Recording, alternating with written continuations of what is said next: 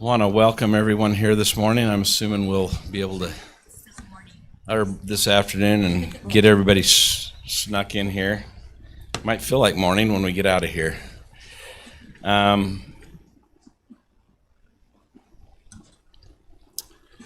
going to ask Commissioner Newton to give us our opening prayer, and then we'll follow him, the Pledge of Allegiance. We'll go to that point.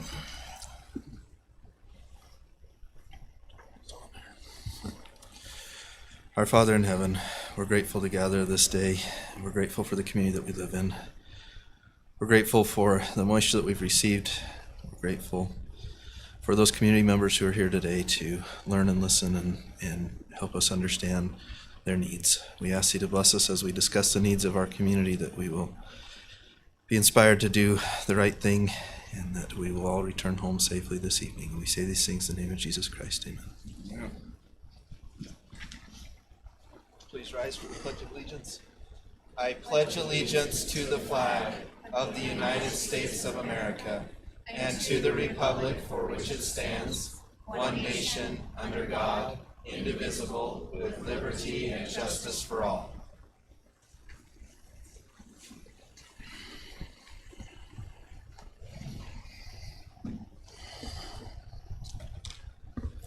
Thank you, Commissioner Newton. Appreciate that. So everyone had an opportunity to go through the consent agenda items. Any comments or things that need to be pulled? Okay, I'll look for motion then. Mr. Chair, I move that we approve the consent agenda items. I'll second the motion. I have a motion by Commissioner Nickerson and a second by Commissioner Newton. All in favor? Aye. Are there any opposed? Okay, motion carries. Okay, do we have any commissioner conflicts of interest this evening? Okay, seeing none, we'll move on. I'll just say I live in the Cottonwoods. Okay. Thanks, Commissioner Blocker. Okay, we will turn the time over to the public now for public comments. Please keep your comments to 3 minutes at this time. Please state your name and your address when you come to the mic, and if you could speak into the mic, it'd be greatly appreciated. That thing doesn't pick it up real well, so if you could talk directly into it. There is one public hearing later, and that's the Cottonwoods land removal. So if you're here for any of the other items to include the Ponderosa, now would be your time to make comment. Thank you, Kate.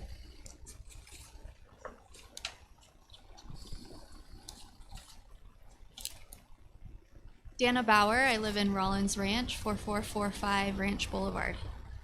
I support Utah's belief in giving private property owners rights over their own land. I believe in smart development and advancement of our community, and I'm not opposed to growth. However, changes to private land should be done with respect to neighbors and other existing properties to ensure they aren't impacted negatively by improvements to others' land.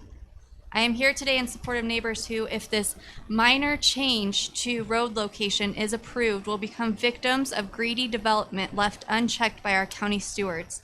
These neighbors did their due diligence before purchasing and went off county development agreements that showed future road placements to be of little impact on where their homes are situated.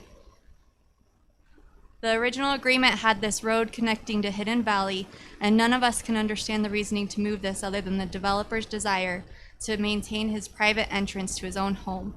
We just fought this road change a few months ago, as they would have given our neighbor a triple-sided lot surrounding their home with roads. Additionally, another neighbor would have their home face a new main road of the community, which was not disclosed when they purchased, not to mention the traffic confusion and safety hazards that come with the road not connecting via Hidden Valley.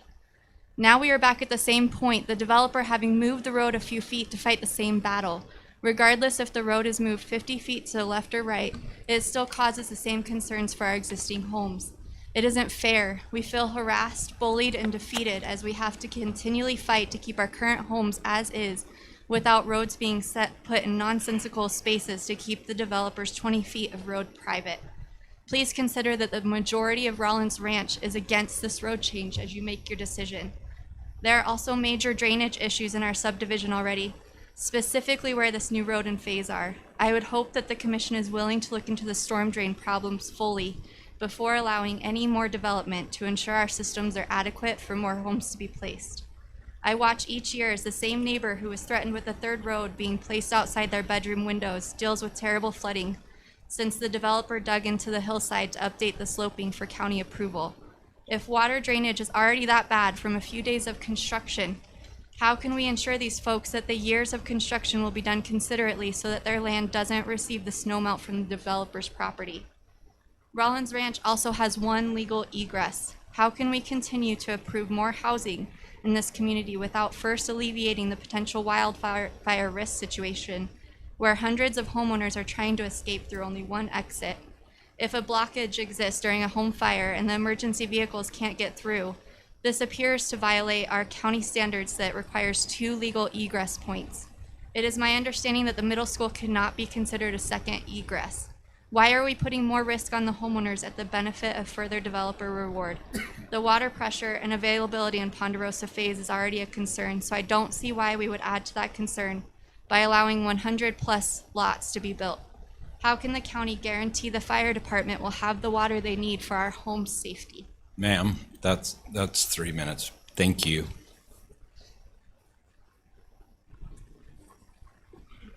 Next. My name is George Pedersen, and I live at 4465 Ranch Boulevard in Mountain Green. And I go along with all the comments made by Sister Bauer. Along with that, I think it's really a problem to have to put in 2 intersections within 50 to 100 feet of each other. That's a real problem on a main drive. That's Ranch Boulevard that goes the whole length of Rollins Ranch. And they want to do that. And then the other problem, of course, it's a safety hazard having 2 intersections so close. I understand the developer's concern for his own property, but you know, he never said anything about that when he bought into the understanding that he would enter his property off of Hidden Valley Drive, which really goes right into his property. And he didn't plan ever on doing that because he put up a fence around all of his property, and then he put a gate right where he wants that road to go. I can show you on this map, right there where that dotted line is. That's where he wants his road to go. And there's one intersection and there's another. He doesn't want any traffic to go up this road. Every one of these homes is owned by his family on Hidden Valley. He wants to eliminate that so that all the flow goes right through Ranch Boulevard and bypasses his property.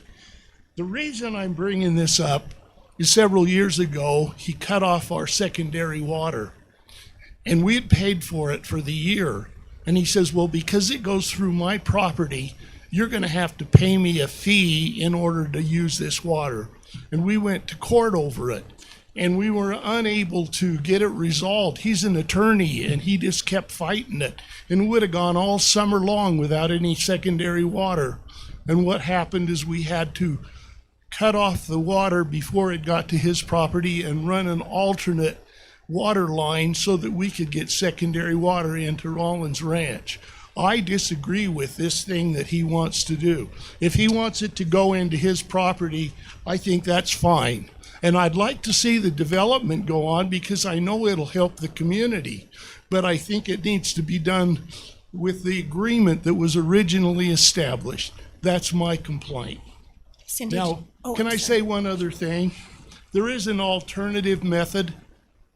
If you look at this is a roundabout. That intersection is a big intersection. They could put a roundabout in that intersection and actually have 5 roads going off of it. It would help the developer because it would keep his road private. It would also have another road, which I called Ponderosa Drive, which would go into his subdivision. And it would cause traffic when this builds up and homes are built here. People would come down this road they would have an alternative to get out. They wouldn't all have to go around Ranch Boulevard. They could go down Hidden Valley Drive, both coming and going. And that is a big intersection, and you could easily put a roundabout in there. That would solve part of the problem that Okay. we now have if it goes through the way it is. Thank you. You bet. You did get his name, Cindy? Okay, thank you. Paul Clayton, spoken here before at the previous meetings, but I've made my concerns known regarding the Ponderosa subdivision. I think you've all received my email, so I don't need to reiterate that. Ultimately, the change in road placement addresses some of my original concerns when this was brought up a year ago. At this point, my concerns continue to be what the unknowns are. By placing a road and beginning development, is there water pressure? What happens with drainage? I don't know that there's a lot of assumptions and unknowns. And my feeling generally is that maybe we need to look into a deeper, bigger plan before it gets approved and bulldozers start going tonight. So those are my concerns. But again, I've emailed each of you, and I appreciate your time and consideration. Thanks. Thank you.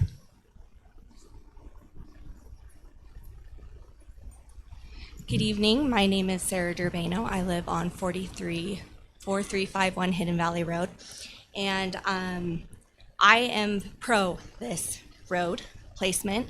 I have also spoken to some of you and have sent in an email of why, so I won't get into that. But I think that this is a tough decision, and I think that this is the most fair placement for the people involved. I think that the developer has done a great job of reaching out to the concerns of the community.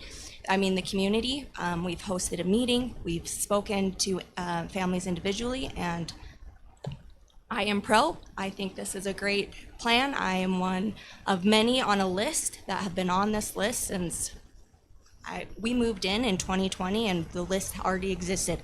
So I know that there are many in our neighborhood that are excited for this development, that it is a positive thing, and that there are many who are anxious to get it passed and to be able to start building. So I hope that you would keep our voices in mind as well. Thank you. Thank you.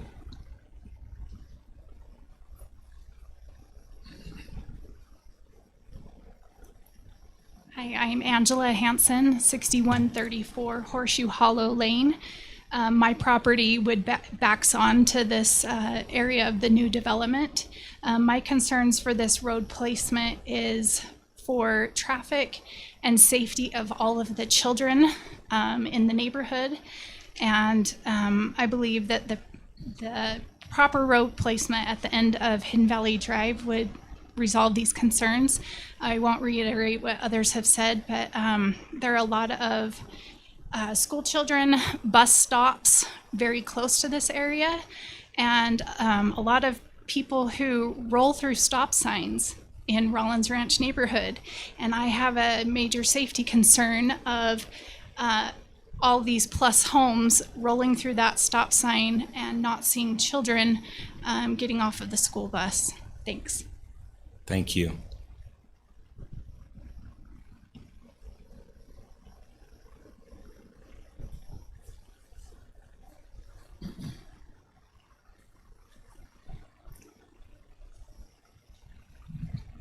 Hi, my name's RJ Bunnell.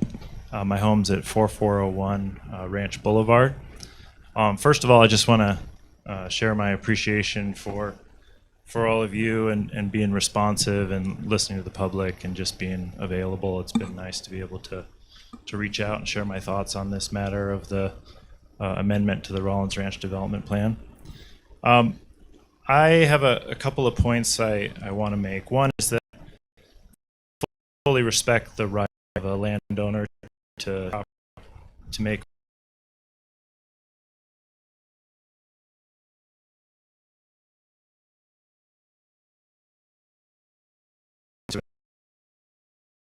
entire development is not a change. Impact traffic patterns, rights of way, and directly it'll put my home with a garage facing the intersection and forced me to back out into a three-way intersection, which doesn't feel like a really safe situation when drivers are mostly used to just looking kind of left and right and not to the top of an intersection. I have concerns about the traffic of a full build out on the original plat maps. This road goes over the hill, and potentially down the road we'll have multiple other homes that would then have all that traffic and noise coming down the hill directly about the 7 of a map. And another commission, one of the reasons that was cited for moving the road was to avoid existing infrastructure. I just want to make the point that that infrastructure was built after the initial approval of the plat map, and it was placed exactly in the path of the originally proposed road. So I feel like that's clearly a self-imposed hardship and should not be considered in any way procedurally when we're talking about this amendment. Lastly, I'm not sure exactly who owns the sidewalk along Ranch Boulevard, but it would seem to me that if we're going to be tearing it out and replacing it with street for access to this development, that we'd need the HOA to sign off on it, and or maybe the members. I'm not sure. So anyway, in short, I just think that this is a kind of a transfer of the negative impacts of this development of traffic, light, and noise, kind of away from the originally planned location to the rest of the neighborhood. And I hope we'll consider the public versus the private interest in this case. And thank you for your time. Thank you.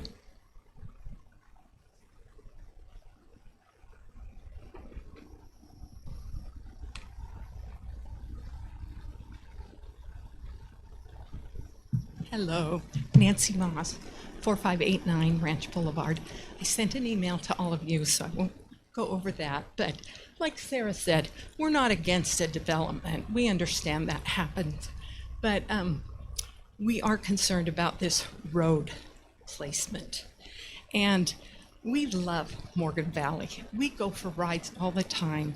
And we were told that the reason for the moving of this road was because of fire safety issues, that it might be too steep or it might turn this way.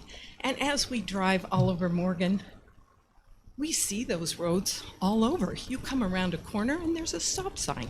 You know, you have to go up a little bit to turn. And so it kind of baffles me that the plat was originally okayed and now we're being told the county doesn't want it that way. So just wanted to voice my opinion there about the road. And like other people had said, the water, the pressure, the drainage, all those things. But I know you'll take that all into consideration. Thank you. Thank you.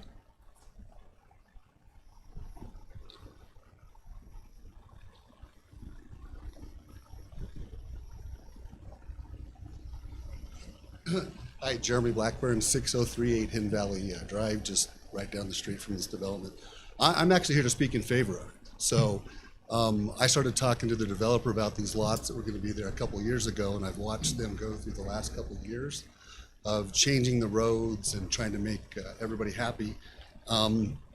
Honestly, I don't think you could ever make everybody happy. You're just not going to be able to do that. And I also know at a lot of these meetings, the only people that do show up are frankly those that are opposed to it. My interest is self-serving, admittedly.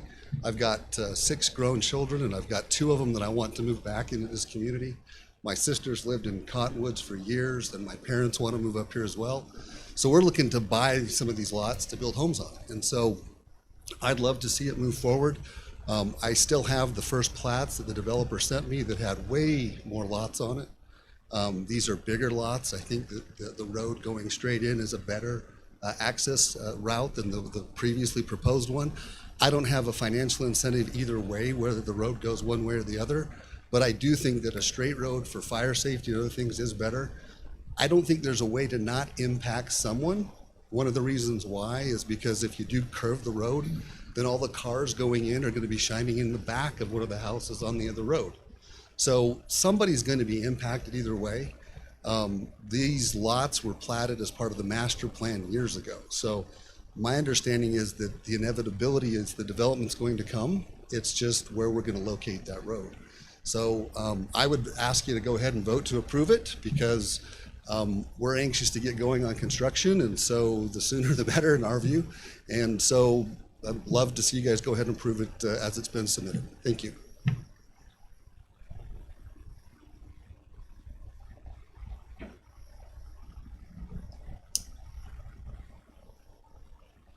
Anyone else?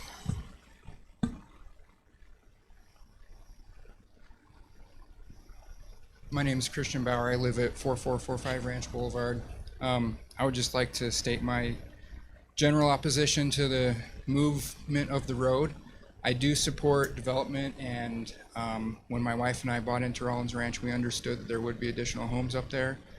We did our due diligence. We knew where the roads would be. We knew where the homes would be. We knew what it would look like. And I know many other of our neighbors have done the same thing. Having the road change at the last minute for unknown, unseen reasons that make no sense doesn't feel, we keep hearing about fair or somebody being impacted. People that have done their due diligence, they shouldn't be impacted by a negative movement to a road. People that may buy in later, unknowing and not already financially invested, those are the ones that should take on any change, because ultimately it doesn't affect them. Thank you.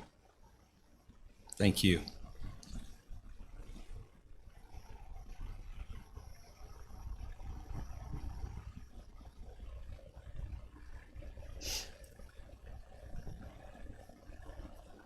Hi, my name is Elena Duke. I'm at 6190 Larriott Lane. I do support development. I am concerned about where the road is placed and where the retention pond is placed, because in that placement, whatever water goes through there and whatever storm comes through, the people that live by that retention pond could potentially be flooded. If that road wasn't moved and that retention pond wasn't put there, then there's not that possibility if the water's routed correctly. My other concern is the additional traffic that moves to Rollins Ranch. I understand that there are other owners of land that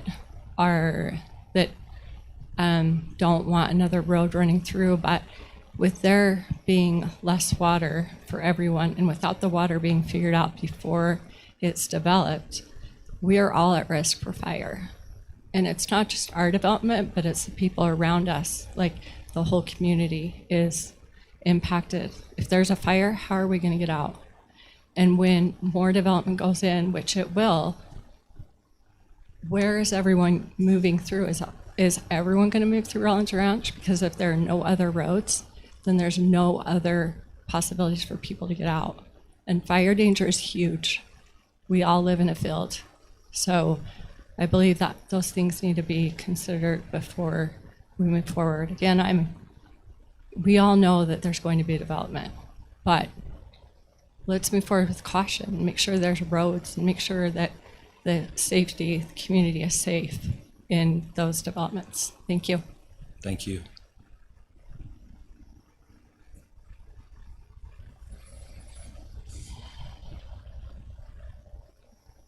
Going once. Anyone else that would like to speak? Okay. Thank you for the participation. Appreciate that. Just so you know, that's item number 9 on our agenda. So you're welcome to stay. You're welcome. We love having people here.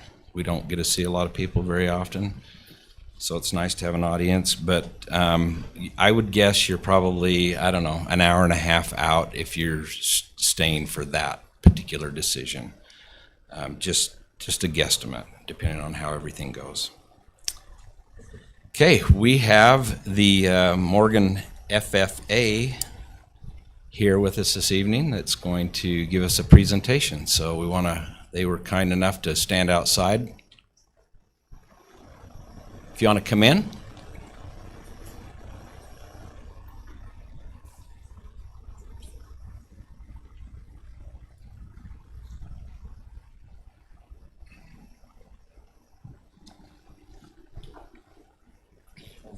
Just before you do that, okay, we got to get the mics situated.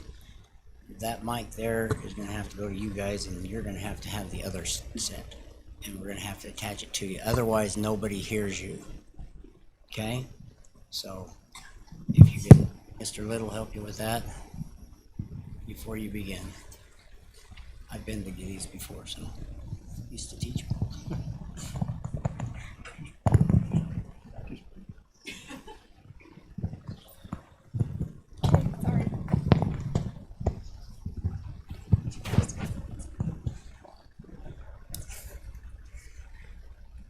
Hey, Ray, do I have a motion card? Ray? Ray, I need a card.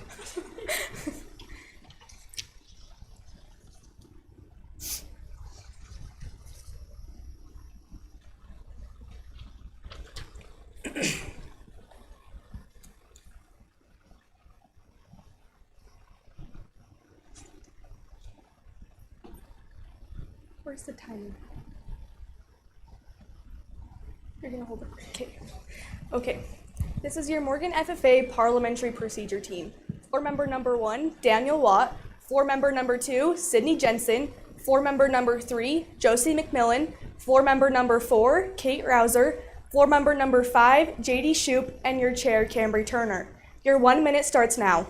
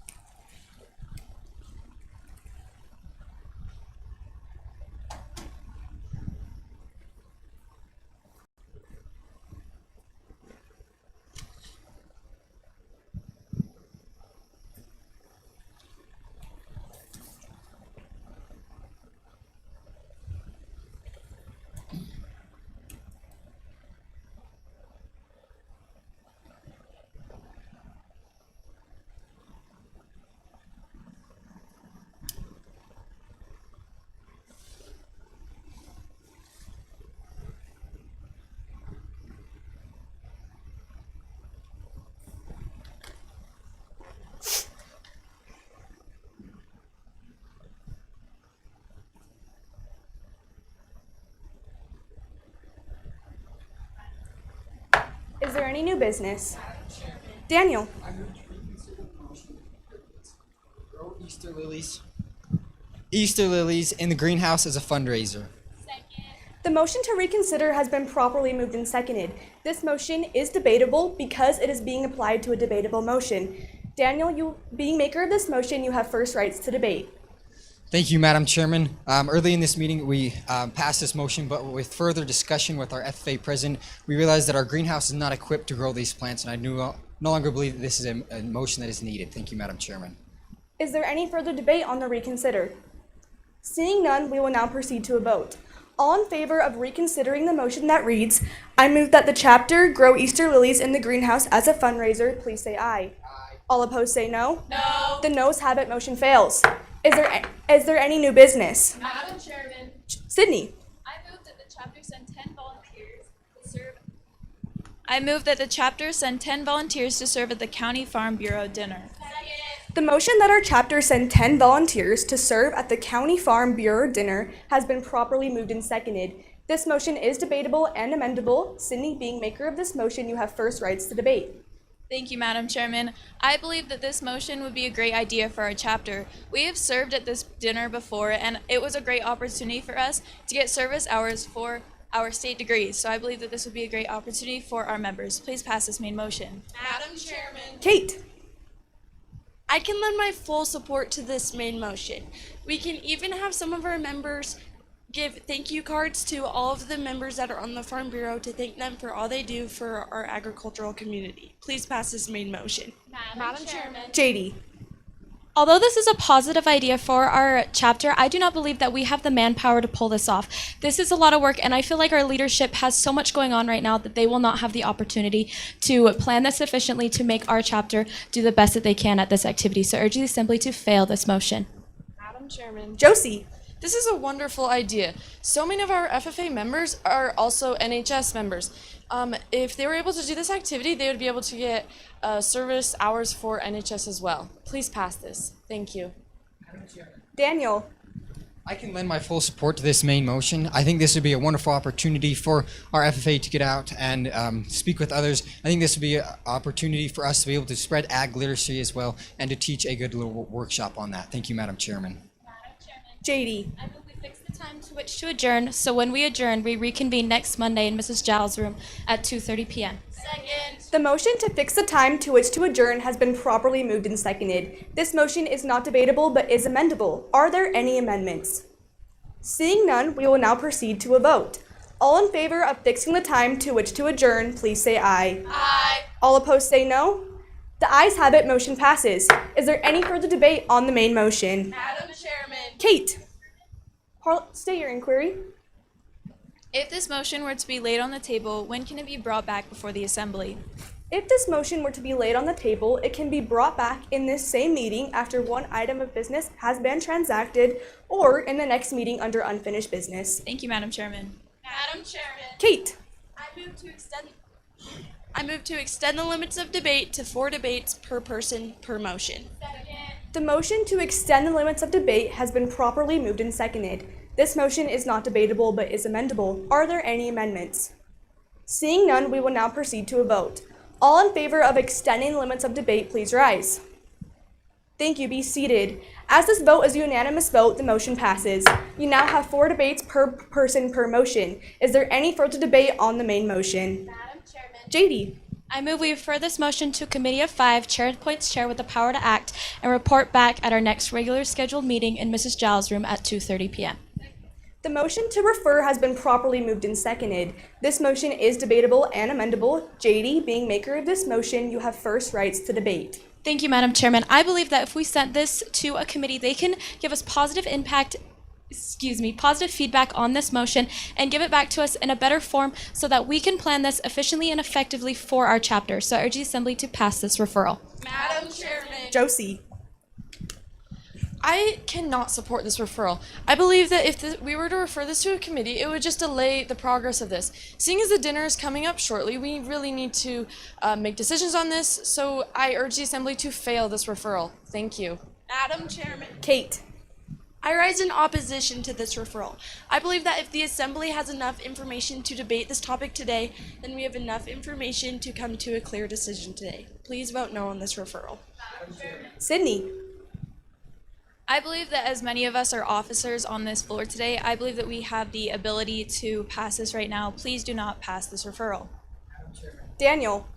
Seeing as we have done motions like this in the past, I do not believe that this would be necessary to commit it to refer it to a committee, seeing as it was successful last time we did it and we did not need to commit it. Thank you, Madam Chairman. Is there any further debate on the referral? Seeing none, we will now proceed to a vote. All in favor of referring this motion to a committee, please say aye. All opposed say no. No. The noes have it, motion fails. Is there any further debate on the main motion? State your question. Seeing as this is an official FFA event, you may not step outside. Privilege denied. Is there any further? Appeal has been properly moved and seconded. This motion is not debatable because it is not being applied to a debatable motion. We will now vote. All those who can uphold the decision of the chair, please say aye. Aye. All those who cannot uphold the decision of the chair, say no. No. The ayes have it, the chair's decision is upheld. You may not step outside. Is there any further debate on the main motion? Josie.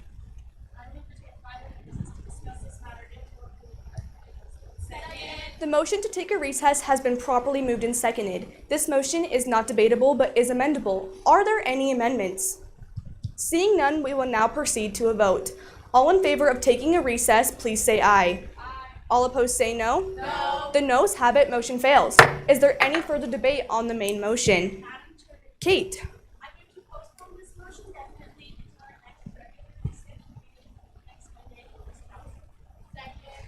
Postpone definitely has been properly moved and seconded. This motion is debatable and amendable. Kate, being maker of this motion, you have first rights to debate.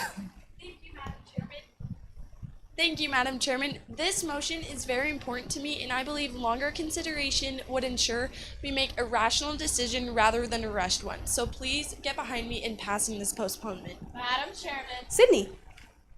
I cannot stand behind this postponement. This postponement promotes procrastination, which is something the FFA does not stand for. Please fail this postponement. Madam Chairman. JD. I can lend my full support to this postponement. I believe that if we postpone this motion, it'll give us more time to study and perfect it for our 10 volunteers and for our chapters so we can help be the best at the Farm Bureau dinner. So I urge you simply to pass this postponement. Daniel.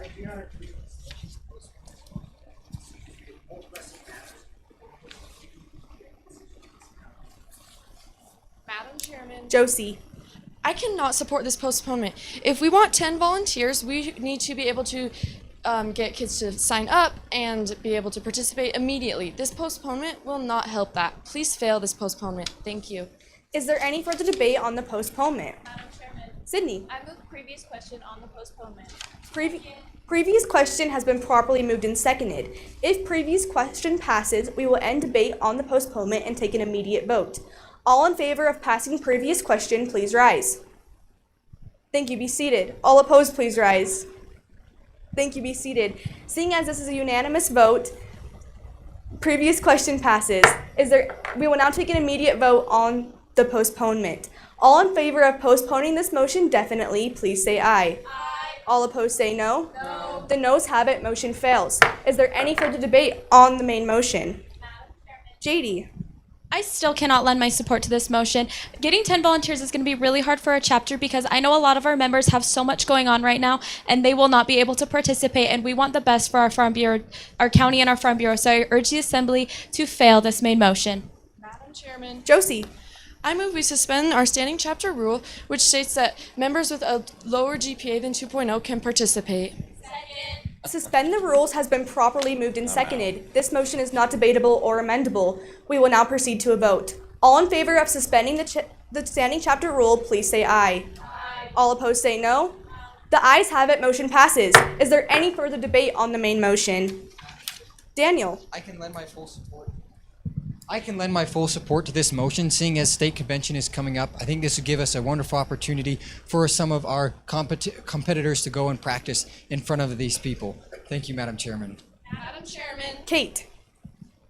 I still rise in favor to this main motion. Sending these 10 volunteers that are in agriculture would help show the Farm Bureau that the future of agriculture is bright. So please pass this main motion. Madam Chairman. Josie. As my floor member said, state convention is coming up, and everybody who wants to come to state convention must have at least one service project in. This would count for a service project if they wanted to come. Please pass this main motion. Thank you. Is there any further debate? Sydney.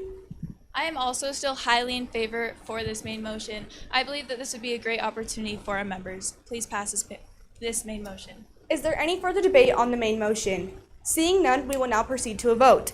All in favor of passing the motion that reads that our chapter send 10 volunteers to serve the County Farm Bureau dinner, please say aye. Aye. All opposed say no. No. The ayes have it, motion passes. Is there any new business? Seeing none, I declare this meeting adjourned. Please rise for questioning.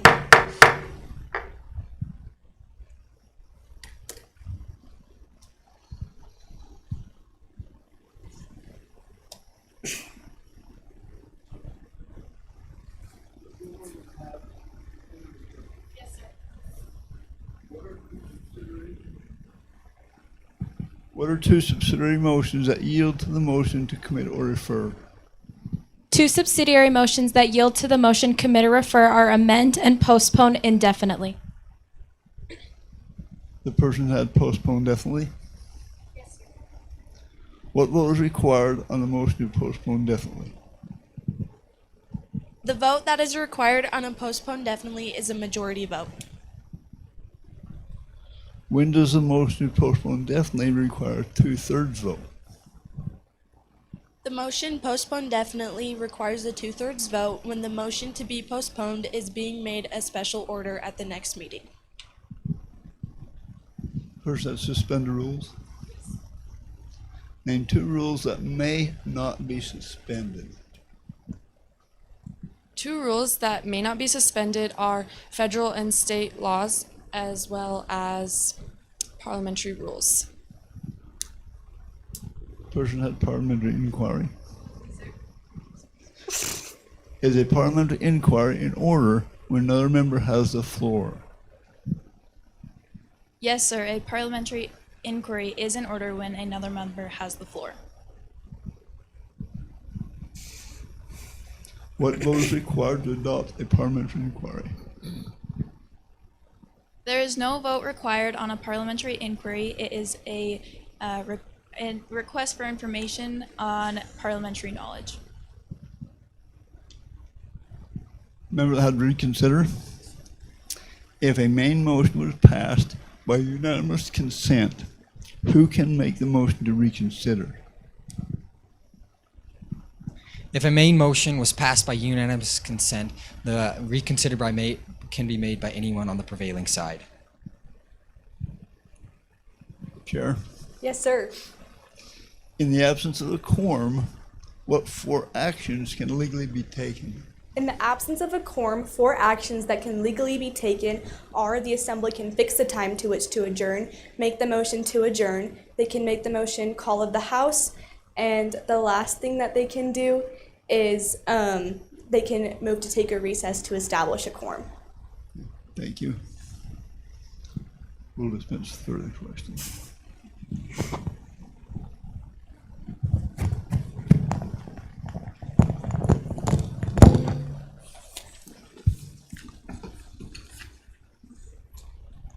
Is that the end?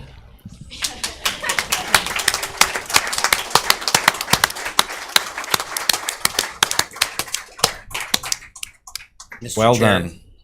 Well done. May I Yeah. make a comment?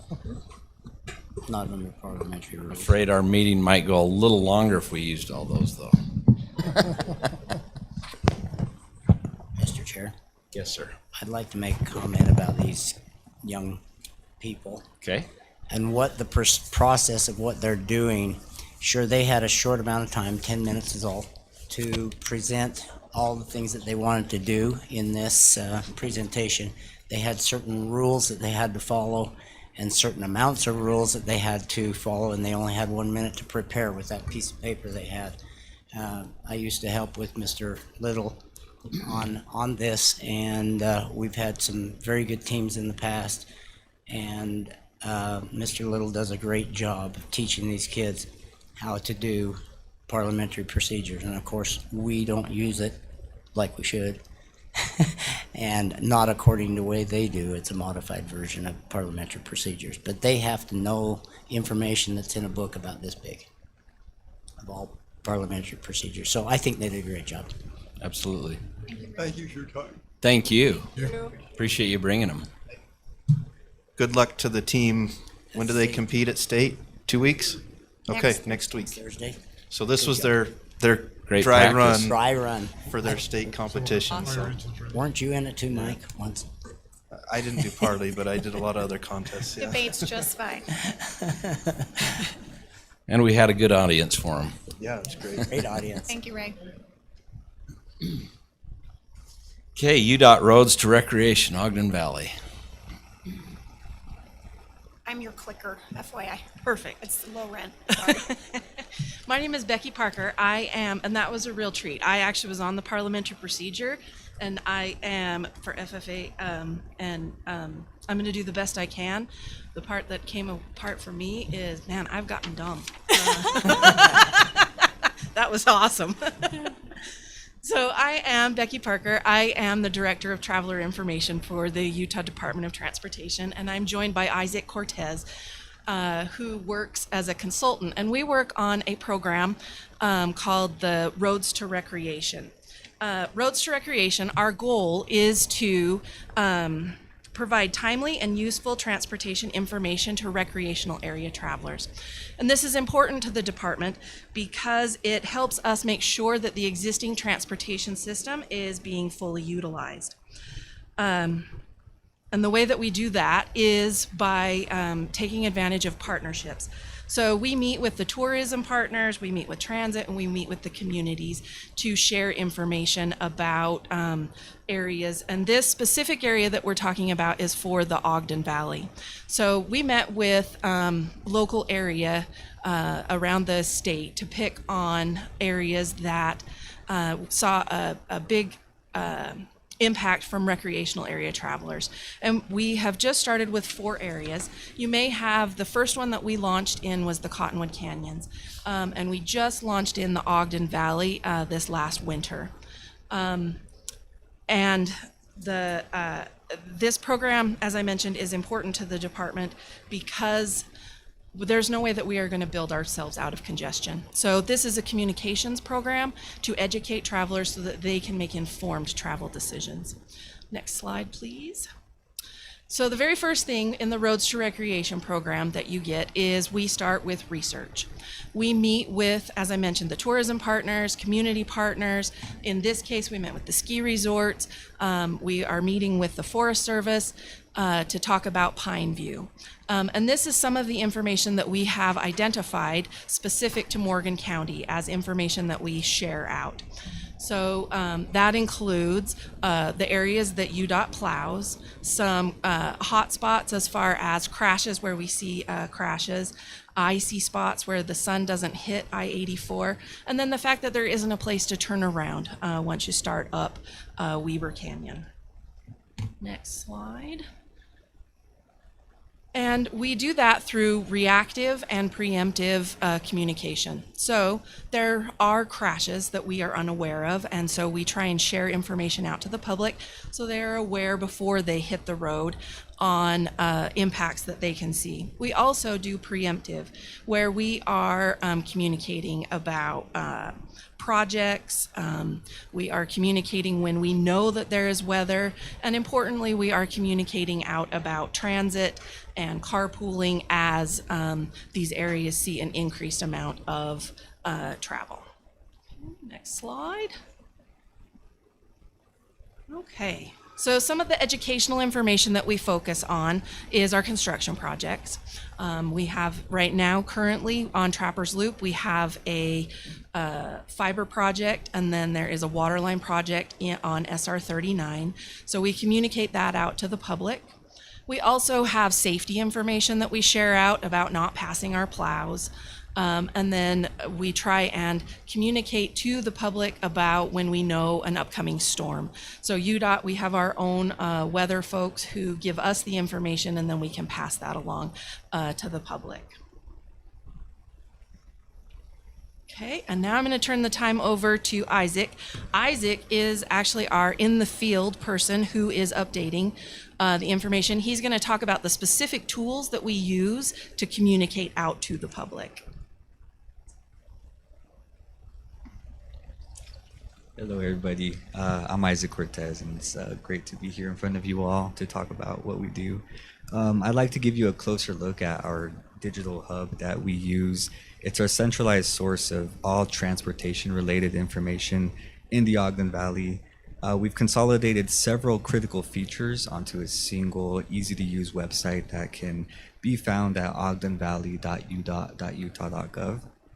The key features that we have on this website are traffic cameras, travel times down to the minute, weather conditions, and we also have a social media story feed. And along with that, we give travel tips to help with trip planning and all things like that. So all of our features are super helpful. We've rounded up all of the cameras in the area, all of the traffic cameras, grouped them all onto one page, and it's super accessible for people just to get a clear image of what the road looks like without having to jump to multiple sources of information. It's the one-stop shop that we encourage all of our travelers to refer to before they go out and hit their recreation hotspots. Next slide, please. So our whole approach in our outreach strategy revolves around meeting travelers where they are across all different platforms. Here we have our social media channels. We can be found on Facebook and Instagram at UDOT Ogden Valley, and on X at Ogden Valley UDOT. On these channels, we provide a lot of comprehensive traveler information and give out a lot of good resources. And on top of all that, we get together with the UDOT crews and put together some fun informational videos just to help spice up your feed, you know. So our social media channels are definitely a good resource in case you haven't followed them. They're definitely a good resource to follow. Next slide. So there is a lot of behind the scenes coordination for our program to flow as smoothly as possible. The critical, less visible work of operational coordination is achieving a unified messaging. As Becky mentioned earlier, we work with a lot of partners in the area, and those partners that we've partnered with in terms of tourism and recreation are Snow Basin, Powder Mountain, Nordic Valley, and Ogden Nordic. We have created like a close coordination that ensures everyone is sharing the same consistent message to their publics, which is key to managing traffic expectations during peak travel times. So all of our messaging, it starts off with the UDOT platforms, and our partners just share and amplify our message just to get everybody on the same page. So next slide. So as we wrap up this season's operations, we want to make sure that these tools are helping the Weber and Morgan County communities. So we'll be distributing end of season surveys to both the public and local partners. And we would also like for their communities to share as well. On our website, we also have a feedback button as well, as circled on our presentation slide. And this is just a survey to kind of help us improve our website to see how we can make things more accessible, or any other features that you may think that we can add on. So the main thing that we're looking for is just how can what do we need to do to make this a better resource for you? So we're looking for feedback on like frequency, timeliness, and accuracy of our messaging so we can continue to refine the program. Because this is the first year that we launched here in Ogden Valley, and we're just trying to do things the best that we can. Next slide. So the cool thing about this program isn't just about winter travel. This is going to be a super helpful tool for summer recreation as well. We're going to be working with our partners to share recreation travel information throughout the warmer months to assist in recreational travel, especially around Pineview and Causey Reservoir. There's also a couple of summer events around Snow Basin, and we just want to help communicate those travel impacts for people planning to go and recreate in the Ogden Valley. So the most important thing we want Morgan County residents to take away is to start using these tools before leaving the house and sharing them with their fellow travelers. You can bookmark the dashboard and use our website as the one-stop shop to check travel times, road conditions, see what the road weather is predicted to be, if there's any snow or slush on I-84 or Trappers. You can follow us on social media and see those real-time alerts that we put out there, and just help you plan your trip out to the Ogden Valley become a little bit more easier. And another important detail, we'd really appreciate if when you do follow along, share our messages as well, because we've seen previous success from our other programs, including the Cottonwoods, and part of that success came from partners and communities sharing information. And we really appreciate all the shares we can get as we get more comfortable and established in the area. So yeah, we're just happy to be here and give the best traveler information that we can. And that kind of sums up everything I have to talk about today. So can I put that in layman's terms? Yeah, for sure. So essentially what this does is most of us are used to using the UDOT app when it snows for checking on what roads are closed, what requires chains right now, and where are the snow plows. This is an additional layer on top that is specifically for people recreating. Are there any parking spots left up at East Canyon? Are there any spots left to park your boat trailer at Causey? So that if you've ever been to Causey or if you've ever been to Pineview with the boat towed behind you, there's no place to turn around. We want them to know that before they start up Trapper's Loop, because you can't flip around. Exactly. Yep. And this would also be with all the ski resorts to notify people what parking lots have available parking and or if they're full, so don't even try. Yeah, exactly. That's the dumb version that I took away from our first meeting. Is that That's about right? a super great, very concise way to put our whole program. I appreciate that, Kate. So we can contribute, Brett Heiner, our Public Works Director, can contribute, neighbors can contribute if they see that there's a T accident and therefore the road's shut down. But they'll get all that information from UDOT, but on local roads, if anyone has that information, they can submit this on the website too. Yeah. You can't submit, don't travel here just because I don't want the road traffic, but, but it is an additional tool, and we're very grateful that UDOT decided to roll that out in our area, especially before the Olympics. So thank you. Yes, we're definitely happy to That do it. was my question, is how it interacted with the app, or does it, or will it interact with the app in the future? At the moment, it doesn't interact with the app. It's kind of an extension that loops in all of those features onto a very easily accessible website. So it doesn't, when there's updates on the app, it doesn't automatically go to the website, but we refer to both of those sources. It is in addition to the app. It's not meant to replace the app. We have found that travelers self-identify themselves and put themselves into categories. And so that's why we have categorized out a specific communication tool for recreational area travelers. And so how does somebody get all that information? So it's available. Especially dumb people like me. So it's on the website, ogdenvalley.udot.utah.gov, and then it's on social media. And then we also, we do advertising campaigns to make sure that we can get it to those folks. We work closely with our tourism partners to pinpoint through social ads and website advertising. Okay. Thank you so much for your time. Thank you so much Thank for you. coming up. Mr. Chair, before we move forward here, we've got folks in the hall and it's standing room only. I wonder if we might do a quick poll of who's here to go over which items and maybe try to move those up in the agenda a little bit. Okay. I'm assuming most are here for 9 or 10. That's what I would think. So Is can we just the- see a show can you of hands pull if that you're, up? if you're here for any of the planning commission items, which is 8, 9, and 10? Would you just raise your hands if you're for 8, 9, and 10? Okay, Looks like all. so Okay.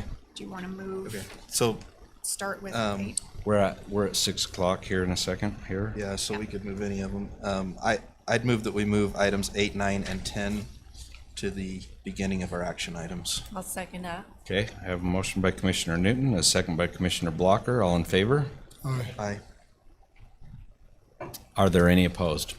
It's not that we don't want you to stay for the whole thing, but Yeah, bonus points if you do stay. yeah. Okay. Okay, did you make a motion on 7, 8, and 9? 8, 9, 10. 8, 9, 10? Sorry, did we vote? And I missed it. We did. We voted. Thank you. 311. Commissioner Newton, Commissioner Blocker, and unanimous. Go ahead. Great, thank you, Mr. Chair. Action item F8 is the WPR subdivision Phase 3A.1 preliminary plat. It's file number 25.046. The applicant is, of course, the Wasatch Peaks Ranch LLC. Project location is approximately 5233 West Wasatch Peaks Road, is identified by the parcel number and serial number in your meeting packet tonight, Mr. Chair. Jeremy, point of clarification. I have the file as 25.045. You said 046. I do mean 045. Okay, For the thank you kindly. clarification. And current zoning is a resort special district with an applicable development agreement. The acreage is approximately 25.27 acres combined for tonight's request, Mr. Chair. And the request is for preliminary plat approval for a subdivision of 13 lots. Review having been completed by planning staff, the county engineer, and the county fire department. reviewing previously approved Phase 3A and the addition of, again, this subdivision, 13 lots. Find that it meets the code standards for accomplishing a subdivision. The Planning Commission heard this at their regularly scheduled meeting on February 12th, 2026. There were no comments from the public. There's some discussion from the Planning Commission regarding why it was the 3A.1 designation. Staff went back and forth with the applicant, found that this could be a good way to designate it in a serial manner to establish a good flow. And then the county currently provides fire review until WPR's fire station is fully operational, and the previously removed lot from 3A, which is lot 57, if I'm not mistaken, 57A. I'll have the applicant clarify that. Is being added back among these 13 lots. So the commission voted to recommend approval of the application with a vote of 6-0, with Chair Maloney not voting that night. Otherwise, I'm happy to answer any of your questions. Thank you, Mr. Chair. Commissioners, any questions?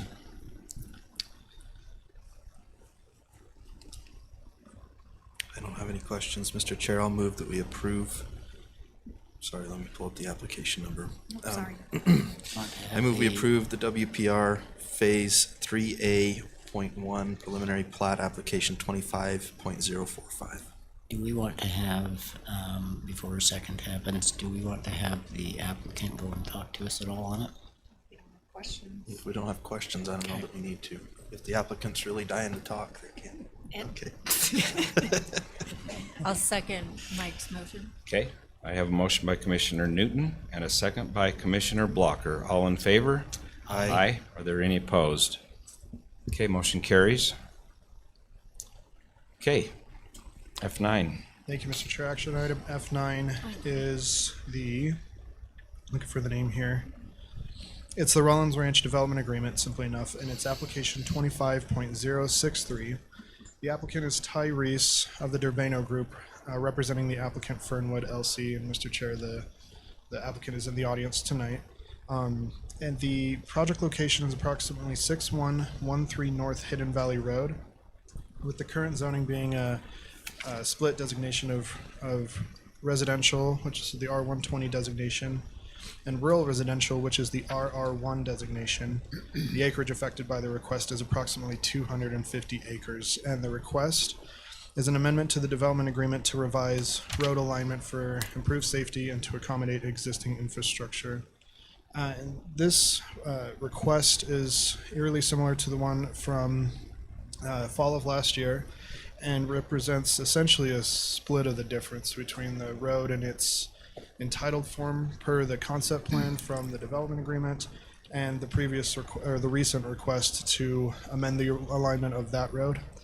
This new amendment in its new form does move the road. It creates a detention basin for the subdivision, having been reviewed by the county engineer in somewhat of an open space area, and removes the triple frontage lot as was shown in the previous proposal.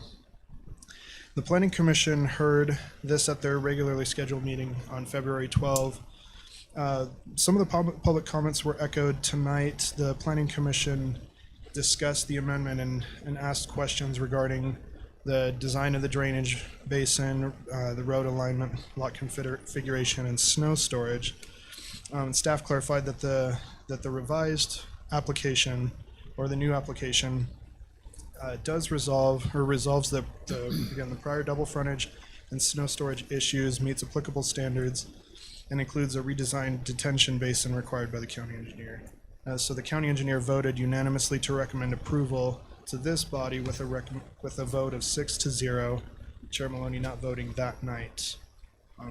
I'm happy to answer any questions. The county engineer, you said, the county planning commission, is that voted 6? The county engineer reviewed the detention basin and other items specifically. Okay.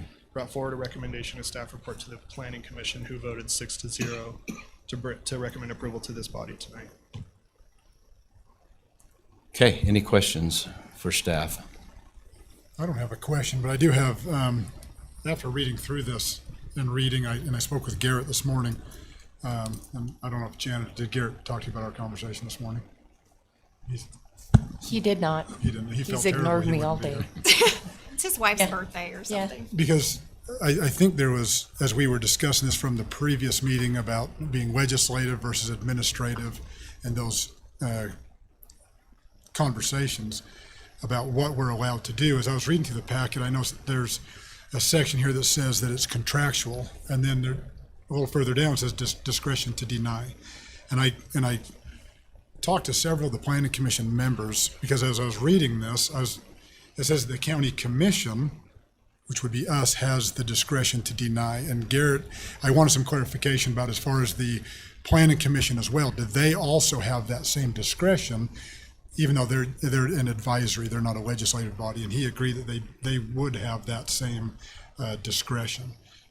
So I think Janet has a clarifying point to that, specifically what the planning commission saw versus what's in your packet. Well, I think they had the exact same legal Correct, guidance. they did. Yeah, And but I so- think their understanding of it, that it was administrative. Correct. They And- didn't and understand They didn't understand that it's they. still contractual. Because to they be did denied. read in here, and that was kind of the things I just wanted to bring up, is that had that language been in there, that the county commission and planning commission has that, that discretion to recommend a denial or approval, it kind of came across to me that they felt like, well, they checked the boxes, it's administrative, we must vote to approve. And so that, after reading this and talking to Garrett, I felt there was some, I think some of the planning commissioners were like, we just felt it was administrative, we have to approve it if they check the box. Where had that language been included in there that they had that discretion as well, that would have changed that 6-0 outcome. I can't say with it they would vote, but they did say that would definitely have changed their perception of it. They felt it's administrative and we just have to approve it because they checked the box. So I just thought, with talking to Garrett and some of the planning commission members, I felt that was very pertinent, that they felt that had that language been included, it would have been different. Okay. So My question, along what you've been studying on that, is when did it become administrative versus legislative? Because we went through it just last year. and Go we ahead. did Go not- ahead. Hang on one second here. Why don't you take just a minute and Yeah. explain like you did with. It has always been administrative. It was my bad. So Josh had it listed on the staff reports the first time it came before the planning commission as administrative. When I got to planning commission, I saw it as administrative, but noticed that we're amending a development agreement, which is generally a lot of times is legislative. So out of fear that we weren't gonna have the correct hearings and stuff like that, I announced that it was legislative. Both Josh and Garrett were gone that night. Afterwards, we went back to the drawing board, did a bunch more research, and amendments to development agreements can be either legislative or administrative. However, because it's a contract, the county commission still has a right to either approve or deny. So it's kind of a hybrid. It's weird. I think that's where my conversations after reading this and then calling Garrett, like, how did we get from one point to another? And then, like you said, we heard this just in the fall, and then here it is back again. And so that's where I was asking for that clarification as far as, and then seeing such a swing at the planning commission from denial to a unanimous, I was like, trying to find out what caused that change. And that's what kind of led to that conversation with Garrett and the commissioners. My question, and Janet, you can help us with it, is the development agreement in the beginning was different than what it is now. So what they're trying to amend is the fourth amendment to the development agreement. And that fourth amendment only relates to this Ponderosa section, not any of the rest of Rollins. Right. So I it's understand specific to that. So there's still a ton of terms in the original development agreement that still apply. The fourth amendment was pretty short and just changed some of the density a little bit and made a small subdivision and Well, a the new reason concept why- plan. The reason why I ask is when it's administrative versus legislative, we still have the ability as a county commission to not, or to deny this amendment that they're requesting. That's correct, because it's a contract. It's a contract, and so in that contract, and based upon the original development agreement, it had this location of this road in a different location. So this location is specific to the Fourth Amendment, which is specific to the Ponderosa portion of Rollins. So in other words, if that's the case, then we are legally able to deny this because this is a separate portion to this agreement. That's correct. Okay, so that puts it out of administrative to legislative. It's still administrative, but it's contractual, so it allows us to do It because allows it's us to contractual. do the discretion of having to have it be Approve or deny. Okay, all right. Because, I mean, we had gone through this previously, and we had said no. The intersection, I wish I had the mic up there so I could show it to you. But when you're looking at this property, and I did go down and look at it, and there is some problems that I see as with this development and where they want to put this road. Yeah, it might be good.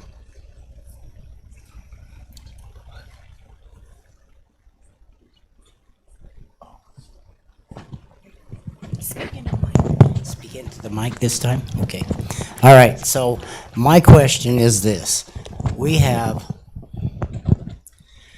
This is the proposal, yet this was all part of this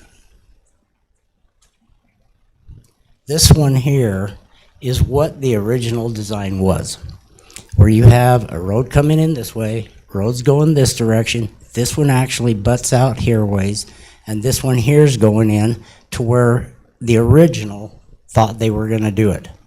And so even though, and this is something I do not know, but where does the property line start on this road? And if that's the case, if the property line starts right here versus back in here, then this becomes a whole new development, and this development has to go according to what we have gone and already put as an intersection in here. So that is my question, is why can't it continue with this here if this, part of this road here, is part of this new development? So then the other question is, and those that know the answers, I'd love to hear it, and that is on this one, who does own that right-of-way that's from the road to the fence? Whose property is that? Is that property part of this project, or is it part of Rollins Ranch? And if it's part of Rollins Ranch, then you're gonna have to have an agreement with the Rollins Ranch development to determine whether or not they want to allow you to go across that road or across that property. So there's some questions I have, and I'd like some answers. Can you answer those? I actually do want to mention that the applicant has prepared a presentation, and it may go over some of those questions. Mr. Chair, if you'd like to get into that, I could have the applicant come up. That's fine.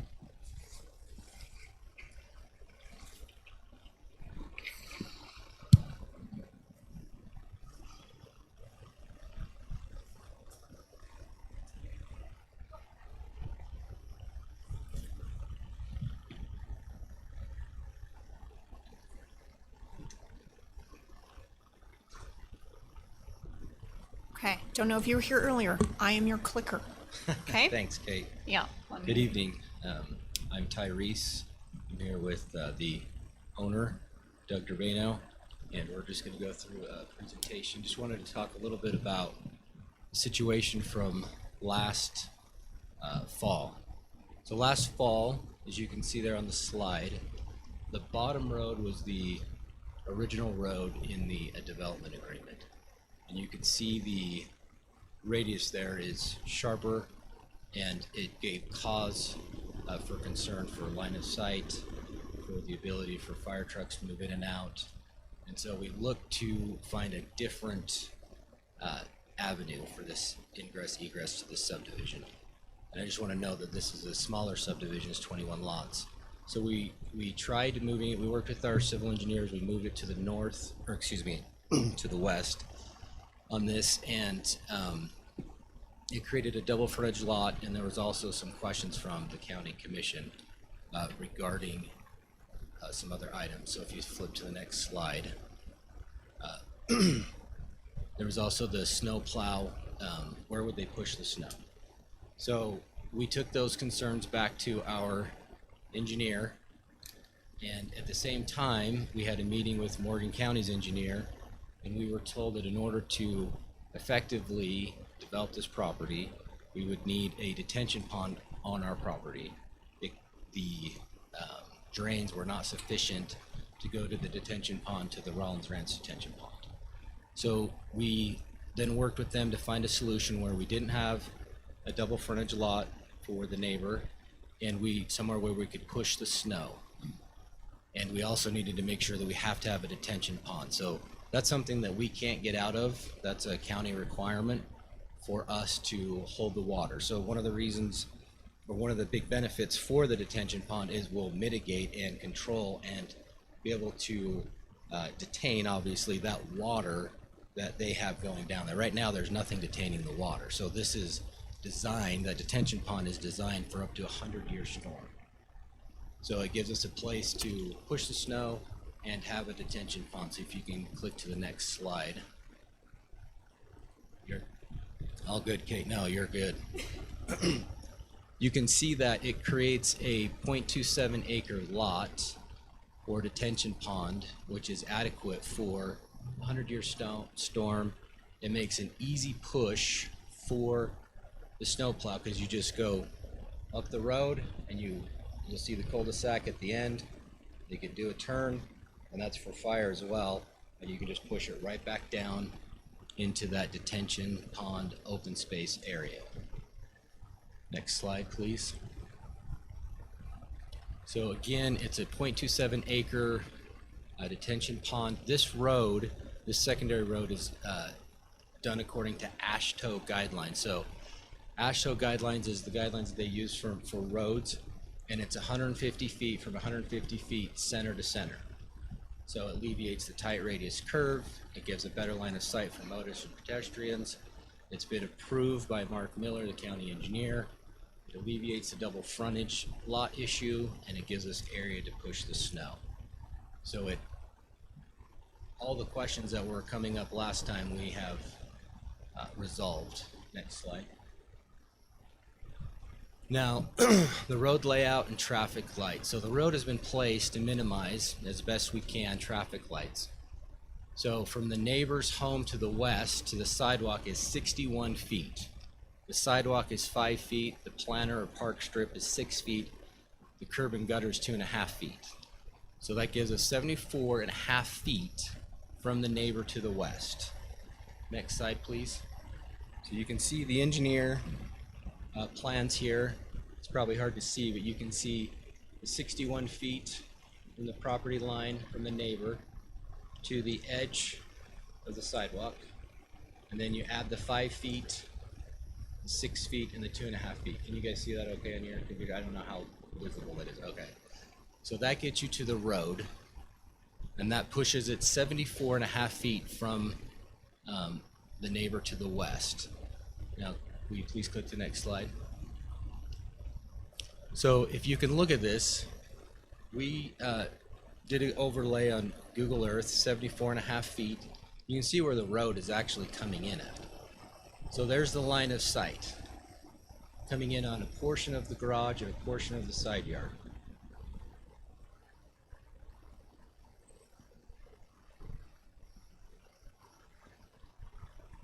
Next slide, please. And we find this to be consistent with the community. I don't know if there's any way you can zoom in, but we found at least 10 just in Rollins Ranch area where they have all similar type characteristics. Not all these are similar. Sorry, similar being their T intersections? Yes. Okay. you're backing out into traffic, you have a road right there. So this is just consistent with the development, the way it's been planned from the beginning. It's a straight shot for the snowplow, it's a straight shot for fire. It makes it easier. It's according to AASHTO guidelines. It alleviates the not the recommendation, but the need for the detention pond. So we've worked really hard to try and answer all the questions that we can and make it as copacetic with the neighborhood, and to do it according to county recommendation, county suggestion, and the engineer's approval. And then I'd like to turn over the rest of it to Mr. Cabral. I came specifically prepared not only to answer questions, but to make commitments in behalf of the development and myself as a developer. So here I am. This particular project has been with the Planning Zoning Office for 4 years now. I say that simply to make the point. The particular final approval that you're being asked to approve tonight has been thought out, discussed, negotiated, engineered more than once. The decision to move this road to what we call the center of the property on the flat in the valley was not lightly taken. Again, prepared to answer any questions that you might have as I go, but let's see, I think it's the next slide. Kind of looks like this. No, that's all right. Let's start here. There you go. Well, if you'll see, these slides that you're looking at now, go back one more if you would, Kate. Appreciate you. Yeah, that one. Whoops. The other way. There we go. That one. Okay, stop there. This, thank you for zooming in. This is the original exhibit attached to the signed, sealed, and recorded development agreement with Morgan County and Rollins Ranch. This binder contains all of the amendments. There have been many. My point, not uncommon. Why? It isn't because they got it wrong the first time. It's that if you look at this map, this is very preliminary, where someone came in and just drew a vision of what will sit on top of 500 acres. It lacks detail and engineering. But nevertheless, if you look right, whoops, no. I can even get confused, sorry, and I live up here. But this is it. Here's Hidden Valley Road right here. Here's the intersection, Commissioner Fackrell, you were talking about. Right there. I'm trying to see where you're pointing. Can you kind of see the red dot? I'll just put. Nope.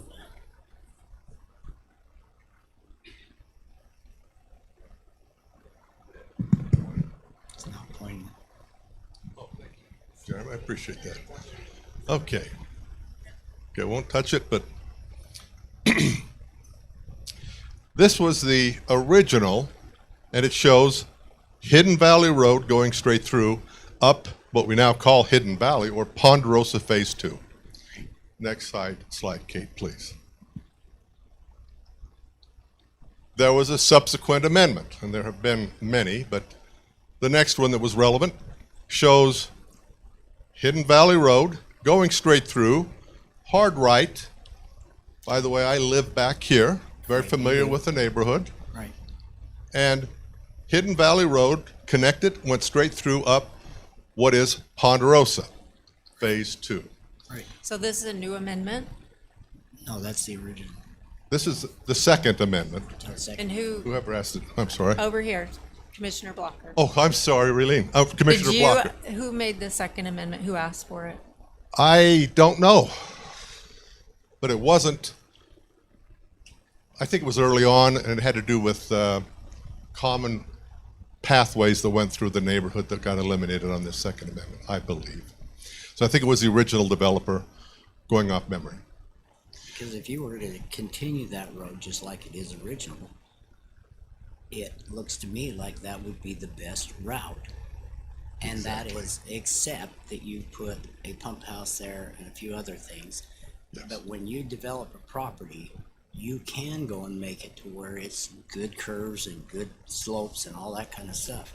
I still don't, I mean, keep talking and I'll reserve it for later. No, fine. I appreciate the dialogue.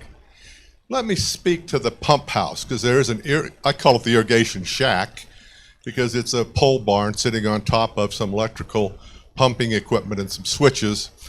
And I will tell you that from an engineering standpoint and the developer standpoint, it's irrelevant. That shack is going no matter what. It's inconsistent with a high-end residential development. And by the way, the pump is going as well. It's no longer necessary for irrigation purposes up Hidden Valley. There's sufficient pressure. So the shack's moving under any conceivable circumstance that I can think of. So the movement of the road was not a factor of that shack is in the way. I'll tell you what is in the way, which I kind of hope I don't have to move, is we put in a little playground for the kids. Yeah, I saw that. You see that? Okay. Personally, I hope we don't have to move that. But the shack, I don't care about. It helps to have the owner here because I can speak to you plainly about things and my intent. So here's the point, though, on this. At this amendment, you see the road has got a slight curve in it, but on this amendment, you don't see any geographical contours. So we don't know by looking at this amendment whether or not this is feasible under the highway standards due to grade, curvature. Next slide, please. This is a more detailed exhibit attached to the Fourth Amendment, and it dealt specifically with the development of the Ponderosa. I was involved here for my own personal residence, and we put in a small 3-lot subdivision, as Janet mentioned, so that there's a 1, 2, 3, and it included the development of, let me get it back in my mind here, these lots down here. If we can just pan down just slightly to get these up to where we can see them. Whoops, I'm sorry, go up. Very good. So 1, 2, and 3 lots, and it also shows Hidden Valley Road coming up here. Your question, if I could, Commissioner Fackrell, where does the private property start? And it starts at the connection of the public road. So to answer your question, there is not a need to get a permissive use from the HOA, for example, to connect to the public road.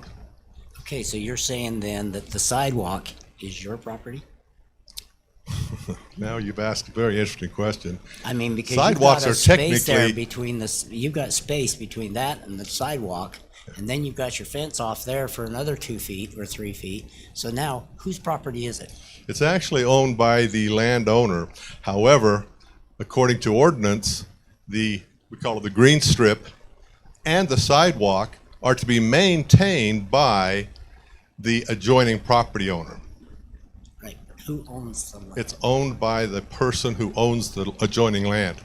Which adjoining? It's Rollins not Ranch or public, you? in other words, it's not public land, it's private property, but controlled by ordinance. That's my understanding. Okay. I'll have to. But we may have to dig deeper in that. But the point being is that the current road, which is considered a private drive, connects to a public road at Hidden Valley intersection. Okay. So this also proposed just a straight in, but on this exhibit, you start to see the contours. And if you've been there, and it sounds like some have, and I appreciate that, this starts heading up a pretty steep slope. Not very much. Not bad, huh? Well, Not that much, unless you're gonna take it clear up by your barn. Let's chat about that. Because, as I mentioned, we've been at this development 4 years. And most of the time, if not all of it, has been on where to place this road in accordance with county ordinance as well as the ASHO, or Standards for Building Roads. Now, next slide, please. Hold on just a second. Before you move on from that one, would you read note number 2 on this slide? It looks like it's partially cut off. I can read it for you. I have the original here if you'd like me to read it. Thank you. It says cross-hatched area, which is that area that you described as a private drive, will be public roadway constructed to county road standards upon development of any future lots, phases. Currently, this crosshatch area will be a driveway owned and maintained by the Lot 101 owner. Yes. So That's that my note was recollection. on the plat. Yes, and most importantly, that was also attached to the Fourth Amendment. So Correct. that is our current agreement. Okay. Just wanted to be sure that I understood the agreement. Yes, and I understand it the same way. Okay. Okay. Now, thank you for pulling this up. We have here, and I brought my copy of one of the original drawings that we submitted to the county. Because it originally was our intent, and you can see now, Hidden Valley Road continuing up the private drive that has been designated, though, to receive a public road eventually for the further development of what we call Ponderosa Phase 2. So, perfect. Looks good. This particular road, because it became impacted by the upgrading of the terrain, the rising terrain, and the need to get the road over into the valley. This is being triggered then by the fire department. They don't want steep, snow-covered, and they are concerned about the S-turns. We were asked to explore other options for the placement of the road. I will point out. By who? Yeah. By the planning department and their engineer. So, What year was that? 2022. 2022. I'm sorry, Ray, I lose track of it. Okay. Of the sound. Let me go back just one step for you. Yes. I'm not opposed to your development. Let me get that straight. What I'm opposed to is that intersection and where the road is gonna go. Great. And so I just want you to understand, the rest of the whole development is probably a very good development. But I'm worried about that road. And I'm worried about the ownership of that sidewalk and other things that you've got proposed. And I would also like to go and talk to the fire department and talk to them about that, so. Anyway. Just Commissioner, I to appreciate clarify, the comment. just to clarify that. Thank you. As you might suspect, I'm not opposed to it either, but here's an important point. Okay. I'm not opposed to anywhere that the county tells me to put this road.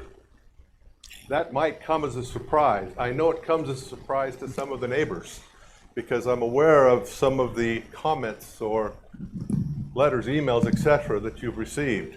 Thank you for being elected officials. Sorry, I brought that upon you. But hey, what can I say, right? All right. You know what I'm talking about. Okay, We do. so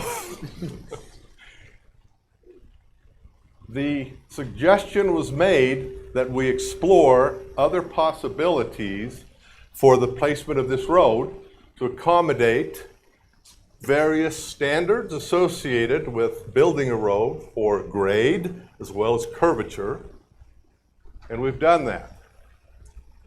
That has been a long process because it's gone back and forth, and there has been many discussions with the neighbors.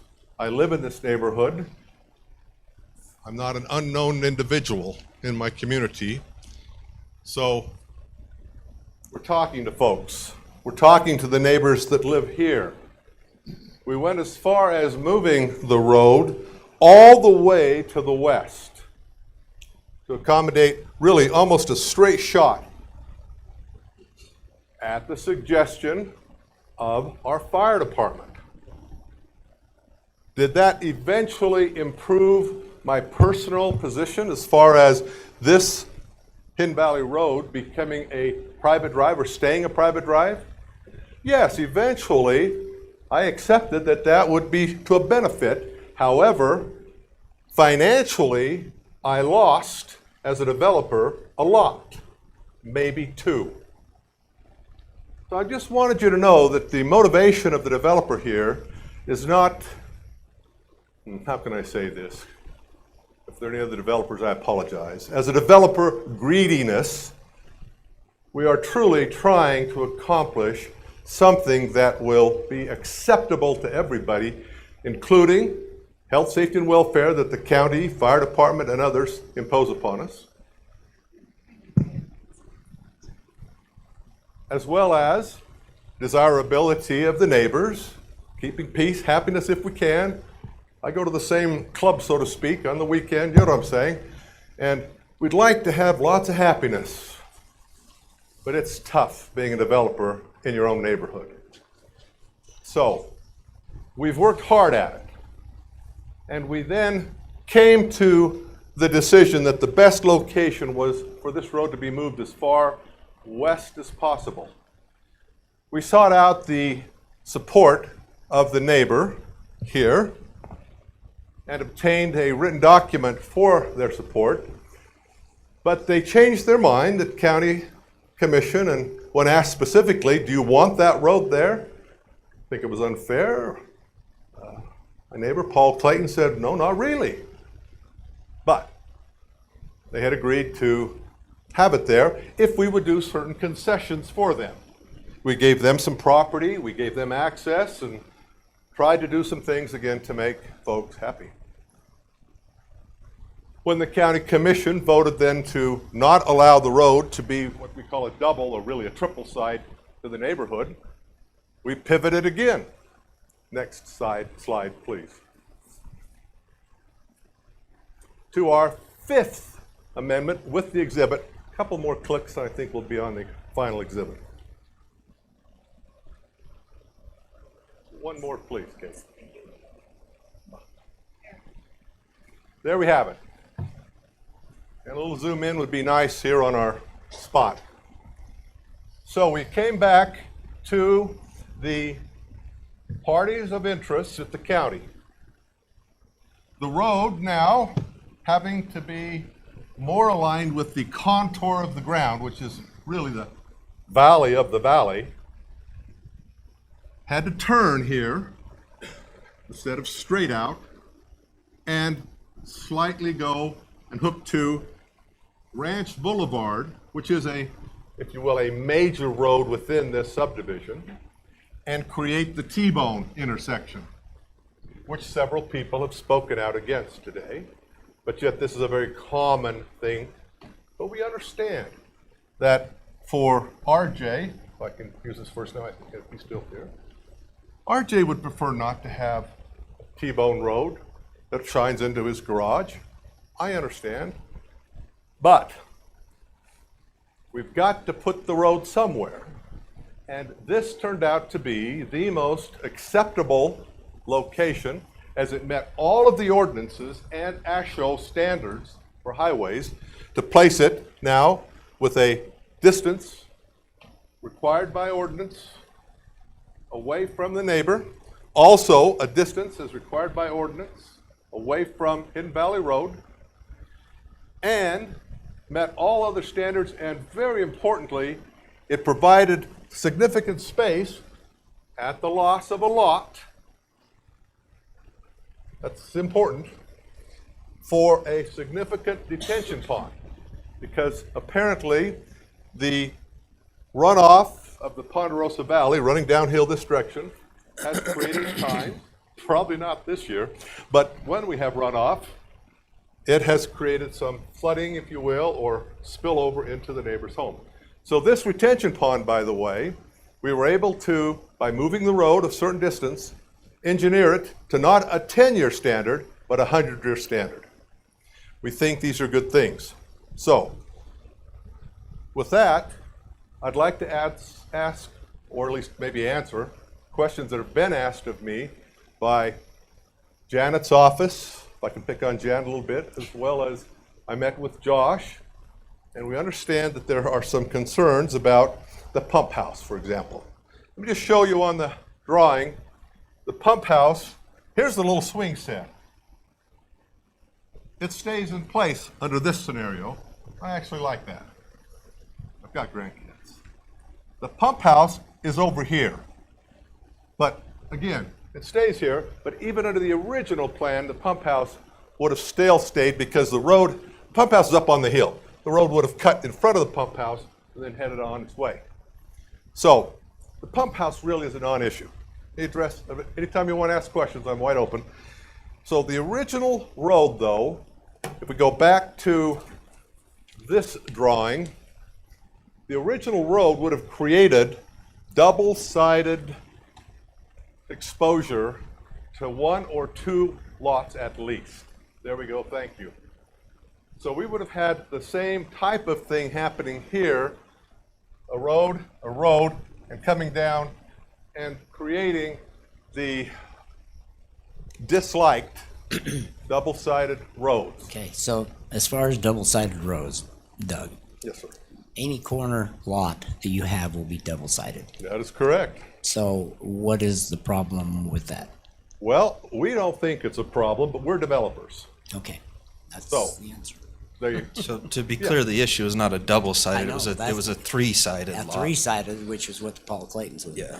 It And had that's nothing the to do with problem. 2 sides, just 3. Yeah.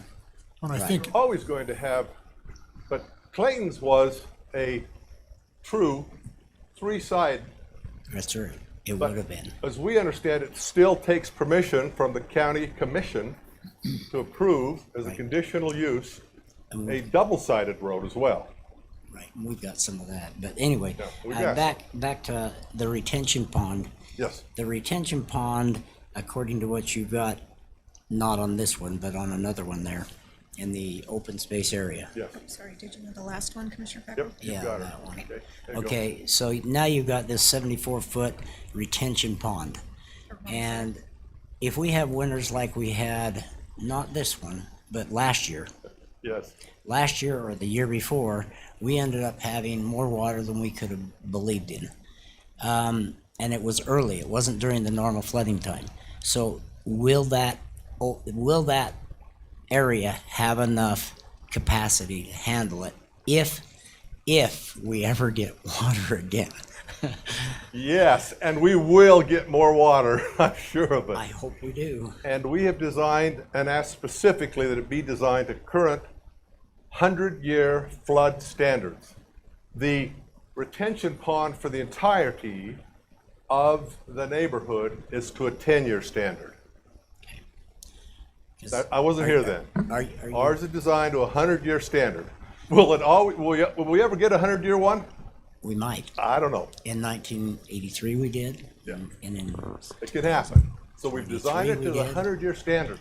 So my question then on that, just curiosity, are you trying, I mean, in that pond, are you gonna make it a good pond for ducks or anything like that too? For the neighborhood That's not to gonna look hold at. water continually, it's gonna be Hold on dry. a second. Are you a duck hunter? Is that what I'm hearing? I'm not. No, I'm not any of those. I'm just saying, for the beauty of the people, Of course. to have a pond there Of course. that catches this stuff. Just curiosity. You're absolutely right. If you think about what we're doing here, this is a high-end residential neighborhood. Right. So this will be open space, but will it become a weedy, marshy? I don't think so. I suspect you'll see a typical open space playground there.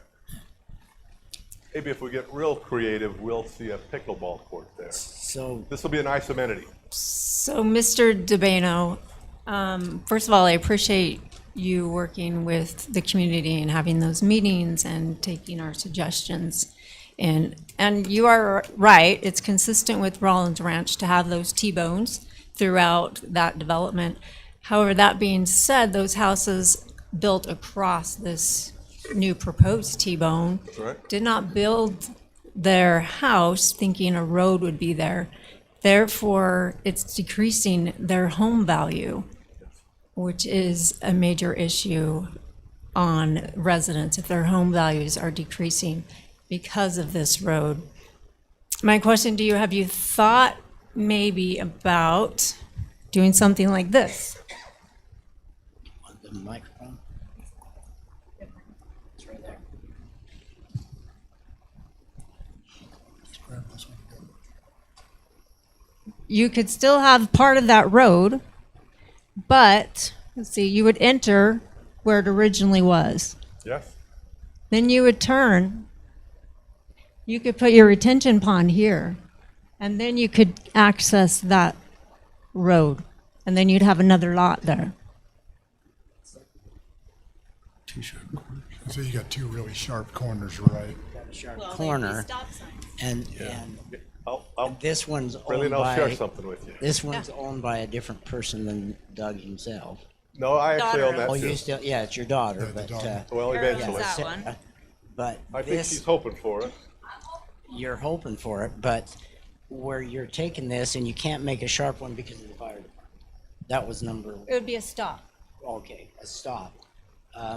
But the way it was originally, originally, where we discussed it last time was to still come up through here and hook right into there.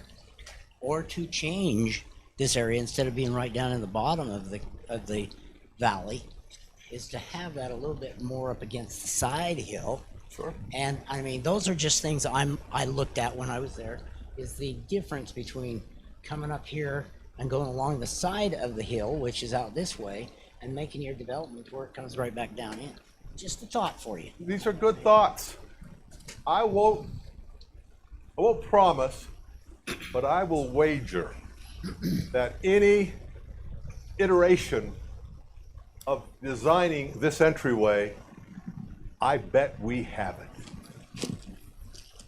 We've been looking at so many, I have lost track, and the expense has not been low. So, could we do what you just described, Commissioner Walker? Absolutely. Could we do what Commissioner Fackrell has described? Absolutely. So what we need to do then, in my opinion, this is for us, is we ought to this is my opinion, we ought to postpone this until we can actually go down there as a group and look at it, or as with the planning commission, and discuss what with Mr. DeBano, and discuss this with him and find out what is the solution.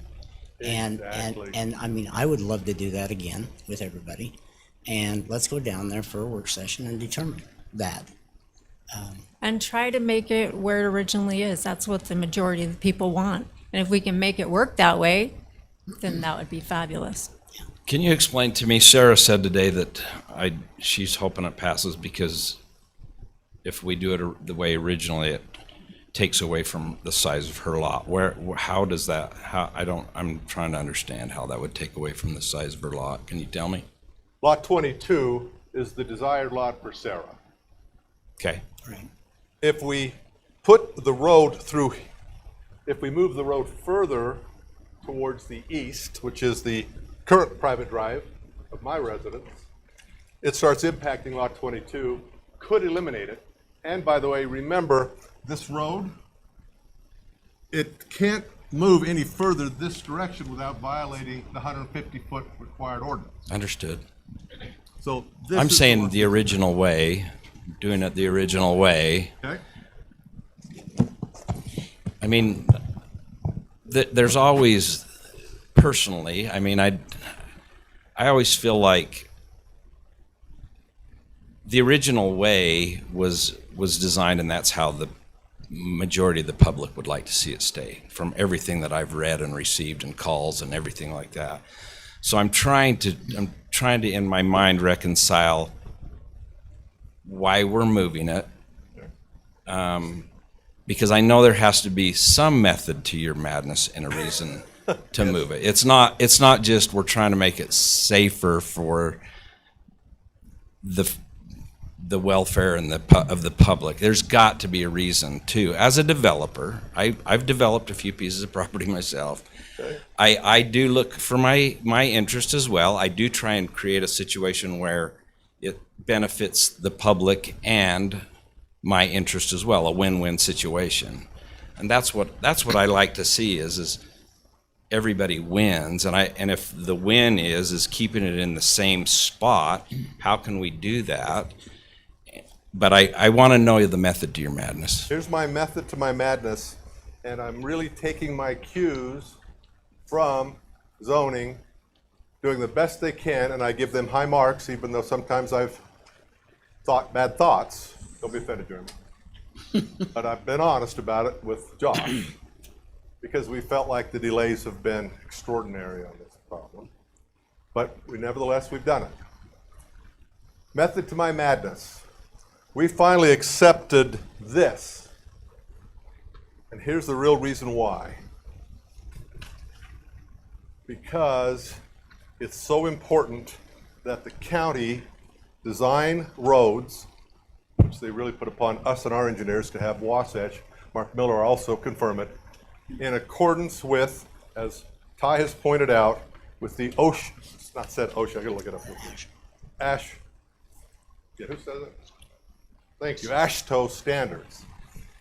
This design meets those standards. Are you saying that the original design did not? It did not. And what did not meet it? Oh, well, no. Do we know what part of that did not meet the My design understanding standard? is the language contained in the proposed addendum, fifth addendum, summed it up. These aren't engineering terms, but if I may. The road is centered in the property, allowing now for stormwater retention. Let's move on. Snow removal, okay. The road is now in full compliance with county ordinances and engineering standards as to distances from adjoining roads and other lots, making for improved visibility, pedestrian flow, stopping distances, that has something to do with grade, I believe, parking, etc., not currently accommodated on the previous plat. Previous plat being the one that the one with the road clear up to the west, correct? Either clear up to the west? No, actually the road coming up from the existing the intersection. Hidden Valley Drive, as originally proposed, this one. So this road is rejected, and this is the plain language, and it goes on further. The proposed road, which, by the way, this is what we're talking about signing tonight. I'll sign this, you'll sign this, and we got a deal, and we'll get it done. But the road is more ergonomical as to being on the flat portion of the property. Apparently that was an issue. I don't know if it was the all issue. It's generally straight and not impeded by upward sloping terrain, and is therefore more receptive to flow of traffic, stopping distances, sight lines, as to oncoming and merging traffic. Less sharp curves, less angled curves, less slope, all of which better accommodates fire suppression equipment, as well for better safety of travel, pedestrians, and less attentive children at play, not accommodated on the previous plat. That's not an engineering report, but it's plain English that we can all understand. And this one, coming up Hidden Valley, was rejected in favor of the one we're proposing tonight because of that explanation. Okay, Mr. DeBano, I'm gonna push back a little bit. Will you hold that up again? No, this one. The problem, I think, when we met regarding this one was we needed to confirm what the lot sizes were, which we had to go through all the development agreements, and it turns out, I think in the concept plan on 4, there's a note that says lot sizes will be determined at time of platting or something like that. The other issue we were still addressing, and I think this was before we had Ty as the developers, there's still no detention. And I think we still had issues with the water pressure going up. So, and there might have been discussion on the roads, but I know that those were other issues regarding this version too. So I just want to make that clear. And I concur. There have been other issues that we've been dealing with, as I mentioned, for 4 years. And I have one more question. You said, whatever the commission decides, I will put the road wherever the county tells me to put the road. So my question to you is having said that, here publicly, then why did you start the appeals process when we denied it the first time? Well, we had to, because as we understood it, failure to appeal would sever our ability to even come back and talk about this. In other words, we'd have to wait for so much time to go by, years, I don't know, I forgot exactly. And so we were advised as the developer by the planning, if we wanted to bring this back, we'd have to file the appeal at some expense, which we've done. So we've preserved the issue. So we keep it So alive. why didn't you just move forward and put it where the county was okay with it? I guess that's my question. Here's the answer, and I kept meaning to get to this. This is the big reveal. I heard today that, and it might have been Chairman Wilson, someone asked, why don't we make this a private road? And that really sums up the big reveal. The answer is, at this location, as a developer, if this body would like to recommend that this become a private road and approve it conditionally with Janet inserting some language that this becomes a private road, that would be acceptable to the developer. At this location. If it's a private road at this location, I would not be comfortable accepting the liability for that road. And if I may be bold, and I apologize if I'm too bold, the county shouldn't accept it either. So I don't know that I would rely on our legal counsel to give legal advice. So appreciate that, but thanks but no thanks on that. The question I had is regarding on the earlier exhibits that you showed us, there are additional phases to the east and to the north. Is the intention to continue and build those additional phases down the road at some point, or is this the end? Are you done developing after this phase? At the current time, there is no intention to do any further development, though we have left the option open. Okay, and if you were to do additional development, where would the roadway connect back in to this?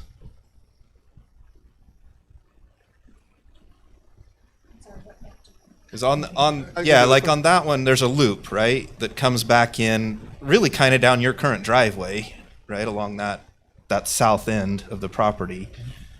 Is that a possibility of that becoming a road at some point in the future? This area here? Correct. Yes. So how would that loop back into the existing drawing that you have, or the proposed new road? Where would that connect exactly? Two possibilities. One, obviously, back down to Ranch Boulevard right here at Hidden Valley. So if you did that, you'd have another intersection. It would be the same intersection that currently exists. And it would be designed to accept this area. And then you're going to have a three-sided frontage on three sides of a lot. Poor Sarah's going to have frontage on three sides, and we're going to say, no, you can't put a road there because you can't have a three-sided lot. That's right. Okay. Never. The second possibility is, currently, there is a road, and a recent decision from the district court has confirmed that the road called Powderhorn is a, quote, a road. It's still undecided whether that's a public road or a private road or just exactly what kind of road it is, but it's on this dirt road, as we call it, known as Powderhorn, is on the maps of this development, and we have some signatures from Browning Arms suggesting that they approved the development with certain provisos that the developer would put in fencing and some trees and these types of things. So that's the other option. We're not positive, but we think Powderhorn Road, which comes in, hooks in somewhere about where I'm pointing, and then travels through here and goes out over to the airport, or Cottonwood Road is the other option, and it should be approved if that area were to be developed as further ingress and egress. And I apologize for acting like an attorney, but No, that I am makes one. sense. So I get it. just, you know, So another. can't help myself, forgive me. We're just well trained to tell any attorney that stands up here, we're going to rely on our counsel, not yours. So, Except that. another question I have, on this development that you're proposing right now, Ponderosa, where's the, and I'm asking basically our staff on this, where's the entrance and the exit that are two separate? On, In other words, you have to have an entrance and a separate exit. Otherwise, on a 21 lot subdivision, my understanding is that, You need 30. I'll, I don't know, that's I'll what I'm defer to asking. Jeremy rather than, 32? 30 is the number, yes. 30. 32 homes. It's even 30. 30, Yeah, it's 30. 30. And then there's always the option of sprinkling too as well. He has entitlements under that Fourth Amendment for 88 more. So, Well, I'm just trying to look at So that's 100 homes off of it, not 22. 100 homes off of one single road in and out. no, Well, no, then no, you'd have no. to have- 88 with including Anything over this. 30. Anything over 30. Well, even 30 is kind of high. That's our code, though. we're proposing Then we 22 if look at that that code. helps for clarification. We have reduced the density, excuse me, we've increased the density. No, we haven't. It's too late. We have lowered the number of lots, increasing their size, so that we have a total of 22 are proposed here. Okay, I'm just still curious. Okay, you've got the front one, Sarah's house catches on fire. After she's built it, it catches on fire that we don't want to see, but it catches on fire, blocks that one entrance into there. How did the rest of the people get out? Well, that,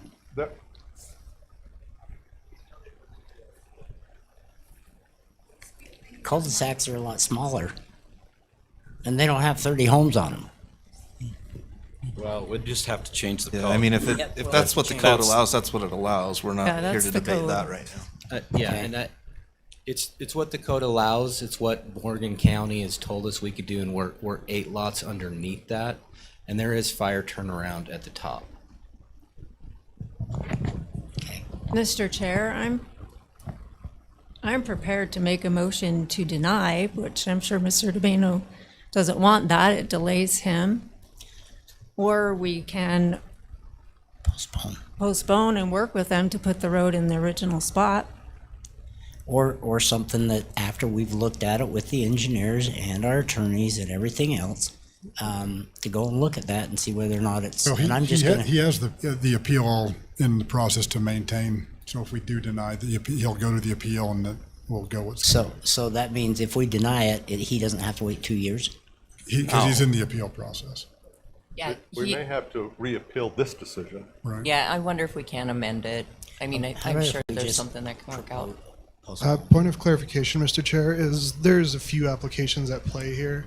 Application 22.044 is the preliminary plat application, and that's been brought up several times tonight. There was a development agreement that failed, or an amendment to a development agreement that failed on September 16, and that's application 25.037, and that's the application that has the appeal. And so this application is coming under application 25.063. It's a different request. So It's it a would different have to be version. He would just have to Separate appeal appeal. for this one. And I mean, some of the things, if I may, a couple of things that we're looking at is, I mean, when I look at, I think it's called Lariat Lane, is that correct? You have Lariat Lane, and then you have the next, and I don't have on Google Maps, doesn't have the name of the road, heading to the east. And then you come to Hidden Valley. I can see in the map, there's a lot of T intersections in this subdivision. But you've got Lariat, and then right at number 5, I don't know what the name of that road is. So right here. So you got Lariat, and then you got right above number 5, that road. Then you got one residence, and then you want another T, and then another 100 feet, another T. To me, I mean, you're just cramming a whole bunch in there that, you know, you've got people that have designed homes and built homes based on a plat with the road over here. I'm just in favor of just,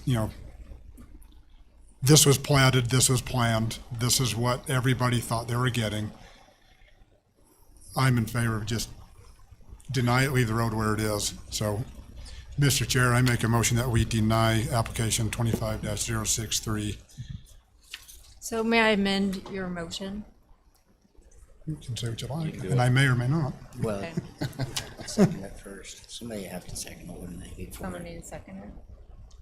Well, No, you can. Procedurally, we need a second before it can be amended. We need the Before it FFA leaves. back in here. Okay. I can second the amendment so that we can, or second the motion and you can make Okay, I your have amendment. a motion by Commissioner Nickerson, a second by Commissioner Newton.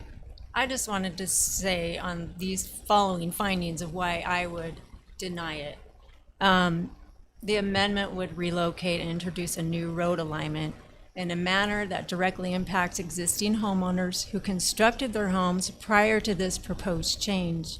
The evidence presented indicates that the new road placement would negatively affect adjacent residential properties.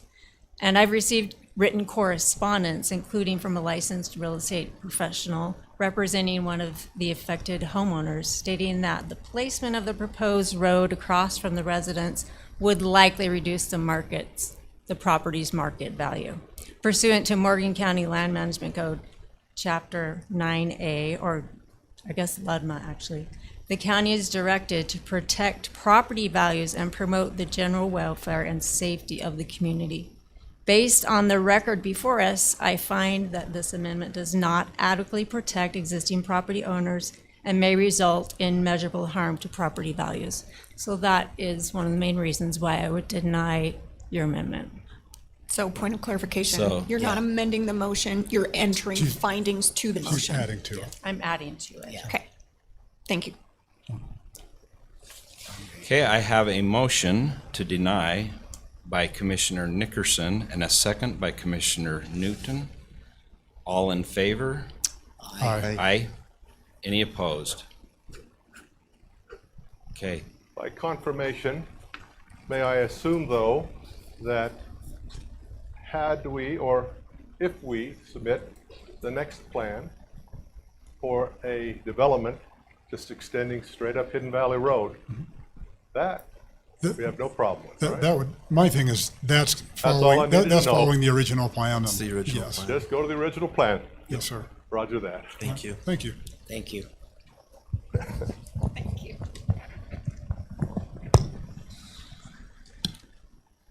We'll take a recess, even though you Yeah. just took one. we're going to take a 5-minute recess.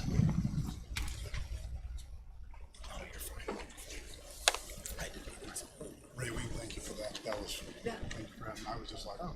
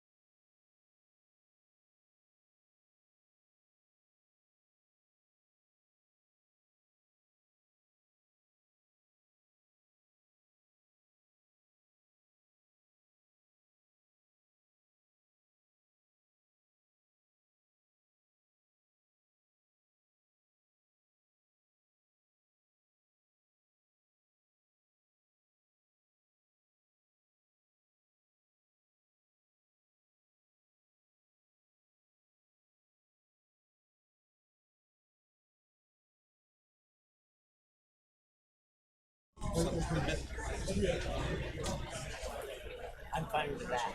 I'm fine with that way. Otherwise, yeah. Oh, God.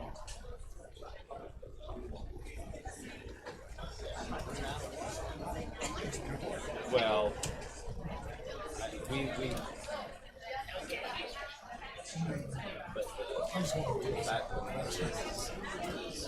Oh, boy. Well, that. Don't make me be your mom. Hydrate. That one's cold. There you go. So you still want me to take the car there? Yes, please. Yes. I mean, I wasn't even charged. But we have the, and that's what it's for, the miles on it. I'll do that.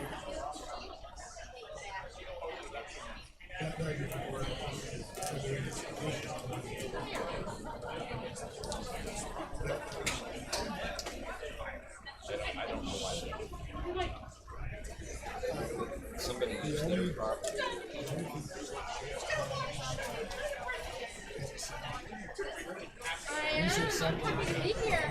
Are you really? I am. That's good. Because, I mean, some people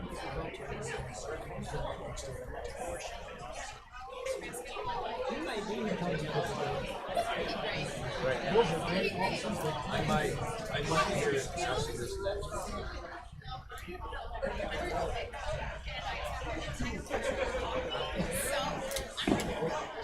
Let's begin, Matt. It's been 5 minutes. I was waiting for Mike. Well, really? He's not back either. But she's been gone longer than all of us. She's usually chalking. But no, there's Garrett. Okay, we're going to go ahead and get started.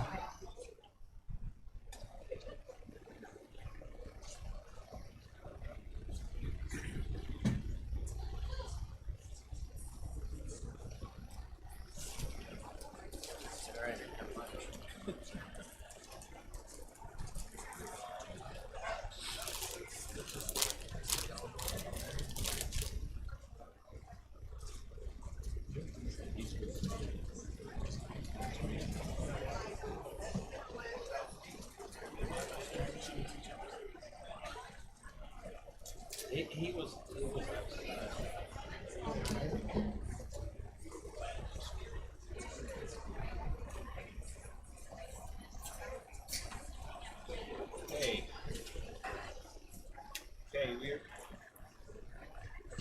Okay, we're on F10 now. Go ahead, Jeremy. Thank you. Thank you, Mr. Chair. Had the items not been moved around, I still don't think we'd be hearing these yet, these planning items. And so action item F10 is the Cottonwoods Development Agreement Amendment.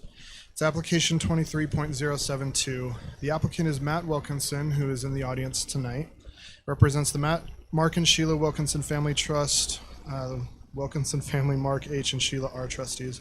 And the project location is approximately southeast of the boundaries of the Cottonwoods Development Agreement and the PUD Overlay District, all within sections 30 and 31, Township 5 North, Range 2 East. It's kind of a difficult one to locate. But otherwise, the current zoning is a mix or a split designation of rural residential 5, which RR5 designation, and the agriculture A20 district. The approximate acreage affected by tonight's request, Mr. Chair, is 189.62 acres.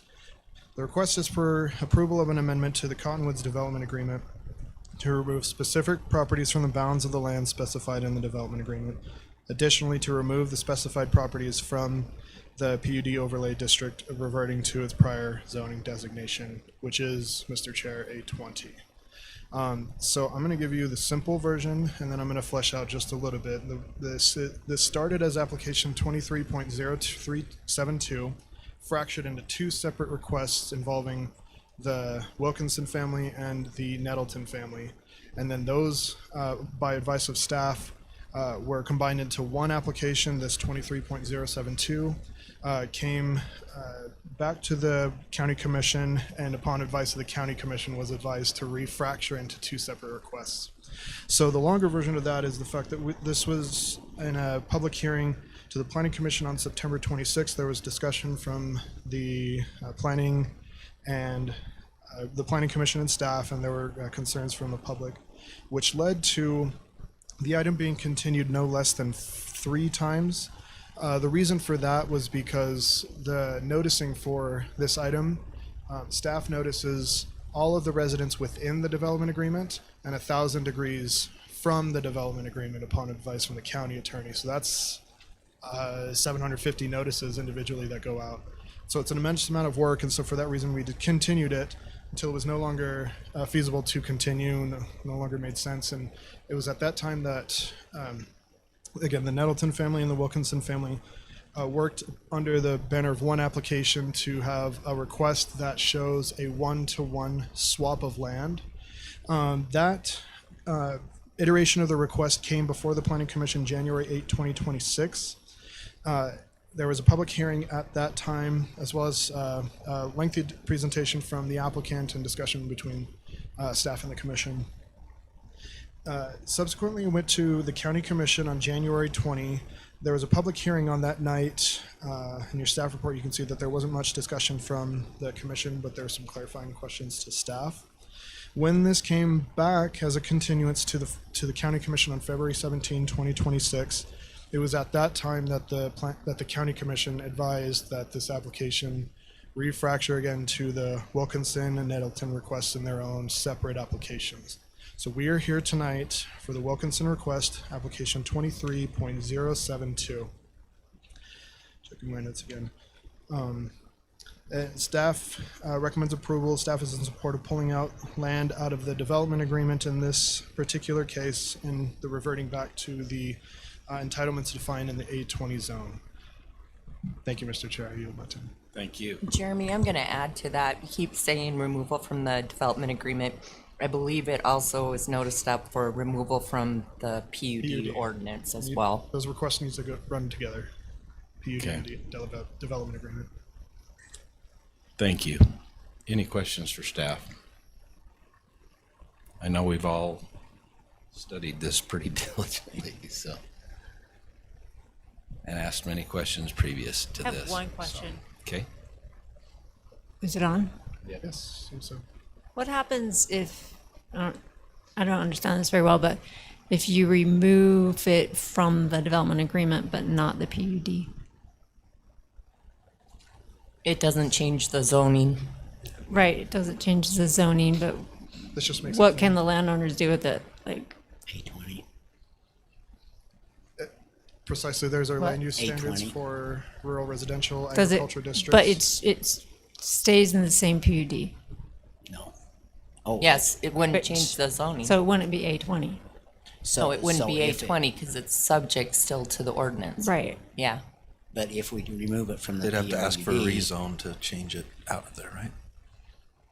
My understanding in speaking with Josh is that if it was removed out of the PUD ordinance, it would revert to 820. It would go to back to its prior zoning before it was put into the PUD ordinance.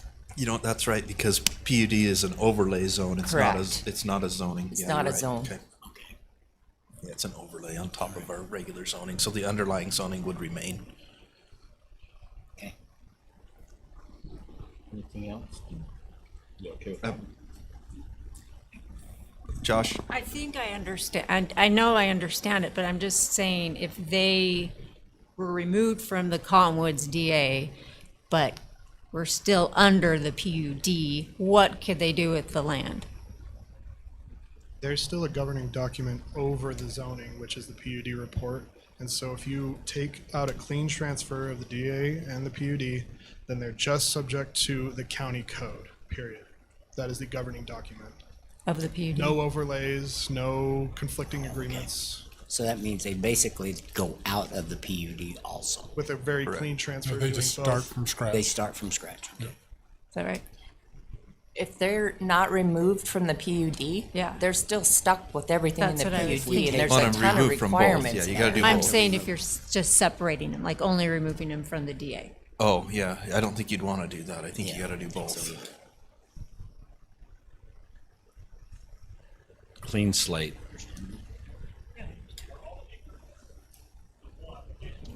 Well, we'll have a minute for a public hearing here in a minute for you. Hey, no, if you're anxious to speak out in front of the public, that's a good My thing. time, Mr. Chair. Any other questions for staff? Jeremy, is there anything, so this property gets removed from Clean Slate. What effect does that have on now the remaining Cottonwoods? Can I defer to Janet on that? Well, I think, Jeremy, can you describe what this property actually was slated for as far as in the original development agreement and PUD? Because it was phase 9, Was contained in calculated phase as part of 9, and I think the bulk of it was the maybe golf course This that is was your- not This is your required. open space, correct? It was the golf course So- open space so that what- was not required, just The open space possible. was not required? The golf course Okay, was yes, not no, required. and I know the amenities, I think the amenities have been thrown around. It was I may put a golf course, I may do this, but it is required, that is the open space for the Cottonwoods. So by removing this, what does that do to the remaining Cottonwoods? Are they no longer in compliance for their open space? I believe what's been discussed before is that probably shouldn't have been included in the calculations prior. It wasn't originally part of the land of the Cottonwoods Development Agreement. And But so we do- pulling it out doesn't really affect the calculation But it like should. we originally thought it would. It should. Because I believe it was about, if I was reading through it, about 1,034 acres or something like that, somewhere just over 1,000 total. With this piece, possibly, we may purchase this down the road. Was that originally, I believe, I would think you would add all 9 phases into your entire number calculation. It's 40% of each phase is open space. Right, so if they pull out that piece, if that's the 40% of open space, what does it do to the existing Cottonwoods? So at that point, I think, I mean, Well, I none of think phase 9 is constructed yet, right? So Yeah. does that Yeah. mean that has to Correct. stay open space until and that's, additional land is that's added? kind of my, I Be want out to, of compliance, but you can't hold somebody. no, and what I'm saying is that, like, as we start to look at the Cottonwoods, it's like, okay, maybe they don't get to build any more homes in the Cottonwoods, you're done. Your open space is now, you're finished. That, I think that's my question. I'm not saying that they shouldn't be able to pull out because it would affect the Cottonwoods, but I think that's something that needs to be said, is that, you know, if this is removed, maybe the Cottonwoods can't have any more development. Maybe they're done. So I think don't- that's I why don't know. it was initially encouraged, we initially encouraged the The swap? joinder of the 2 applications so that we weren't running into those issues. Okay. And so additionally, that's something that can be required, that they bring in They're more gonna have to find land more or do- to they're gonna have to do satisfy something. the open space if you allow another amendment. Gotcha. Perfect. No, that was my question, just like, because I knew from history that this was basically the designated open space. I'm like, that could cause some major problems. And so,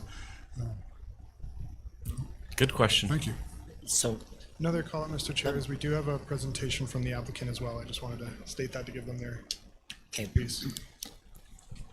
Okay. I have, Do they want I to just go wanted to before or make after sure public comment? we had, Because this is a public hearing. I just It's wanted to not make yet. sure everybody had their questions done for you first. I'm curious on this still a little bit more. Okay, so the development agreement requires so much open space. How are they going to get that without an exchange or any of that kind of stuff? That would not be our problem. That would be what? I don't think that would be our problem. I think that's Well, between the but developer. he and- has Well, I the- think that's going to come with the next application that's next going to step. come All in. right. And I think we I just just- need to be clear when that applicant comes in, we intend to maintain the same density and the same acreage of open space. So if they want to come into the agreement, they need to offer that.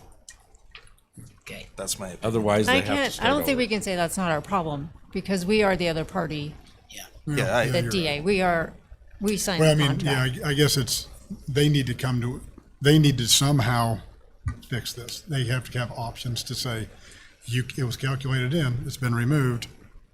How are we going to address this?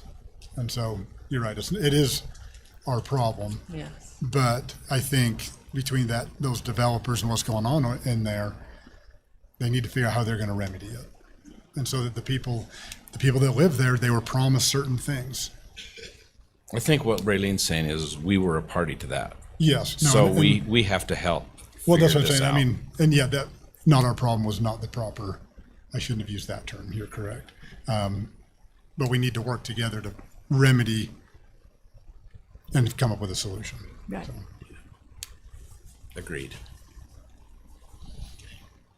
Okay, any more questions for Jeremy? Okay, would you like the public comment before the presentation or the presentation first? Okay, I'll look for a motion then. I'll move that we open the public hearing for item number F10. Second. Okay, I have a motion by Commissioner Newton and a second by Commissioner Fackrell. All in favor? Aye. Aye. Okay, we are now in public hearing. Anyone that would like to come forward, please again, be courteous. Use your 3 minutes. We might raise our hand at you if you're long-winded. But We'll be short. thank I'm you. hungry, like I said. Appreciate And it. state your done, go get the pizza and bring it back. Appreciate everybody's time today. Sorry, what was the name? Brett Snellgrove. I live up in the Cottonwoods. Respect the Wilkinson family. Obviously, they've been there.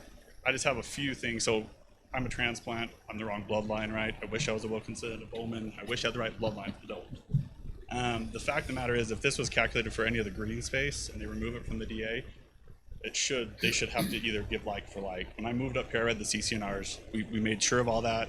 Again, they can do what they want with their land as long as it meets those requirements.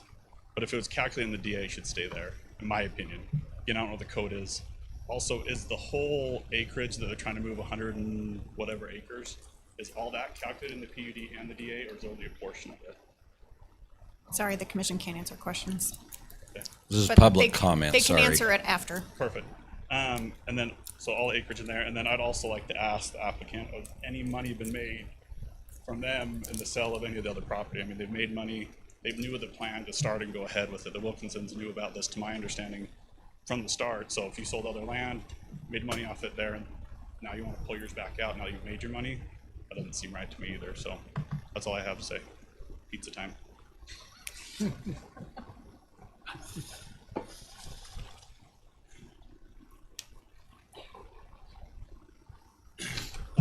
Chad Crowther, also a member of the Cottonwoods. I kind of have a long, hopefully it's 3 minutes, but so we went around, we found out about a lot of these things pretty late in the game, and so the community's trying to catch up a little bit. And obviously we're a little upset about things that we thought we were maybe getting, that is, you know, whether it says may or shall, that are getting taken away. But let me just read real quick response here. And we have a petition, you guys have all seen it. We have over 507 signatures at this point. So it's something that the community feels is very important to them, and just hope that you guys take that into account. But I'm here as a homeowner of the Cottonwood development and a representative of the shared county petition that was dispersed. To date, we have collected over 500 signatures from homeowners who are formally opposed to any changes in the development agreement or the separation of the new phases from our Master Owners Association, the MOA. I want to be clear, we are not opposed to the development. We knew these final phases would bring growth. However, we are firmly opposed to any increase in density, the addition of more units, or the loss of large-scale recreation amenities that were a main part of our investment. We are specifically concerned about the proposal to change the zoning of Phase 9 and its removal from the DA. In a master plan community, open space is a shared asset meant for the benefit of all homeowners. Rezoning this land effectively strips it away from the MOA, turning a community asset into private acreage. Furthermore, removing this land from the DA and MOA introduces an unacceptable level of uncertainty for the future of our neighborhood. Without the protection of the original agreements, we have no guarantee of what will happen in Phase 9 years down the road. This carve-out creates a loophole that could allow for future shifts in use of density that none of us, including the Commission, can currently predict or control.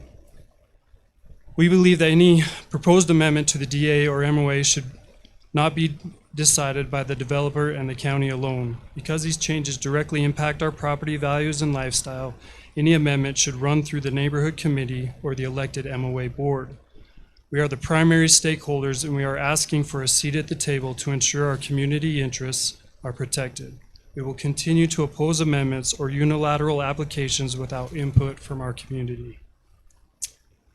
The rest of this is kind of more general stuff that I think we'll get to down the road when the development applications and stuff come in. But I think you guys have felt a little bit the frustration that we have as a neighborhood.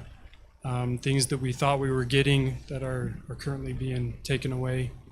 And I appreciate your guys' time, and I've spoken with many of you guys on the phone. I appreciate that. So thank you.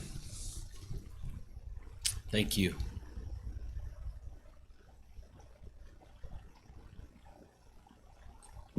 Good evening, Commissioners. My name is Michelle Stocking.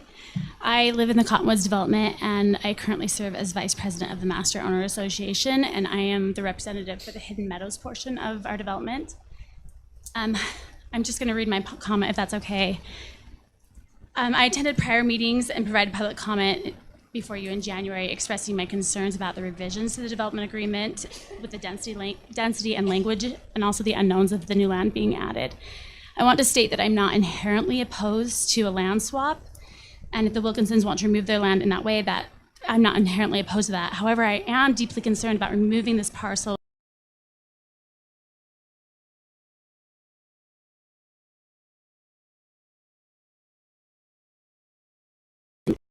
and these.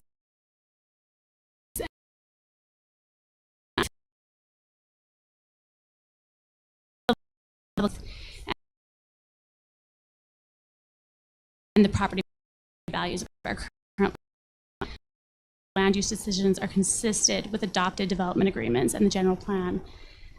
I don't feel that a development agreement should be treated casually. It's a binding document and a contract between the county and the landowners. Removing phase 9 from the development agreement without replacing it undermines the predictability and fragments the comprehensive planning of our community. It dismantles negotiated open space allocations and public amenities that were part of the overall density calculation. I really appreciated Commissioner Nickerson's comment, because I have read the development agreement extensively, and the 40% open space is not phase by phase. It's over the whole community, and the density was front-loaded in our community. So removing this portion of the land would effectively dismantle our open space requirements. When homeowners purchased in the Cottonwoods, they relied on the representations contained in the development agreement, including our overall density limits, open space allocations, and planned public amenities. Approving removal without preserving these obligations shifts uncertainty onto current property owners and removes the guarantees we have relied upon. And additionally, there appears to be a signed and notarized document from the Wilkinson family relating to this parcel specifically as part of the development agreement, and I think that that document and its legal weight and purpose should not be dismissed lightly. If there's reasonable debate as to its interpretation, the Commission should, in my opinion, err on the side of protecting vested property rights and maintaining the integrity of the existing agreement. So I respectfully ask the Commission to deny this amendment, and at a minimum, if the parcel is removed, that the existing open space and public obligations associated with phase 9 remain attached to that land to preserve the expectations, density, balance, and protections relied upon by our current owners. Thank you for your time. Thank you.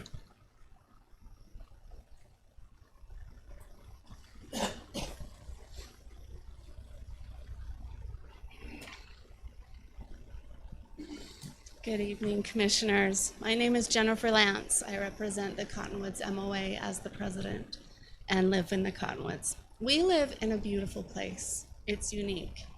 We have the kind of community where neighbors wave, trails connect, and we work together to maintain the beauty of the open space around us. This environment is not by chance, but because of a master plan that creates cohesion, unity, and a family-like feel that is unique and cherished by our residents. The plan is the backbone of our community's character and supports and builds our property values. Tonight, that sense of security feels fragile.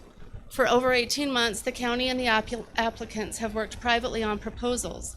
We were given notice on New Year's break, only to have the item tabled for revision in one meeting and then separated in the next.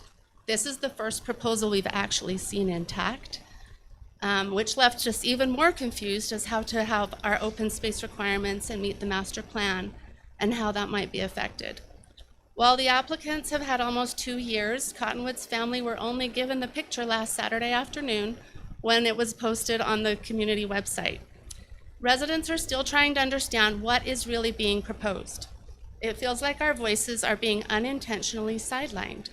We simply want the same opportunity for due diligence that has been afforded the applicants.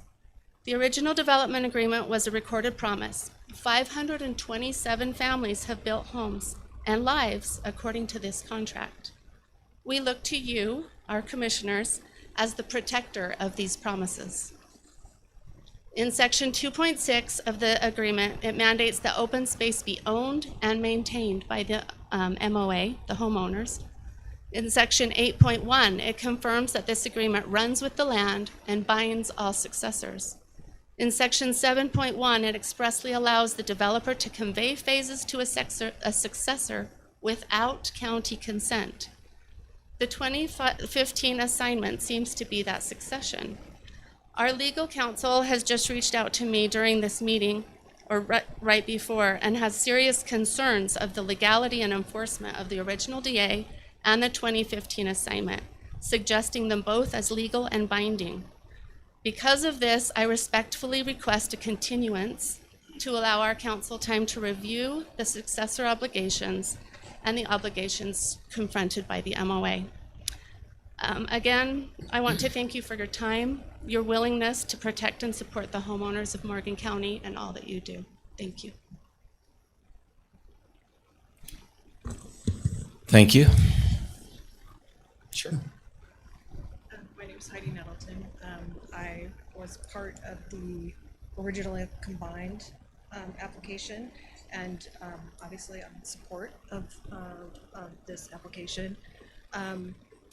So in the original, I'll try to keep this 3 minutes, but we were trying to come up with a solution. So you talked about the removal and the put in. So it became a complicated issue when the original developer did not purchase the options for the land.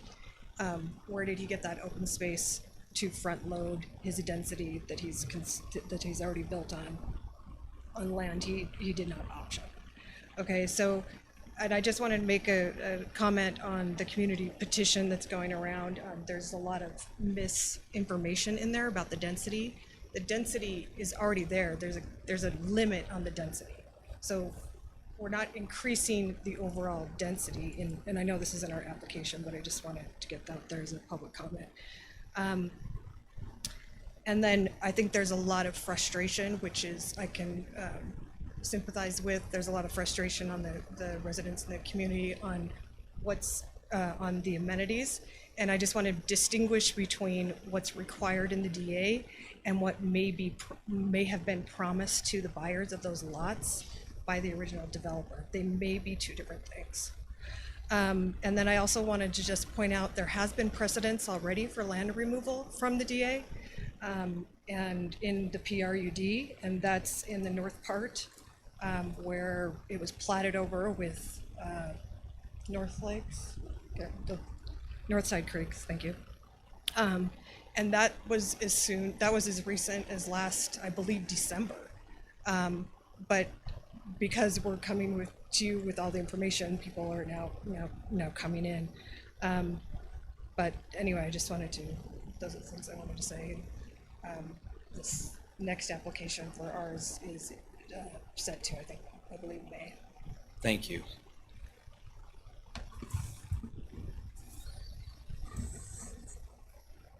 Anyone else would like to come forward?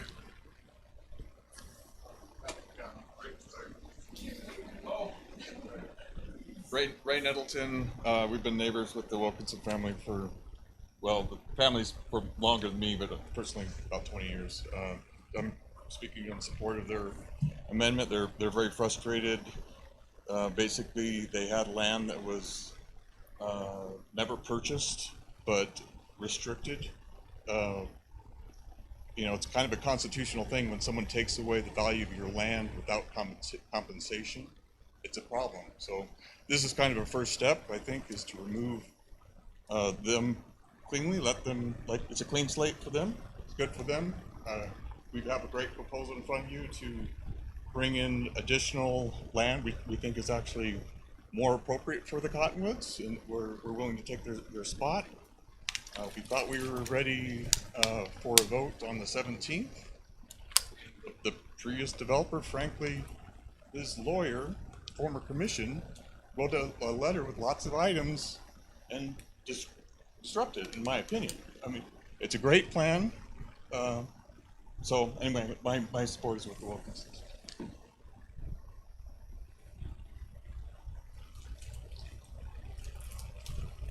Hi, my name is Marissa Tuttle, and my family and I live at 5631 Silverleaf Circle. I do want to bring up after the Rollins Ranch discussion that it really does matter where the open space is in the Cottonwoods. And my family and I just completed a new home goal, and we spent way over $1 million of hard-earned money. My husband is a school teacher. And we planned our home. We bought that specific lot because of the way that the Cottonwoods is designed, the way the open land is structured. And I just wanted to say this to kind of bring a individual perspective to it, you know, kind of a how would you feel if. So, you know, my family's very nervous right now. The windows I just put into the front of my house look directly at what we're talking about today. So I just really appreciate your concern and consideration in this matter. And it sounds like it's confusing. There's going to be a lot more conversation about swapping and all of these things, but that open land is what we made our decision to spend our life savings on. And I just really appreciate your consideration and concern. Thank you. Thank you.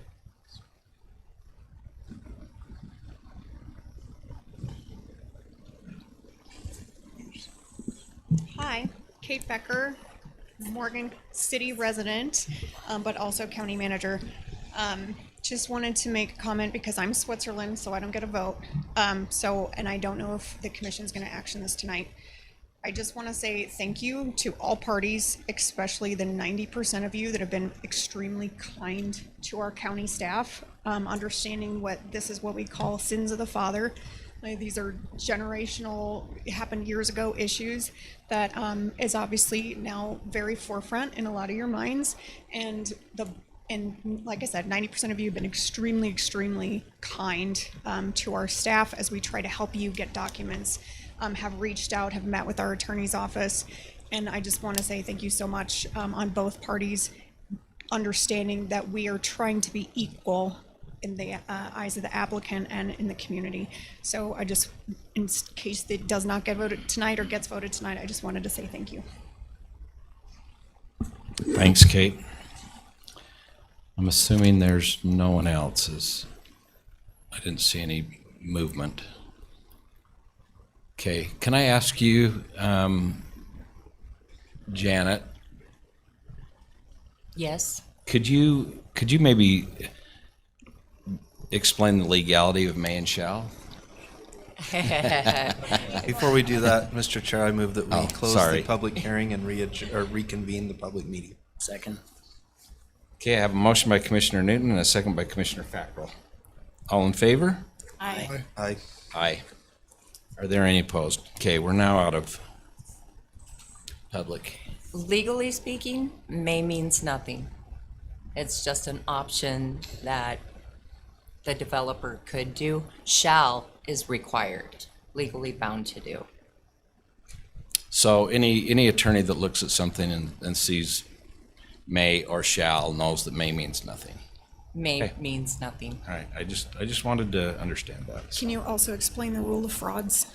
It's the statute of frauds. So there's a case called Thompson v. Capener, and that's the case that really has me concerned. And it's a 2019 case, And it discusses covenants placed on land that run with the land, in which the property owner, there were joint property owners, one of the joint property owners did not sign the covenants and agree to them. Fast forward several years, other people in the development say, hey, your lot is bound by our covenants. And they're like, nope, we never signed. And the court sided with them. Even though years had passed, other documents had passed through, there'd been warranty deeds, other recordings. So there is definitely case law out there that causes concern regarding the fact that the original owners of the property did not sign the development agreement and did not ratify it. So there's no contract privity between the county and the original owners of the property. Now, the PUD, that ordinance was legislative, public hearing, public notice, that's binding. That's on the property. Now, when we fast forward, and apparently in 2015, which I knew nothing about, there was this assignment. And that assignment of the development agreement was between the original developer and the original property owners. Okay, who is not a party to that? The county isn't. And so while it might be proof that the development agreement has been ratified by subsequent owners because it's been recorded and that kind of stuff, it might be good evidence that the development agreement is enforceable against them, but it certainly isn't solid legal proof. And it's complicated and icky, and it creates a mess. So either way we look at this, there's some legal issues. And probably one of the cleanest ways to clean it up is doing some amendments and making sure that we're hopefully balancing all the issues because I feel bad for the Cottonwoods people. I mean, they were promised something great, and it just never happened. Because this was going to be developed and purchased in phases, and there was no, in the development agreement, there was no requirement that, hey, maybe you need to build phase 9 before you build phase 2, or you build phase 6 before you get to build phase 3. Those things just didn't happen and weren't included in it. So I understand that as well. The other issue is, okay, who do we, the county, enforce the development agreement against? Do we go after the original developer? Well, how can we enforce that when he doesn't own the property? So this is a lot of legal issues and mess that there is really no happy, good way of resolving it for everyone. And again, I agree with Kate, it's sins of our father. You know, the county probably should have looked at the development agreement more closely, structured it better. But I mean, this happens after 20 years when you have these long developments. You can't foresee every legal consequence or thing that might go wrong. So, can you explain one thing as well, going back to the assignment and then to the development agreement? Section 7.2.1 says a developer may, from time to time and without the consent of the county, convey any or all of the phases in their entirety to a successor developer, together with the rights granted by this agreement to develop one or more of the phases, so transferred or conveyed in accordance with this agreement. So if they signed something with the developer, the assignment of assumption. Correct. Does this say the county doesn't have to be part of that because they don't, without consent of the county? He can assign away, but doesn't mean that the county is now a party to that assignment. The county never signed that assignment. We didn't even know about it until a few weeks ago. But does and that... then, and I can tell you this, the flip on this is that the developer will tell you, or his counsel will tell you, well, you can't amend that development agreement. These successor people cannot amend the development agreement, but you can't have it both ways. You know, if you think we can enforce the development agreement against them, but they can't amend it, that doesn't work. So, I mean, it's complicated each way, but I don't see the contract privity. I don't.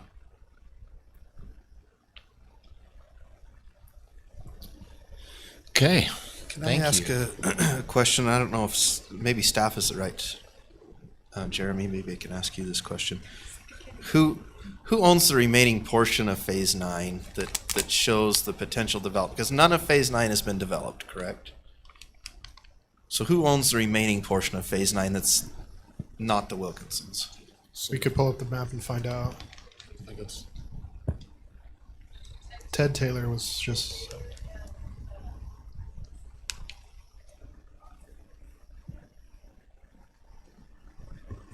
So Ted Taylor and a small portion of the top, that is Brant Hayward.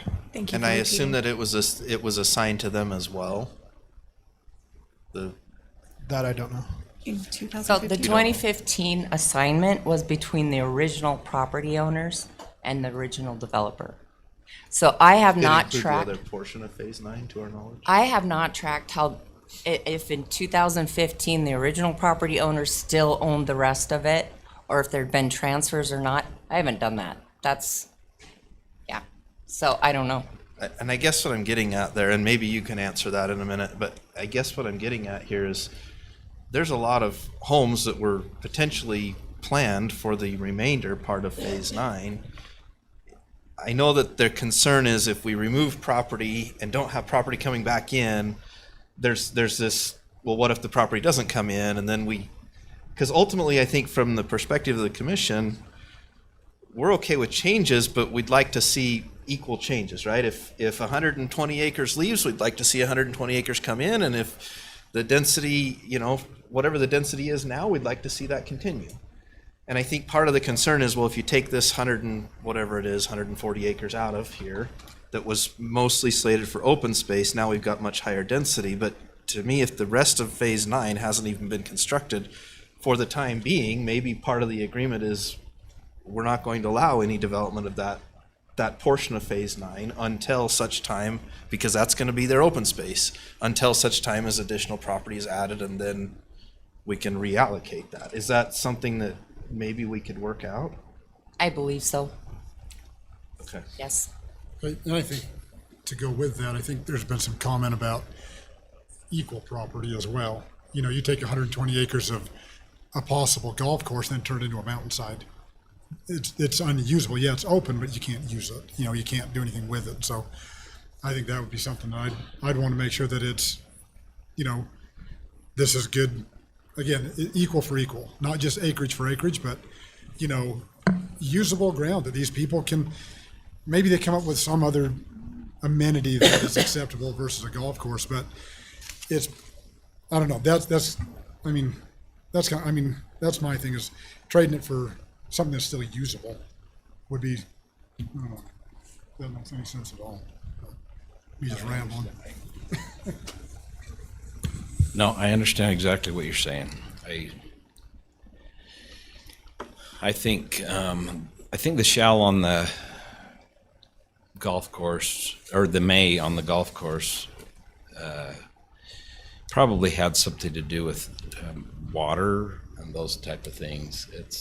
Water's a hard thing to come by here in Morgan, and I don't know what that looks like or costs, but that might be why there was a may and not a shall, I don't know. But anyway, let's, since there's no other public comment, we'll let you, Mr. Wilkinson. Ask one more question, sorry, Sure. of Janet. Janet, was there any penalty in the original DA for the developer backing out of the land purchase?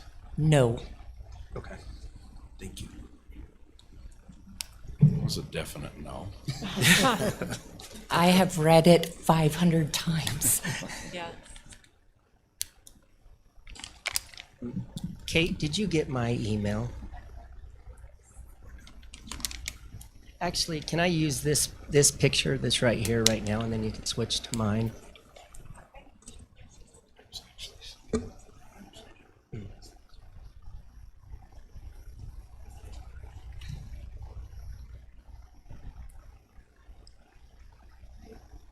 I ask a question of you, Matt, Yeah. before, in that phase 9, So it's not open. in the overlay, there's homes or lots available to be, and I don't know if this is you, Janet, that can answer this, but there's lots available at the northern end and along the little less northwesterly end. Are those still within the property that are allotted to them if it comes out? So I'm not certain because if the golf course was built, I believe they were allowed another 34 lots. So they got bonus density if they built the golf course. So I don't know if those extra lots in 9 are for that bonus density based on the golf course. Gotcha. Thank you. Well, while we're trying to get that, so the, I don't think Commissioner Newton and Commissioner Wilson was here at the last one, and they had said something about the land that was being traded at that time, that it was, the land that was being taken out was level and farmed, and it wasn't. I've got pictures, hopefully we can get them. The pictures of the land that's being taken out is not farmable. It's straight and it's hilly. I mean, I thought there was an area map. It's up above Old Highway between Bowman's property and. That's right. Okay. If you look at, when you come up. That to is pretty steep. It really is. Yes. But there was a little bit of misinformation saying that the land that was going to be taken out was farmed, and it wasn't. It's very, very hilly. Matt? It's not, so. May I ask you a question, Matt, on that? Yeah. According to what your dad said to me, is there was about a 20-acre area that was flat. Is that true still or not? If Dad said it, then I'm going to say it's true. Okay, thanks. So 20 acres out of the 189, he might be right. That might be. You mean you haven't traveled at all? Yeah, but so it doesn't look like our link, and I could really use this link. You guys got Okay, that, didn't sorry, you? our Wi-Fi went down as well. Pardon? Your Wi-Fi went down? Okay, May not have paid our bill or something. Okay. it's back up. And if not. In I'll the send my- process, so the land wasn't purchased, and that's the tricky thing. Because the land wasn't purchased, a lot of the language inside the DA is compromised, because it presupposes that the original developer was going to purchase the land. And because he didn't, it changes the way that reads. And it's a challenge.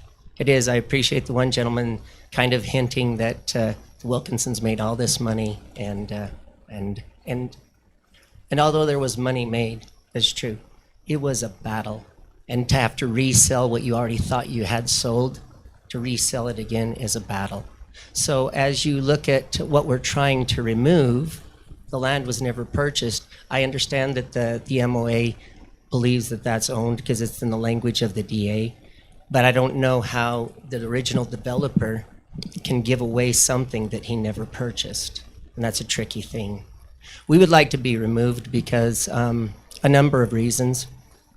People walk all over our land because it says it's in the Cottonwoods.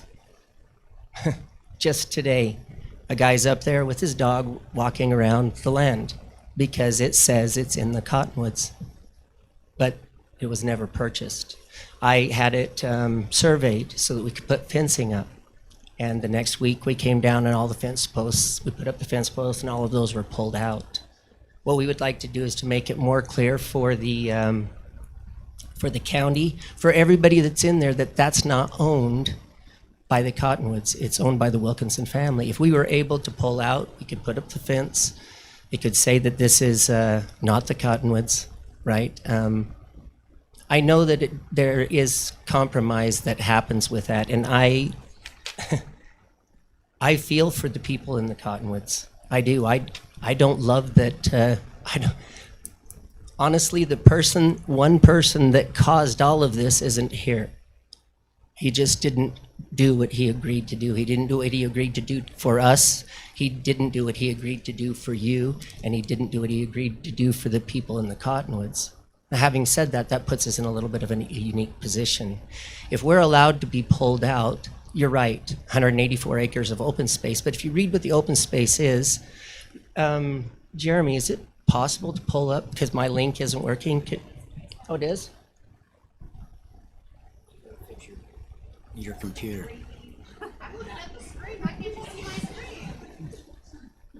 I promise this color is not original.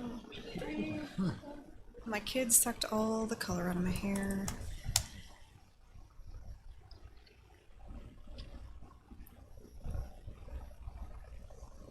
Oh, is that what you were wanting to see? So that's a picture of okay, if we can look at that for just 1 second.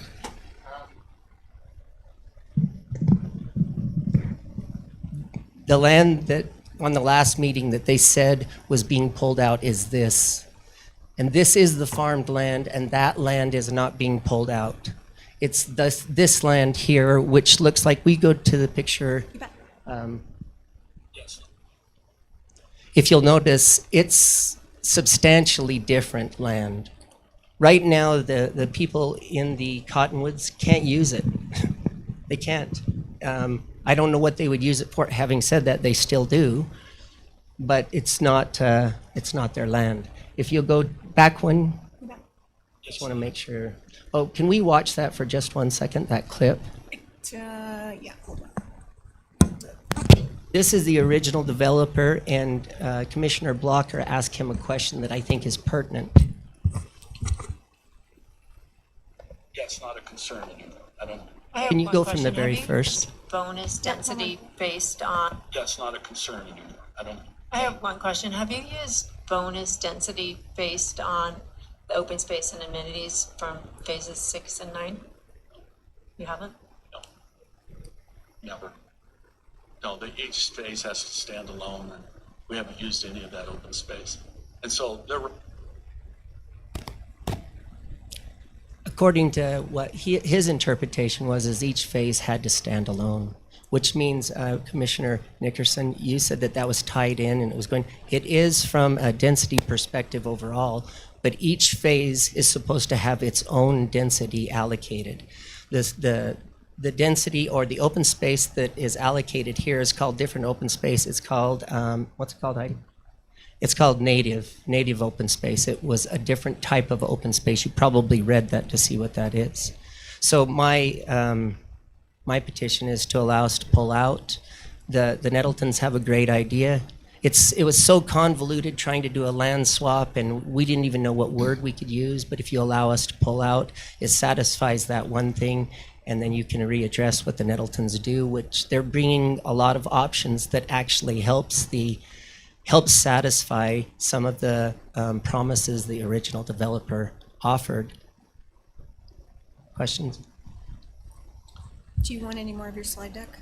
I wanted to use that if they had questions. I didn't want to use it. So I have one question, and I know this is a question that really normally Blaine asks, but I'm going to ask it. Is it about the trees? What are your plans? Okay, that's fair.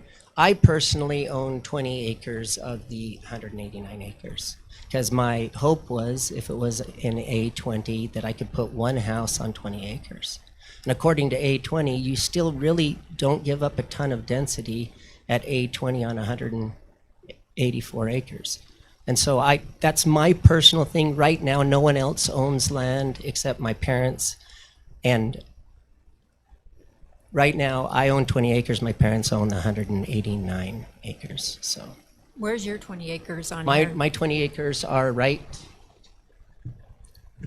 Thank you. My 20 acres are right here. And I heard a rumor you want to put an airstrip on there for your airplane. Is that true? No, if Don't I had fly a, with if Matt. I had a pilot's license, if I had a pilot's license or a plane, you've also seen how hilly that is. No, that I don't know where that came from. You know, earlier when Heidi said that there's a lot of misinformation going around. Can I ask a quick question of you? Can someone else hold a meeting on behalf of someone else's application, a work meeting? Is that possible?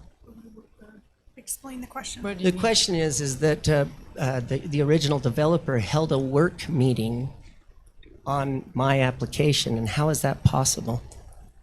If you The go, work session? yeah, that work session. Sorry, how is that possible? I think it was because they were both together and it was trying to be a land swap, but I don't think he could have done it on his But own. why Had was to be he allowed everybody. to do that? Because he wasn't part of the person that was swapping the land? Right. And he held a work meeting on someone else's application. You know, this went through planning easily. All but one person voted for the land swap. And then right before that happened, the previous developer called a work meeting on my application. How is that possible? I mean, if you go to, let's see right here, Kate, sorry. That's me. On January 20th, I think it's the 8th slide. Can you go to that? On which one? On here? Yeah. Okay, hold on. This one? This says right here, Cottonwoods land swap discussion, Rulon Gardner. How does that happen? Honestly, I don't understand. Is that always possible that anybody can hold a work meeting on behalf of someone else's application? And what would stop him from doing that every single time? Wait until the 18 months that people had worked to try to get it. Can I tell you, look, I don't envy you what you guys do. I come in here and I'm like, man, this is uncomfortable. Really. And then we talked with Josh. Josh says this seems like it works. Works with Janet. I mean, it was very impressive. Flew through here, and then at the last second, the original developer comes in and on my application comes and talks to you guys and tells you, gosh, this just doesn't look like it would work. How does that happen? Does I don't remember Does him anybody saying that. remember this meeting? And I don't remember. Okay, it. I You weren't do. here. So, yeah, you weren't here. You're in Egypt. So the original work session that was scheduled, Commission, was for Brandon Green and Rulon for the development agreement for the town center. And it got split in half, and I called Brandon and I said, Brandon, I can't split a work session from the word of one person, like, because the work session is for your town center, but now Rulon is telling me he wants it to be this, but because you're the one that asked, and so he said just split the time between the two. So it was my understanding, and it's probably my error, that I put this on the agenda, because this was like a last minute change. So this was a Monday change. So you did not have a lot of heads up. I totally see why you're offended, and I'm totally gonna put that on my plate. I knew the commission had a lot of questions and frustration with Mr. Gardner, and was probably hoping that they could take that out on him in the work session. But that's on me. That was 1000% on me. And It I'm doesn't not, help you, I'm and not I really. apologize. Sorry for interrupting. No, I'm not really upset about that, except I believe that a lot of the public reads that Gardner is doing a land swap. And if they already have an issue with Gardner, that sends up warning flags, right? And so that, I felt compromised on that day because that wasn't us, it was Gardner. Chair, do you mind if Jennifer Lance, the president of the MOA, speaks on this? She had something about the work session. I don't mind. so you do need a mic. Yes, you have to speak into a mic.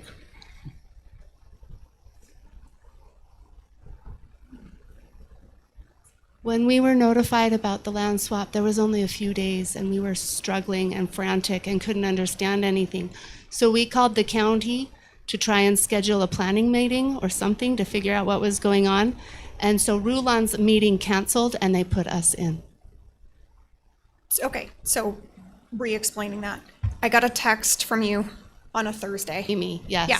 from Amy Yes. that said, hey, we need a work session for the commission meeting Tuesday. And I'm pretty Yes. sure I said, that's not possible. We said they were full and there There's was no no way. possibility. And we're like, we have no idea what's going on, but we're supposed to defend something for our homeowners on Tuesday and we don't know what's going on. And so I think at the last minute, Rulon's meeting canceled and they said, hey, come tomorrow. And that's what we. So Rulon wasn't even in attendance at that meeting? No, he was. He the was because speaker. he had another part in that meeting, but it Okay. wasn't Yeah, his meeting. yeah, he had Because part in the Commissioner flagship Blocker, one. just to remind you, that's the meeting where you had a meeting with the attorneys at 3 before the work session at 4 for us to explain to you the DA. Okay.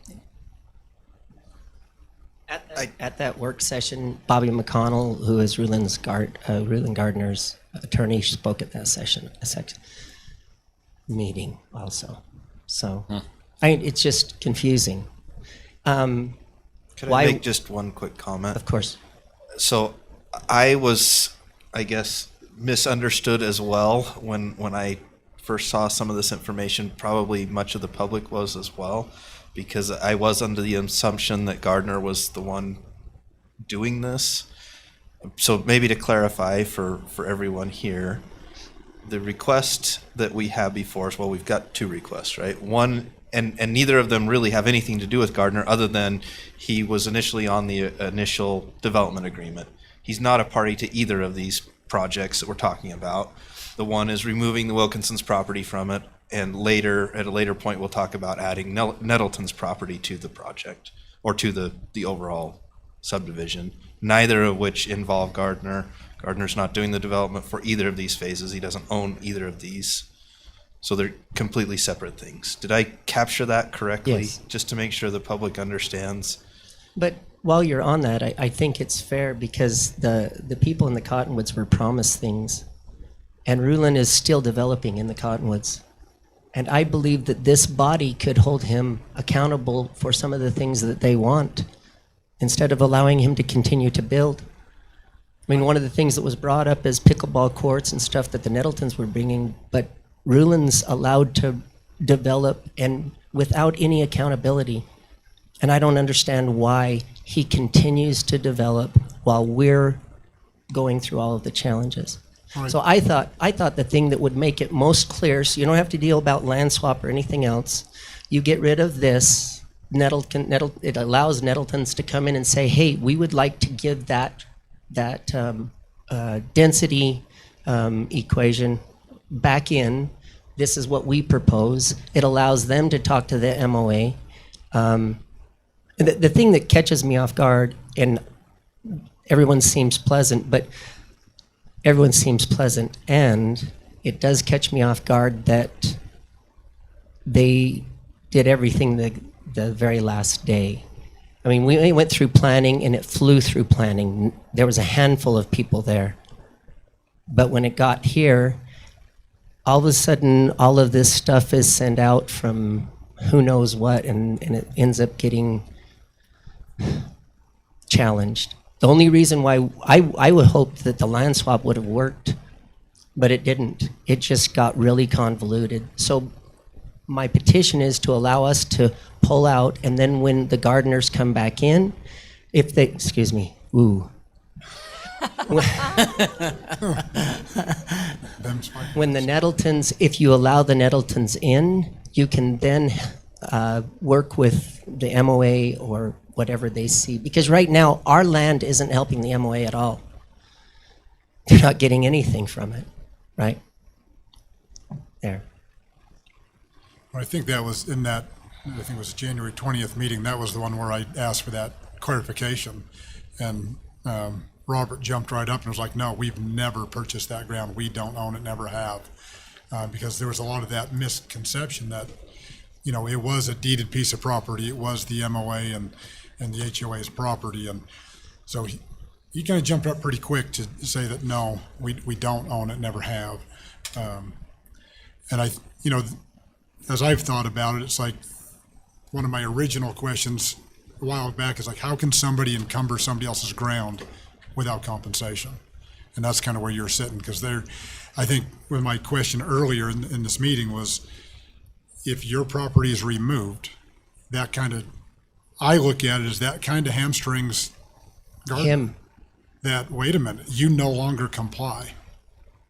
And so, to me, it almost, I mean, as I've thought about this more, it's like, if we approve this, now Gardner's under the radar, or on the radar, sorry. You know, it's like, you no longer comply. You've got to get this problem fixed before he's allowed to do anything else. It's, you know, and again, I'll apologize for saying it's not our problem, because it is. And so, but I think it puts Ruan under the gun to, you now have an issue. You got a problem because you're now short 180 acres. Your open space doesn't comply. That's kind of, am I misunderstanding that? I think you're right. I think his open space might comply, but the density will drastically change. And at least it will look accurate. Once that is taken out, you will actually look at what the real open space is and whether or not it complies at that stage. Because his promise was each phase could stand alone, and that this was just gravy for the county. But if it's removed, it'll be more accurate what the density really is. So one of my concerns with removing the land is I went through all the parcels up there in the Cottonwoods, and there are so many different owners. There's 1, 2, 3, 4, 5, 6, 7, 8, like 9 different owners. Is this gonna create like a Swiss cheese zoning where you got removed? Okay, now I want removed. Now I want removed. Are we setting a precedence by removing phases from the Cottonwoods? Sorry. What is your opinion on that? I believe that that's a fair question, but you know, he's already removed stuff out of the Cottonwoods, and nothing was said when he did Northside Creek. That was removed from the Cottonwoods. Was that removed from the Cottonwoods? I asked that at one of the Portion of it meetings, was, and they wasn't said it? no. Just a portion. A sliver. Yeah, the sliver, That and he- that was also when he promised the equestrian center. So he removed it and didn't give you the equestrian center all in one fell swoop. So now this is a lot more. It is. But here's my question. Who else wants to be removed? Everybody else wants to develop. We don't. So you also own land in Phase 6? No. Okay, because it's listed under the Wilkinson Family Oh, Trust. sorry. My cousin does. Okay. Is that I a talked to Heidi Wilkinson about this. Yeah. And Mac, So that's just separate party. yeah, same name, just not us. And I can't speak to them. I really don't know what's going on in their mind. I had no idea that 9 other people owned it. I do know about this parcel, but I don't know about, I apologize. No, you're good. I anticipated different questions from you. Well, tell me which ones. So you don't think other people will want to pull out? I don't know why they would, because look, the real reason, when my dad didn't want to have anything to do with it. He didn't want to have anything to do with Ruland Gardner. I mean, really, that's the reason why he's not here. He's like, look, until I die, I don't want to have anything to do with that original developer. My mom was the one that pushed to purchase this so that she could look back there until she died and saw that there were no houses behind her house. That's behind her house. So our intention isn't to develop outside of one home for me. And I've been enlightened by a friend of mine that I'm actually a developer if I build a home. A one-home developer. Mm.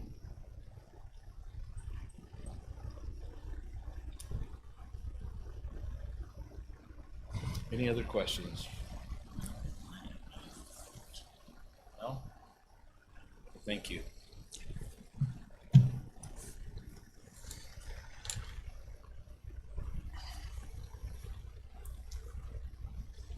The question I have maybe for Janet, again. So if we approve this, and according to Commissioner Nickerson, if we do this, how are we going to hold Gardner Development to their original open space and all those other things? I don't know how you can hold Rulon if he isn't, and I know he's the developer on one of the phases, but I don't think he owns it. One of the ones that is being developed right now.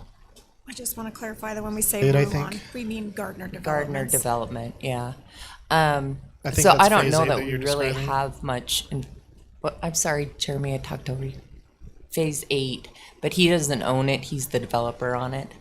I mean, I guess in that regard, he's not.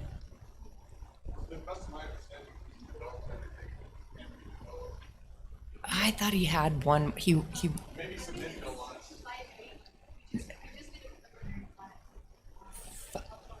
In The cottages. Yeah, I know he's developing for someone else in one of the Oh. phases, is my understanding. I don't know, if he doesn't own the property, But he I don't know how we develops can it, do that. so can we do anything as, basically where, if he develops it or tries to develop more, as the developer, can he be held accountable for anything? I think that's something we'll have to look into. Because I think that goes back to my question of, when you look at, if all the phases are in that PUD and they have to comply, if all of a sudden this changes, well, now the PUD Yeah. has changed. Yeah. And so now everybody, like all phases, I would think would have to now comply with the new PUD. Potentially 8 and 9 are gonna have to remain undeveloped until additional they- acreage is added That's to kind of how I'm, create. but I don't speak that legalese. Yeah, I'm a no, simple school teacher. And that was one of our discussions, is if the early phases get developed and they don't have any open space in them, then guess what happens to the last person developing? I thought it was standalone. And because I've heard both. It's the whole thing is one, but it's also each piece has to be, You can swap. it's like how, and it goes back to that legal part of it. Yeah. Where's phase 1 on this chart? Just curious. It's the white piece. Yep. The white? Okay. It's the one that was developed 20 years ago or more. Okay. Any other discussion or questions, I comments? personally, with the 507 residents that are so concerned about this, I'm not ready to vote in favor of removing this yet. One, because of LUDMA 10-9A-102, where we as the county, we're party to the development agreement, and we are also responsible for the general welfare, improving morals, peace, and good order, comfort, convenience, prosperity, and aesthetics, and encouraging orderly development. And we have a 507 people that I think it's disrupting them right now, their peace, we heard from someone who just built a house, that's what she's looking at. So that's my concern right now. I think maybe the residents need more time to process and understand and talk more with the applicant, and figure things out a little more. That's my consensus, but that's how I feel. I have a couple of things, if I may. Okay. Number one, I think we need to work on, as the health of the safety and welfare of the people down there, we need to work on the replacement of the property. And I know the Nettlemans want to try to do that. Now the problem is the homeowners association going to agree to work with them to get this open space that you want? And so that's one of my, and I appreciate what you guys are doing. I don't know why you're doing it, but hey, I appreciate it. The other thing is the property is owned by the Wilkinsons, and yes, they were party of that DA. And I'm just, it's their property. Nobody else has bought it from them. It's their property. They should be able to do that, my opinion. Okay, I'm not an attorney. I'm not a legal mind. I'm just common sense.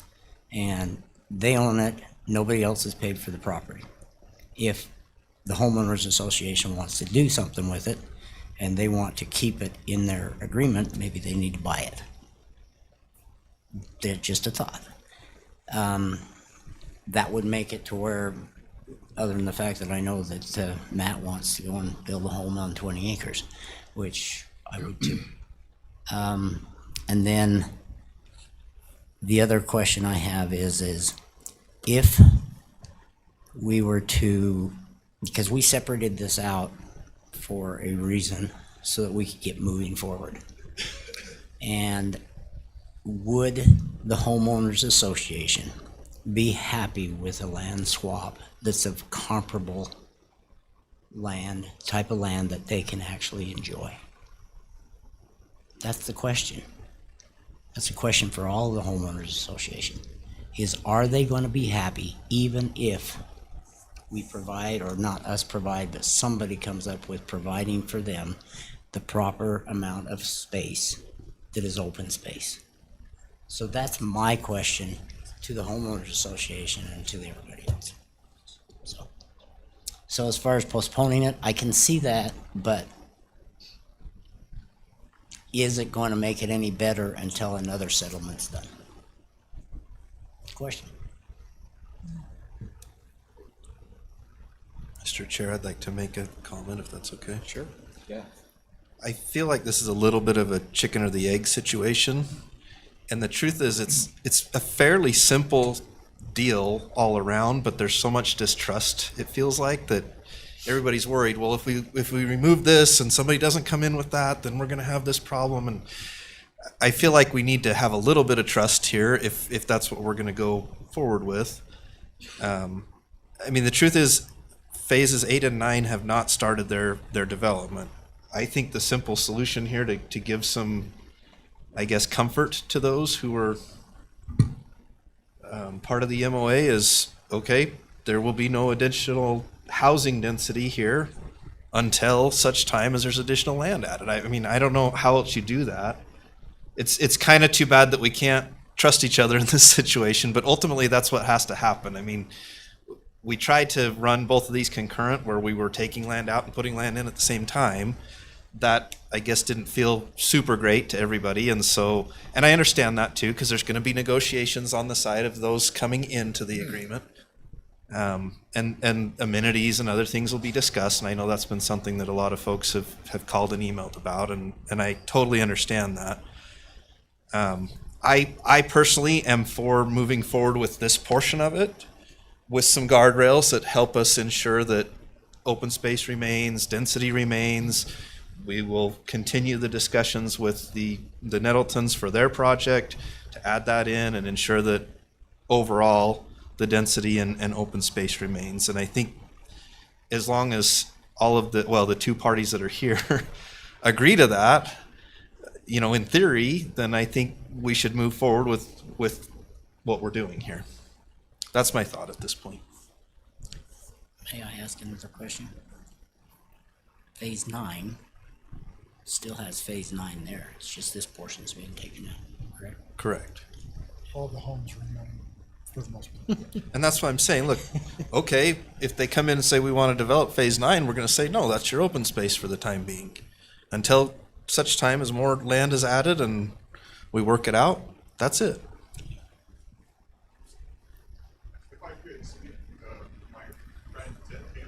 Sorry, that's up to the chair. You can come up. I just need you on mic. If I may, you know, Ted Taylor's my friend, our business partners. If you were to put a stipulation that his land can't be developed until the MOA is happy with, I don't know what, they want a pool, they want fields, they want all sorts of stuff. We've offered it, we've sent them very proactive emails about how we intend to merge with them. It's in the full intent.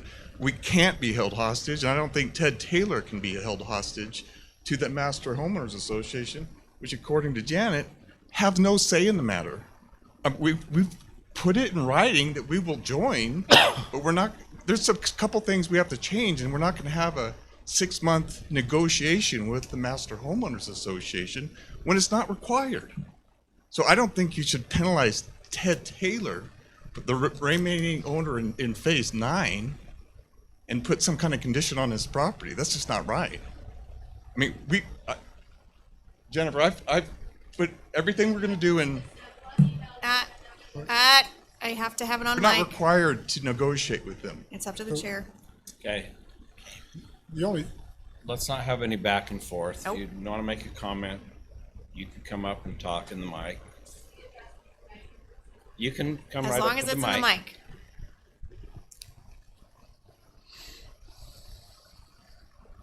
I think he's talking about years ago when he came to the MOA. I've only received one email from him, and they were just inquiring about the MOA fees, but there's been no negotiations at this point. We look forward to it. It would be awesome. We would welcome them. But we've invited them to 3 county meetings, and they've declined. They've declined to come to our board meeting last week. We've reached out.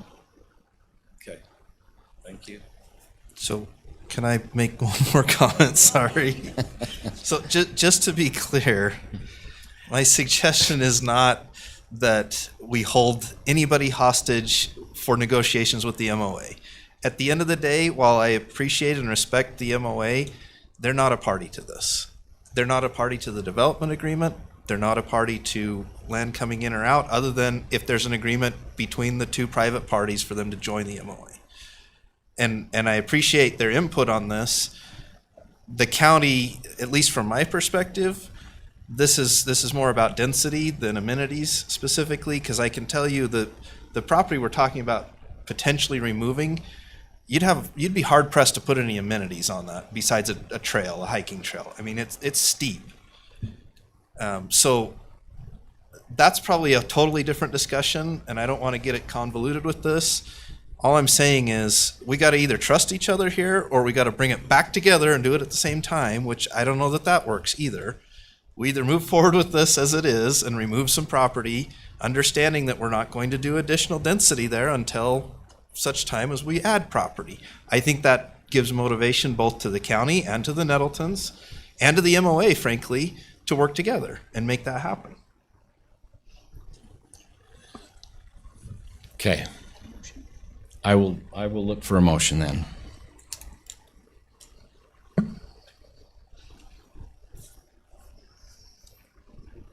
Okay, I'll try to make a motion. Mr. Chair, I move that we approve the amendment to the Cottonwoods Development Agreement and PUD Overlay District to reconfigure certain parcels in the development as outlined in the staff report and based on the text listed in Exhibit A of the staff report dated March 3rd, 2026, with the following additions: that further density will not be allowed until such time as additional property has been brought in to offset the existing density that will be removed, and open space. That was probably really poorly worded, so hope you got all that. The recording will get it, okay. Cindy will make you look smart. Okay, I have a motion by Commissioner. I do have a commotion too. Commotion too. I have a motion by Commissioner Newton. I'll second. I have a second by Commissioner Nickerson. So it goes to a vote. All in favor? Aye. Aye. Aye. Any opposed? Nay, and I would like to say why. Not because I don't want the Wilkinsons to have their land, but because Morgan County is a party to the development agreement and has an obligation to uphold the integrity of that agreement. And under LUDMA, we are supposed to protect the general welfare, improve morals, peace, good order, comfort, convenience, prosperity, and aesthetics, and encourage orderly development. Okay, thank you. Okay, we will now go to backwards to F1. Reg. Still here. Yeah, you just keep texting me. Sleeping? Are you supposed to feed right now? Is that what you keep texting me and thinking I'm your wife?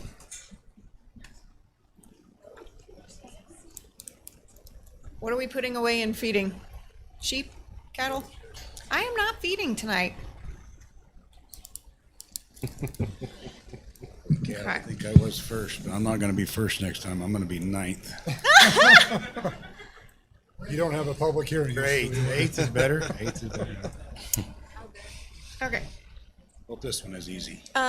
So just to ask the question before it even gets started, where specifically are these condensers that we have found to fail? The one that goes to the recorder's office and feeds the HR office and feeds the recorder's office and the vault. So it's got 3 different heads. Okay, that feed- so the these are the condenser bigger ones, feeds not it. the individuals. It's the unit outside, and then it's the units inside to match. Okay, so the HR, recorder vault. Recorder's office and the recorder vault. So this doesn't fix the one in the assessor's office. That's the other side. That's the other side, okay. So I wouldn't be doing my job if I didn't push back on you on stuff. How long have you known these are bad? This one probably just first of the year. This one on this side. This one just, I've got told about this one. The assessors actually just. It started leaking today, Yeah. or yesterday? Yesterday? Yeah. Oh, okay. Well, when did your napkins show up? Yeah. Okay, and my second question, Brett, would be is, you're asking for additional monies. I'm just wondering, where we haven't spent a lot of money on salt and driving and all that stuff, why can't we find it in your budget? We can't use this out of road money. That's against the law. For that, because the road money comes from the gas tax, and this is budgeted from county funds. So we can't transfer that money. Does that make sense? So wages? Overtime. Overtime? Could use the overtime for roads. Yeah. Why not? That's from your wife. Why not? You're talking about his- Kate. Yeah, it's from my wife. Kate, Yes, sorry. why can't we? Payroll Yeah. is restricted. Like, we don't let them pull payroll. No, it's not pulling payroll. It's just Spend He's saying that he has money in his budget if he were to use. Budget officer of the county, do you want to speak to that? The mean one won't let us pull money that's designated for payroll into other funds. So that's what I'm, Yeah. if you We do a could budget do a adjustment, budget it's fine? adjustment if there's Okay. additional The boss funds says there. you can. There you go. Okay. All right, those are my 2 questions We for you. just can't take it from roads. I know that. Yeah, I know you can't take it from B and C, we need but it. I do have a question. Oh, God. Oh. So many talking at once. Okay. Okay, so my question on this is as Matt was asking, why now? Why not a long time ago? And if we're thinking of, is this the most adequate way to take care of a problem that we've got currently within the recorder's office and all these other offices? I mean, what is the end? I mean, are we just putting a Band-Aid on the problem? No, this, Until you guys this is a approve replacement. a bond or something for a new building, yeah, What we're about always our other, bandaging it. what about the other part that we've we been can, talking about? we can replace them all, but if they're working, we haven't replaced them. If they quit working, we replace them. Are you talking about So- the issue that popped up Friday?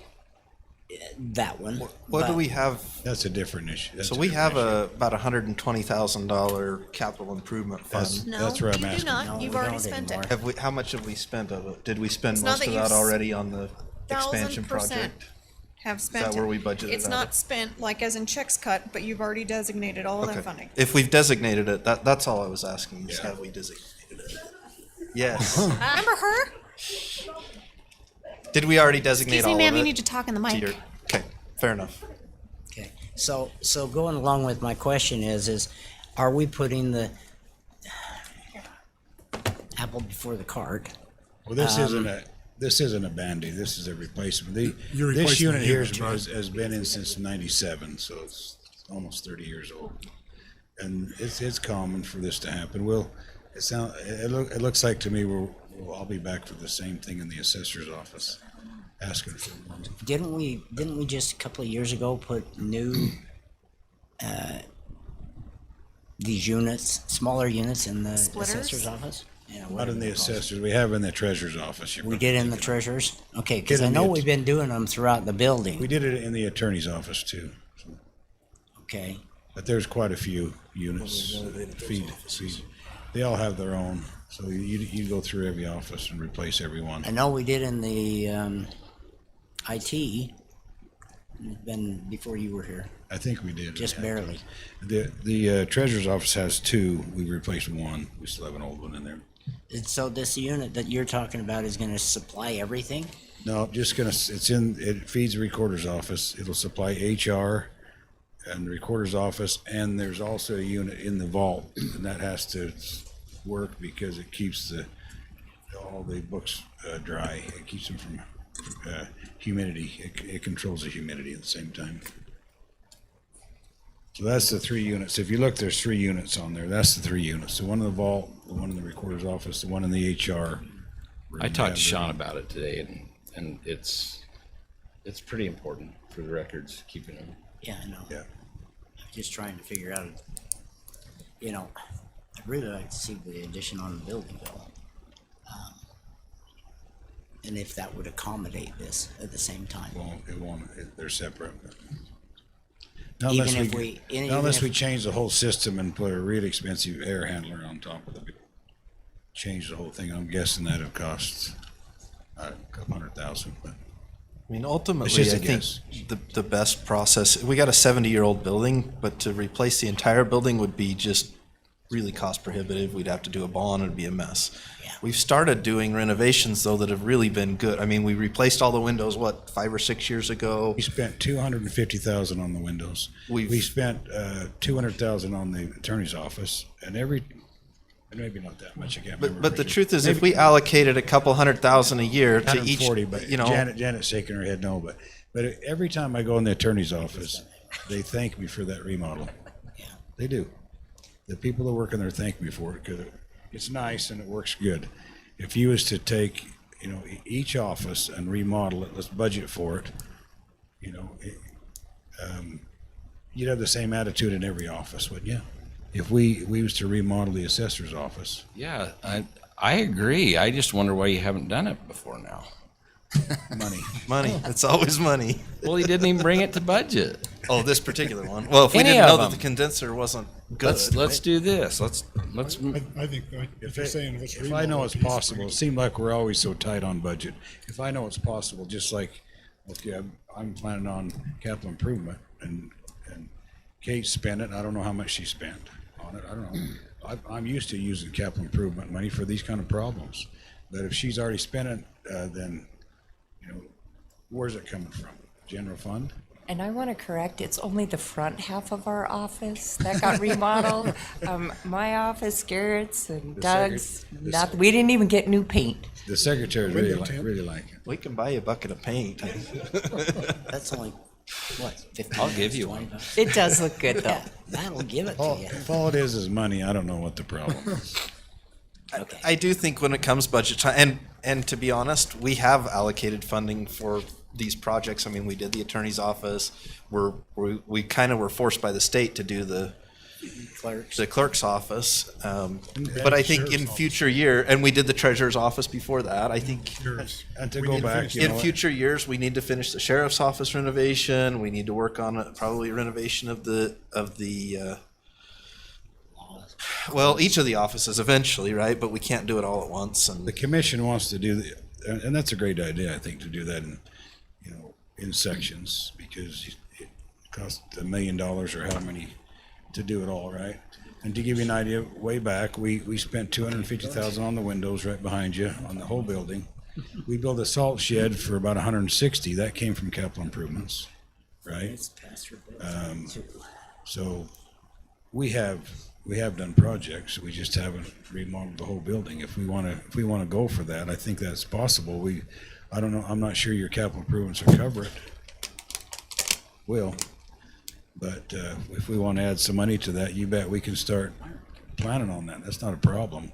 Because I don't think we're going to get a bond passed to build a new building in Morgan, and I'm fine with that. I wouldn't vote for it either. But I do think we should. So let's just slowly work to get the building. Just like our own homes, we put some money aside every year to do something to make it right. So. But in this job, I need to know if I'm going to have a budget for it, we'll go ahead with the plans. But we need you to create that budget, Brett. You bet. We can do that. I don't want to just throw money out there. I want you to say, this is how much a square foot. I don't care if you have to bring somebody in and go, hey, you know, what's this gonna cost to do this area? This is what it's gonna cost. Okay, that's $20 a square foot. And then we know, basically, kinda. Yeah, you bet, yeah. That's not a problem. We can do that. Okay, what'd I miss? Catch me Well, up. Brand new we building. threw you under the I'll watch bus, the but video. Yeah, Okay. we decided to take the 12 grand from your salary. I'm kidding. We did not. Sold.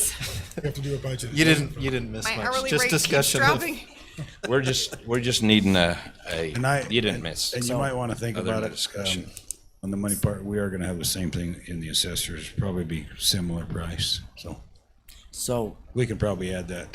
We could probably double that, but Okay, so we missed nothing. So figured it is- out, it's 10%, but we'd probably double that, I would guess.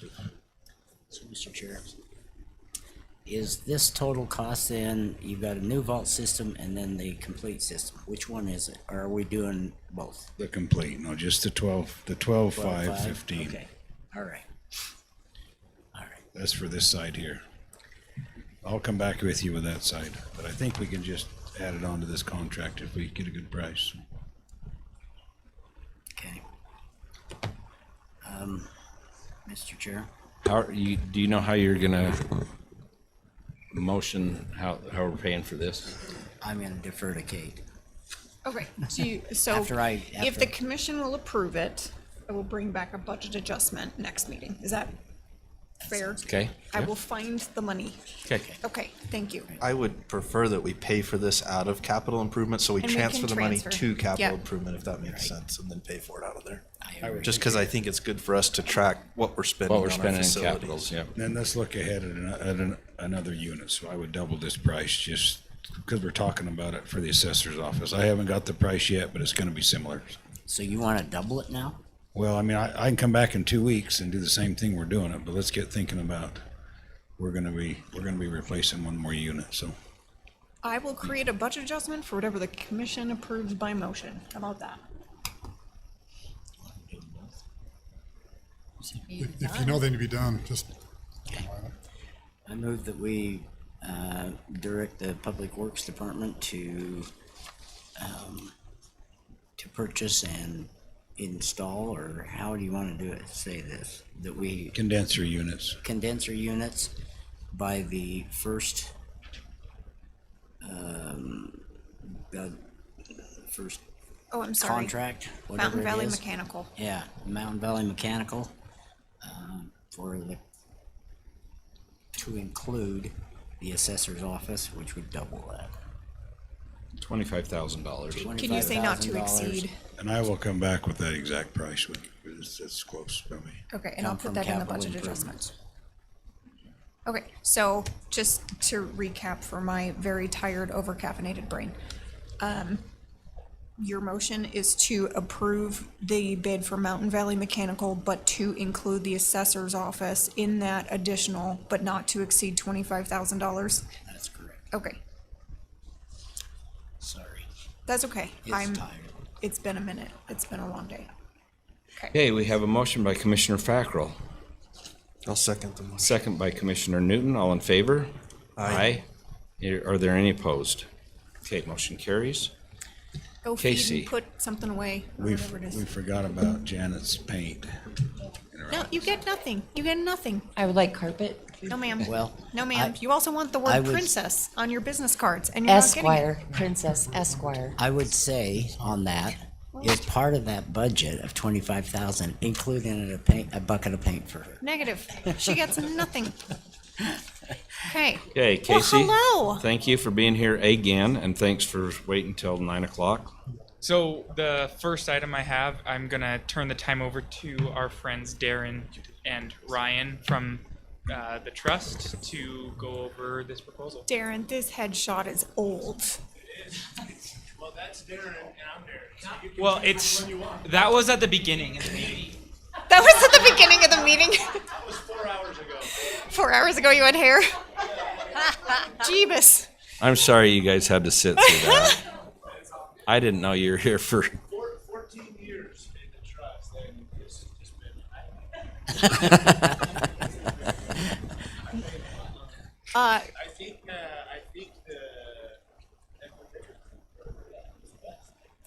That was You awesome. gotta talk in the mic, man. You gotta talk in the mic. I get in trouble if you don't talk in the mic. Okay, We'll go on to our thank you presentation. kindly. What page would you like? Yeah, Oh, the first one with your headshot from 1972? from 5 o'clock today. From 5 o'clock today? All Okay. right. Well, we've been here a long time, so we'll try to be as succinct as we possibly can.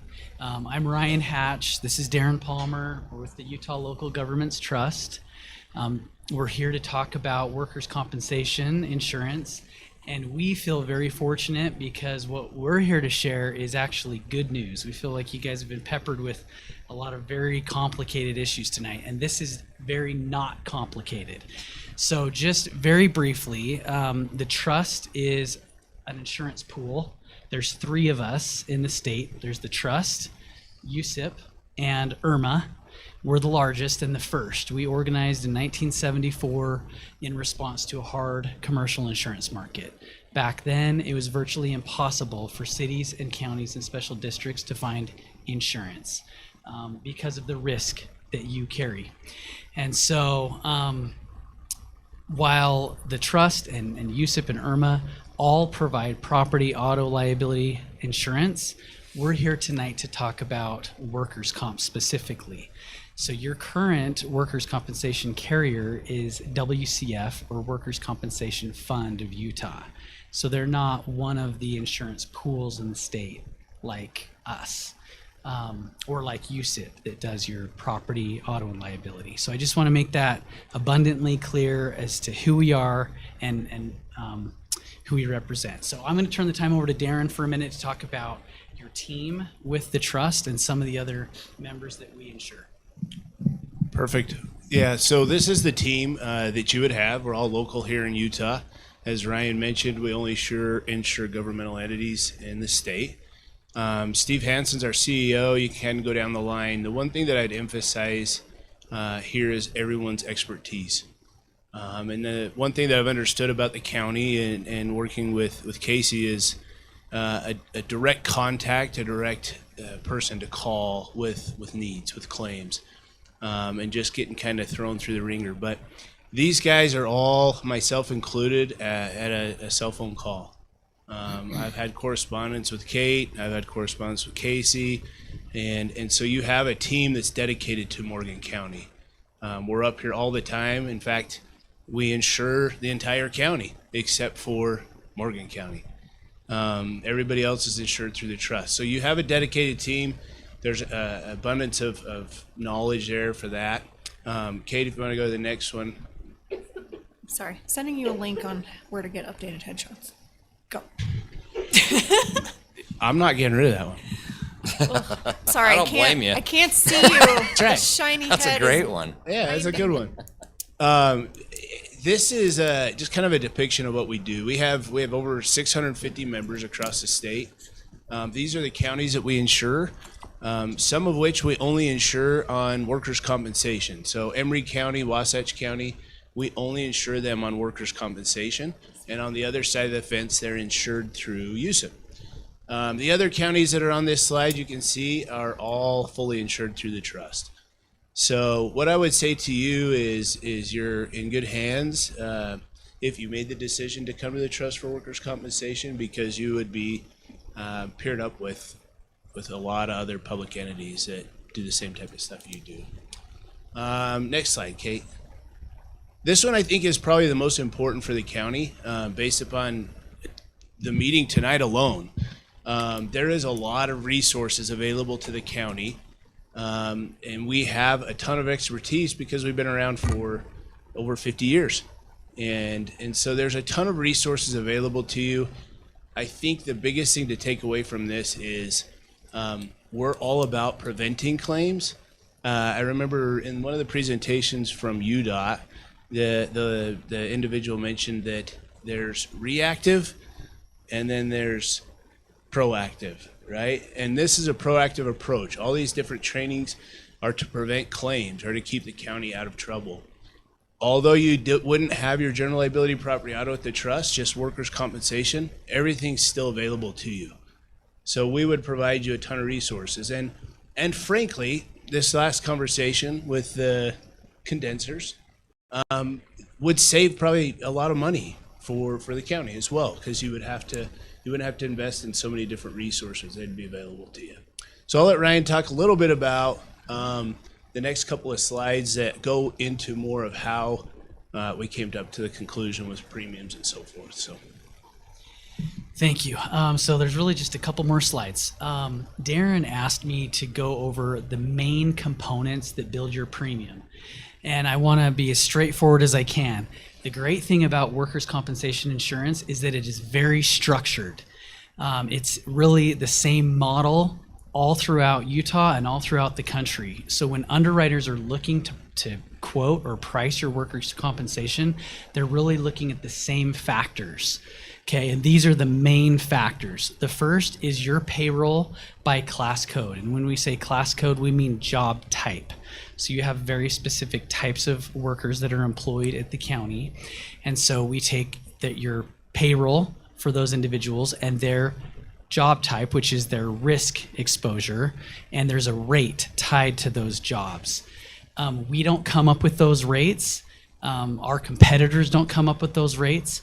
The NCCI comes up with those rates. So the NCCI is the National Council on Compensation Insurance, and they're like the umpires, or they're kind of like the TransUnion or the Equifax of workers' comp. So they set the rates, the calculations, they govern it. And so you take your payroll by class code and you apply it to the rates. The NCCI looks at those and they say, okay, for an entity like a county that has these risk exposures, public works, law enforcement, whatever things you do, and they say based on your size and type of organization, you're expected to have this many losses. And if you have that many losses, then your rating, your own rating, which is kind of like a credit score, will be a 1.0. If you eclipse the number of claims or losses that you're supposed to have, then your it's called an experience modification factor, will go above a 1.0, which is bad. So we like to compare this experience modification factor, or this EMOD for short, to a credit score. The only difference is with a credit score, you want it to be high. With an EMOD, you want it to be low, meaning you're having fewer losses than you're expected to have. So long story short, every workers' comp carrier and underwriter out there are going to use the exact same payroll by class code, NCCI class code rates, and your experience modification factor to price your account. The one difference is the last bullet up there, the loss cost multiplier. That is what changes the premium from competitor to competitor. And it's why we're here to save you a lot of money. So Darren mentioned that we work with 650 different local governmental entities in Utah. That's all we work with. We don't insure the grocery stores, the dental offices, the private companies. We only insure local governmental entities, and only in Utah. And because that's our forte, and we are so big on risk management and loss prevention, we have been able to drive our losses down beneath what our competitors can. And it's nothing against your current insurer, Workers' Compensation Fund, but they insure contractors and just everybody. In a different lifetime, I did real estate, and I had a policy with them for workers' comp.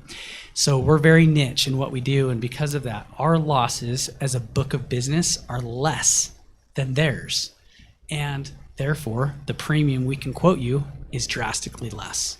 And that's the bottom line. So if you go to the next slide, Kate, you'll see last year we provided a quote to the county on workers' comp, but because of some stipulations, some notice requirements that you're required to give, you were unable to take advantage of that. And so we started earlier this year to make sure that if you wanted to make a move to the trust, you would have the ability to do that. And so all this is showing on the last line is if the county had made the move last year, you would have saved 40% or $46,391.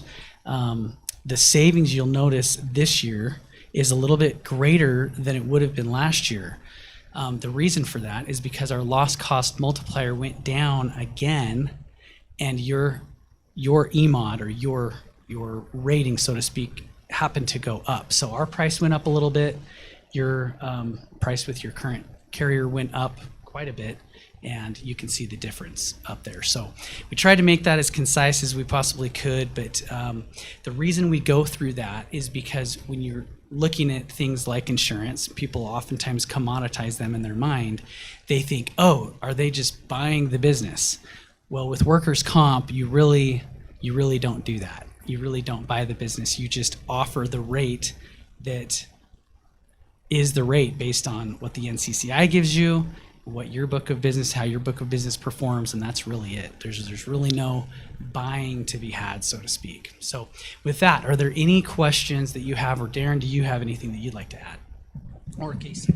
No, I would just, for us, I would just, with the last slide that we have on here, this is probably the most important portion of us.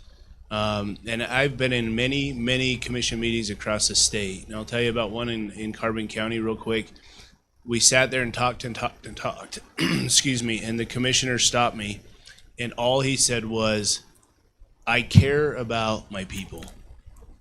That's it. And that's why I put this in here on this last slide. The trust really invests in people and your staff, right? And I've been around your staff for a long time, and I know how hard they work.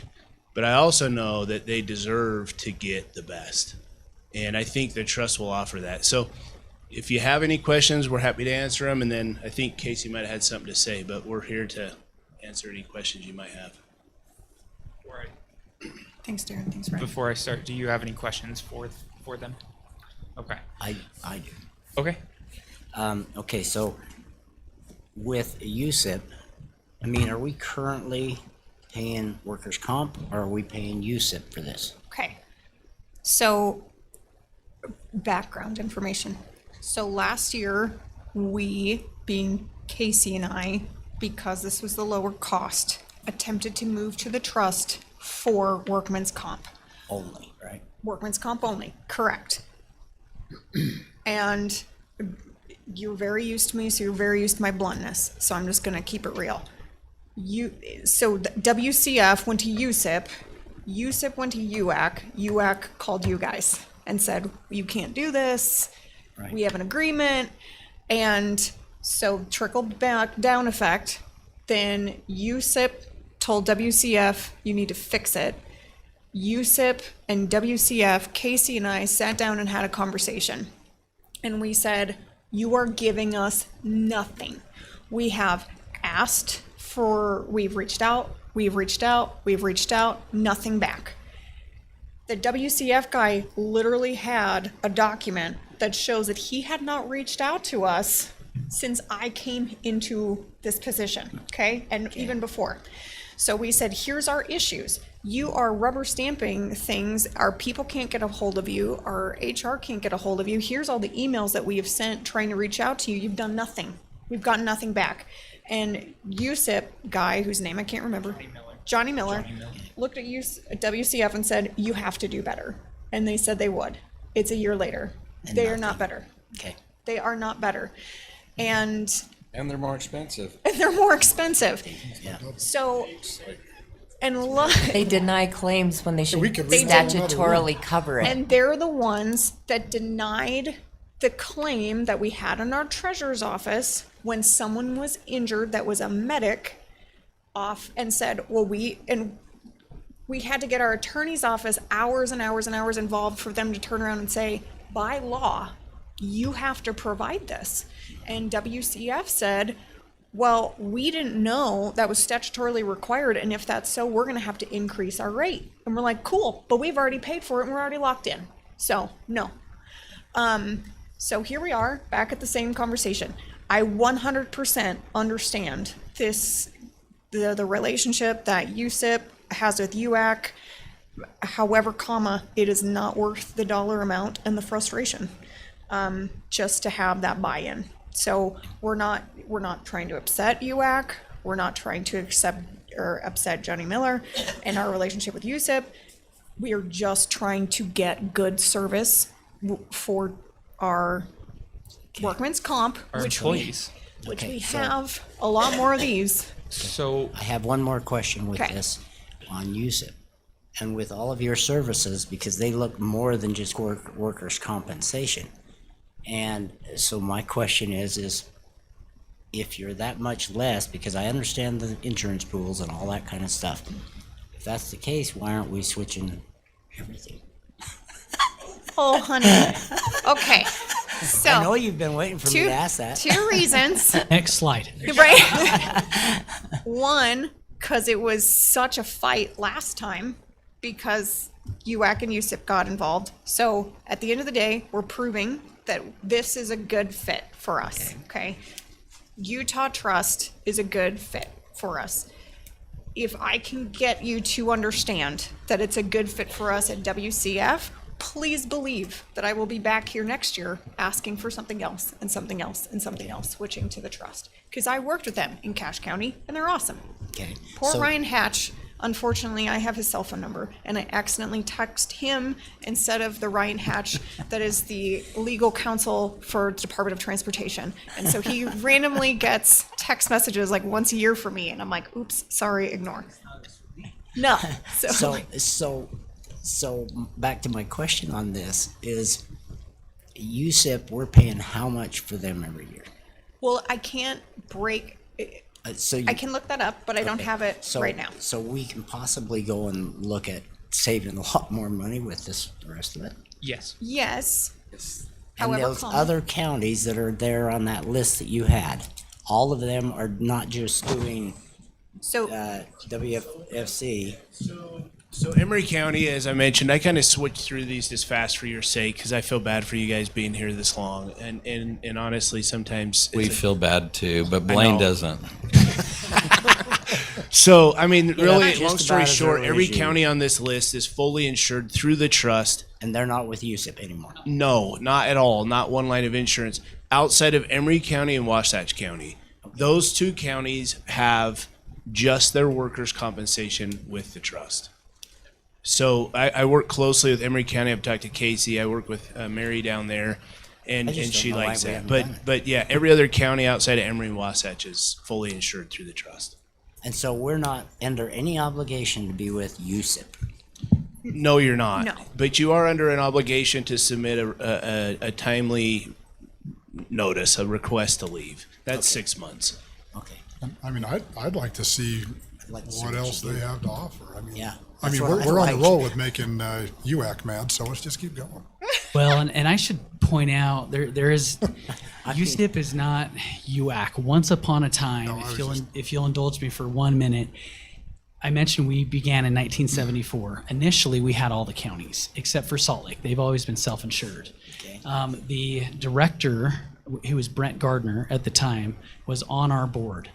Well, UAC, just like the League of Cities and Towns, just like the Association of Special Districts, are run off of dues from their members, and they go and lobby, to the legislators, and they're always trying to think of creative new ways to make money. Well, Brent Gardner was on our board, and he thought, insurance, that's how I'm going to do it. So he started a little consortium under UAC way back in the 90s to try to generate more money. After several audits, they were forced to break off because there were some issues. And that's when USIP officially broke off. So we're here trying not to step on USIP's toes or anybody else, but oftentimes people, and not saying you are, but there may be an intent to conflate UAC and USIP sometimes so that people don't feel like they can leave. I've been at the trust 18 years. When I started at the trust, there was only a requirement to give 90 days notice to leave USIP, which several did. You saw them on that slide. After a while, USIP said, okay, now it's a 6-month notice. It can't be 90 days anymore. It's got to be 180 days. We had 3 counties last year that wanted to come over on workers' comp, and they didn't give the 180-day notice, and so USIP said, nope, you can't leave. Well, in their own interlocal agreement, it says that based on a 3/4 vote of the board, they can let those counties out, and they wouldn't do it. We have an open door policy. We have no contractual handcuffs. You can leave mid-policy. You could literally leave in the middle of your policy and we will prorate your refund down to the minute and refund you and send you on your way. With that, we have a 99.7% member retention rate with 650 members. So that puts the pressure on us to deliver what we promise, to keep your rates stable, to pay claims that without getting your attorney's office involved. We've got to pony up or people aren't going to stick around. So anyway, hopefully that context gives you a little bit more. Yeah, I appreciate it. Anything to save money, you know I'm gonna do it. So I think it really does boil down to we want the best for our employees while staying budget conscious, and this way we can do it both. And it's been really nice. I had Darren come around actually more than our WCF person, Blake Green. Sorry, thank you. I've seen him in person once, and that was only because we tried to switch, and then so it's been nice to be able to have communication from the trust, and it's super helpful when employees have questions or something, and I need help from them, that they get right back to me. So. Yeah, and I'll just reiterate, this isn't just an action reiterated or generated from wanting to save money. Oh, obviously that is a priority, but it is also from feedback from our employees that have been on our workman's comp issues the last couple of years that just, they need support. Yeah, we also had an employee who he got sent in a letter from the doctor that said they were going to send him to collections because he didn't pay for something that should have been covered under workers' comp, and I sent them 3 emails, and by the 3rd they said they'd take a look at it, and so it was very frustrating to me. Okay. Okay, I'll look for a motion then. I move that we approve us going to the Utah Local Government Trust for workers' compensation and to look into possibility of more. Okay. Okay, I have a motion by Commissioner Fackrell. I'll second. Second by Commissioner Nickerson. All in favor? Aye. Aye. Any opposed? Hope your Okay. hair grows back. Just off the record, if you want to look into insuring houseboats, I think you could do really well at that. I've also looked into horse insurance, so I don't know if you have that, but it's quite popular. Yeah. Did you just buy a houseboat or something? No, but it's getting Thank harder you. and harder to get Yeah. houseboat insurance. Cindy, can you make a note in your records that before this action item, Commissioner Newton had to step out, he had to catch a flight, so that we don't accidentally mark him as approved on anything. Okay. Casey, again, Sweet. can you explain what you put in front of their desks, please? Yes, so each of you has a copy of the handbook with any notes or anything that you sent me. I've highlighted the sentences I've added, and I've also put a tab on there for you to review, make sure that the wording, you like it. I just wanted to make sure that you're aware of what I had added. Yeah, I looked at mine. It's works. So everything that you highlighted then you're taking care of the questions we had on those items? Yes, and each one specifically, like your question. Like the about? Yes, exactly. Okay. Because when this is our document, as you said. Yeah. It's our document. Yeah. I personally prefer not to have that one word in there about. I mean, that's just one item, but but as long as I'm happy, other than that, that's okay either way. Not a fight. Looks good to me. Thank you. Any questions about it or comments? I think just to, obviously this is a living document, so if we find something, we can Absolutely. just revisit and make an adjustment. And like I said, I would like to revisit it at most each year. So if you want to do it. At most, or you mean at least? At least. At least. That's my And bad. Are Sorry. you tired? A little bit. I'll do it at least Got a once baby year. at home or something? Almost something like that. Like to revisit it yearly. Yes. There you go. I'm just wondering, are we allowing the employees to read this on I hope payroll? they would. Because that's a long document. They sign it. Yep. Yeah. I'd read it if I signed it. Okay, I just want to make sure that we're paying them. Do we need a motion? Yes. Yep. Okay. I move that we accept Resolution CR 26-10, approving the Morgan County Employee Handbook. Okay, I have a motion by Commissioner Blocker. I'll second. Second by Commissioner Nickerson. All in favor? Aye. Aye. Any opposed? Okay, motion carries. Thank you so much. You were afraid I was going to make a motion to deny it, didn't you? I kept We thought watching about you. it, Casey. He's like, he's going Who's to do that? it. I gave him a hard time earlier. I Erica, said, I'm going or to make a motion to just- postpone it. Did you have hair at the beginning of this meeting too? No, I lost it years ago. Oh, okay. Yeah. I shaved this morning.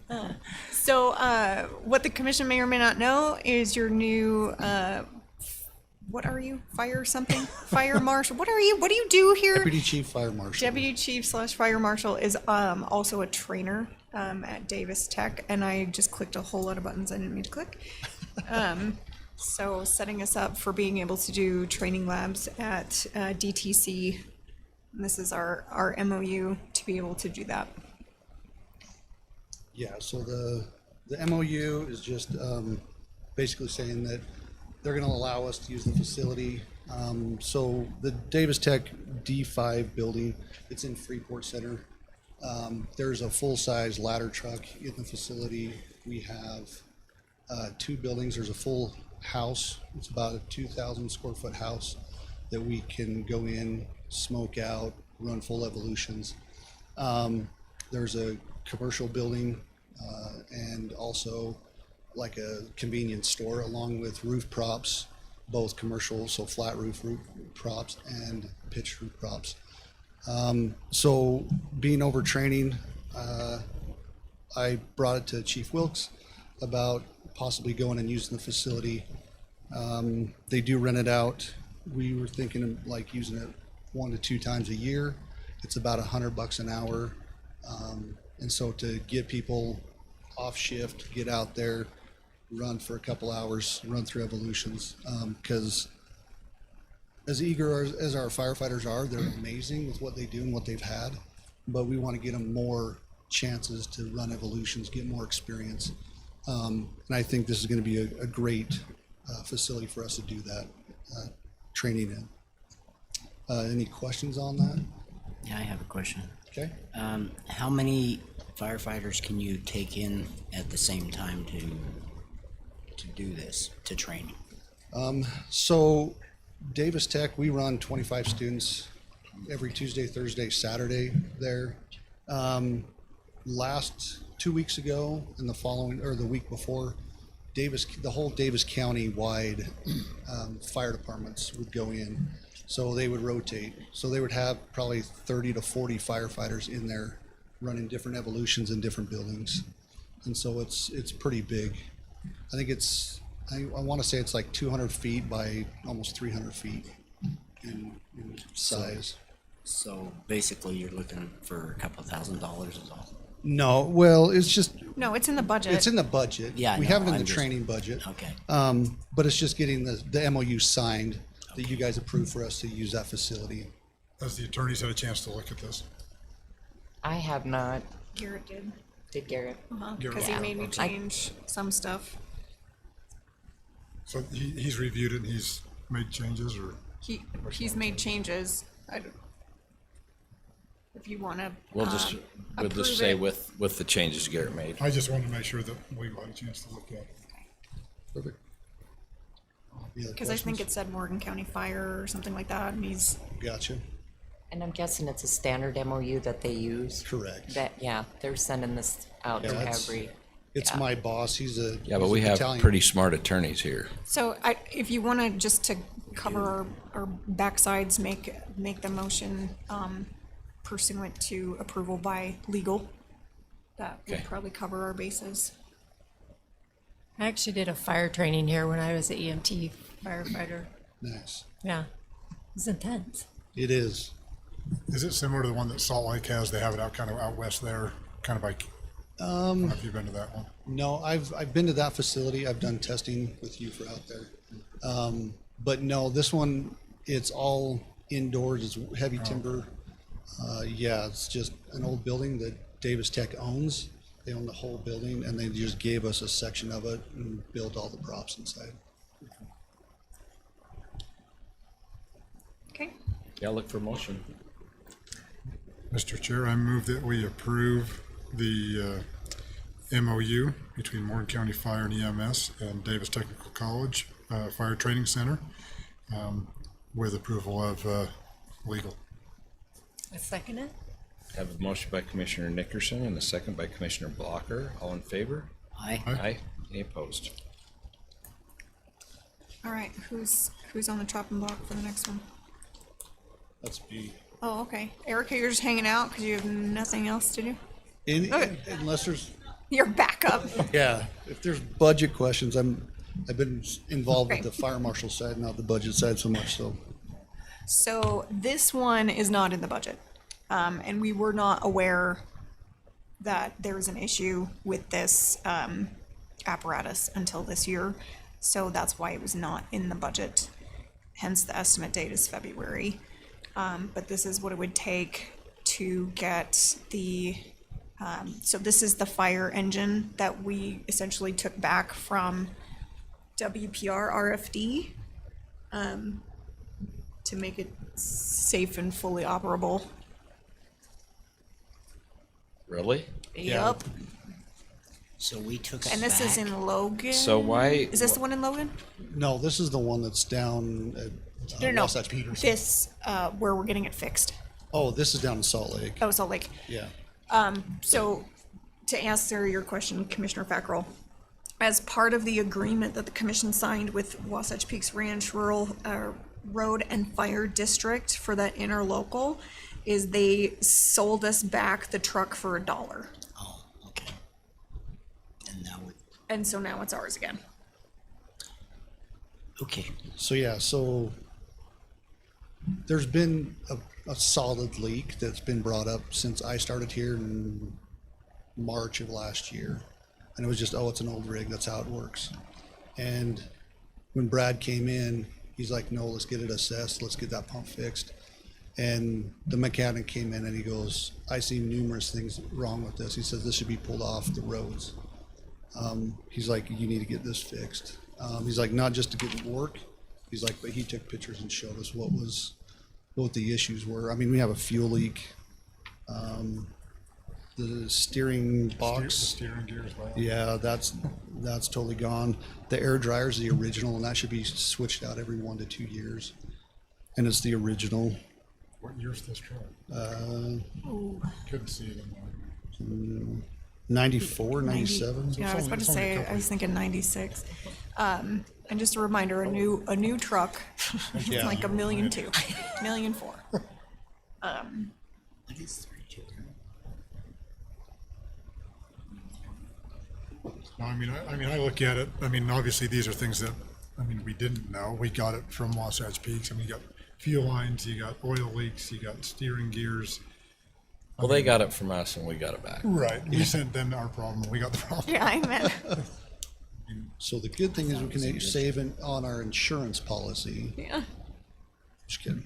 The rates go down. No. So where are No. you suggesting that You guys we? still can't back up? Where are you suggesting we pull this money from? Just the general fund? It would, yeah.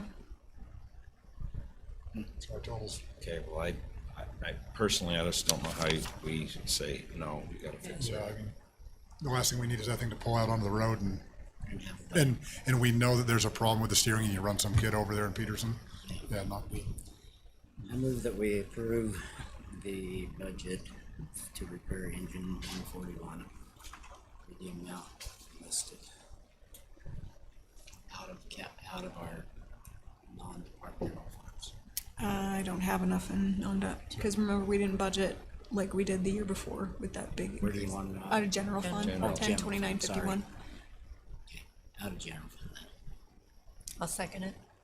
Okay, I have a motion by Commissioner Fackrell, a second by Commissioner Blocker. All in favor? Aye. Any opposed? Wish we These guys didn't have have got a corner on the market. I guess you couldn't Oh, get I'm more telling than one you, bid. we are in the wrong business. We are getting 2 more bids, so Yeah. So, yeah. Oh, now he tells us that. Oh, so you're gonna get. No, it's planned for the worst. And Right. hopefully I'm it just does, teasing so. you. Okay, so then that's at a maximum of this price. So that truck, the fire engine / apparatus that the county took possession of last year, I think was like $860. And if we were to order the same one the day we received it, it was gonna be like 1.9 for the same exact vehicle. We are so in the wrong business. It's because they can't get the chassis built. It's crazy. If anyone wants to go in the fire Good truck business for business, there's money to be made. Thank you for staying Awesome. late. Thank Sorry you about so your hair. much. Thank you. Okay, thanks, Erica. Mr. Chair, I move that we convene as Board of Equalization. Second? Okay, I have a motion by Commissioner Nickerson and a second by Commissioner Blocker. All in favor? Aye. Any opposed? We are now a Board of Equalization. Point of clarification really quick. So I had put on the original agenda Sarai as the last name. Isn't it Sara? Is it Sarah or is it Sarah with an I on the end? It's with an I on the end. Okay, well then I corrected it. Yeah. It is Sarai? Okay, thank you. So 3 things. First of all, don't say anything about my hair because I might cry this later. Second thing, if my new employee quits, I'm gonna hurt somebody. Just teasing. She was saying Um, she likes She it. she made the agenda, not us. It's totally me. It's my fault. My third thing is I'm wondering if we can handle the Volpe case first and then the Williamson because there are 2 issues with the Williamson. Are you good with that? Sure. Am I saying your name right? Okay, I said it wrong. Sorry, Volpe. Okay, so the Volpe case, go to that one first. Okay, so this is for tax year 2024. Right. This, their late appeal went to the state.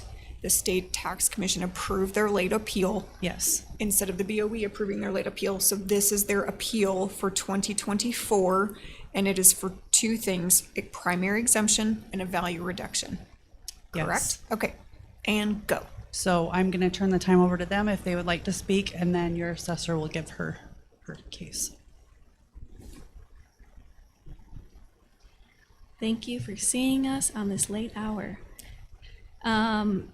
Yes, so to summarize what we're asking for, it's to reclassify our home as a primary residence instead of a secondary residence, and we have provided lots of documentation to prove that we have lived in the property since we purchased it, such as our driver's license and different utility bills.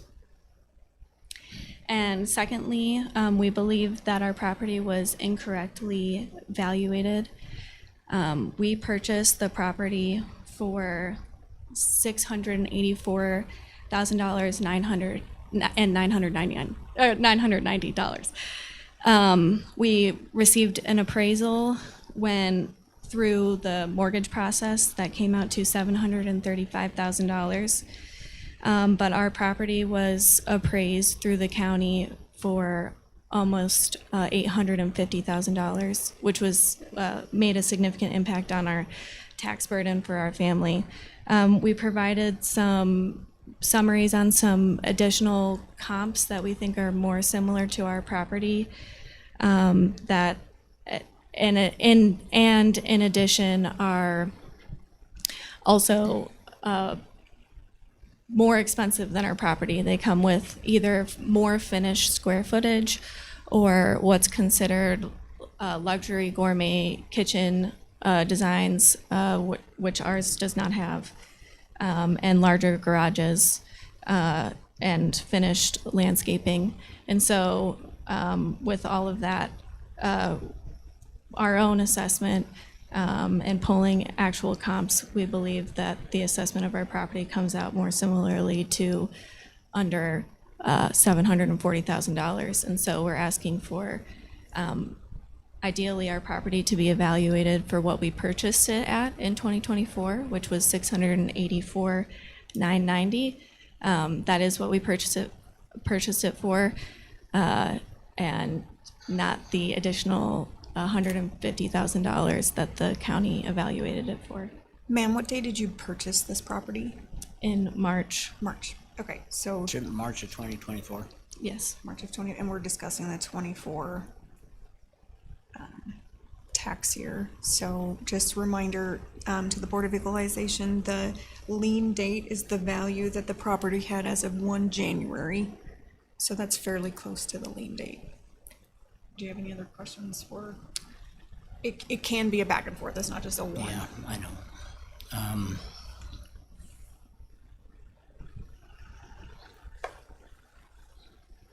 Or do you want to hear from the assessor and then? Yeah. Okay. I'll wait for the assessor. Janelle?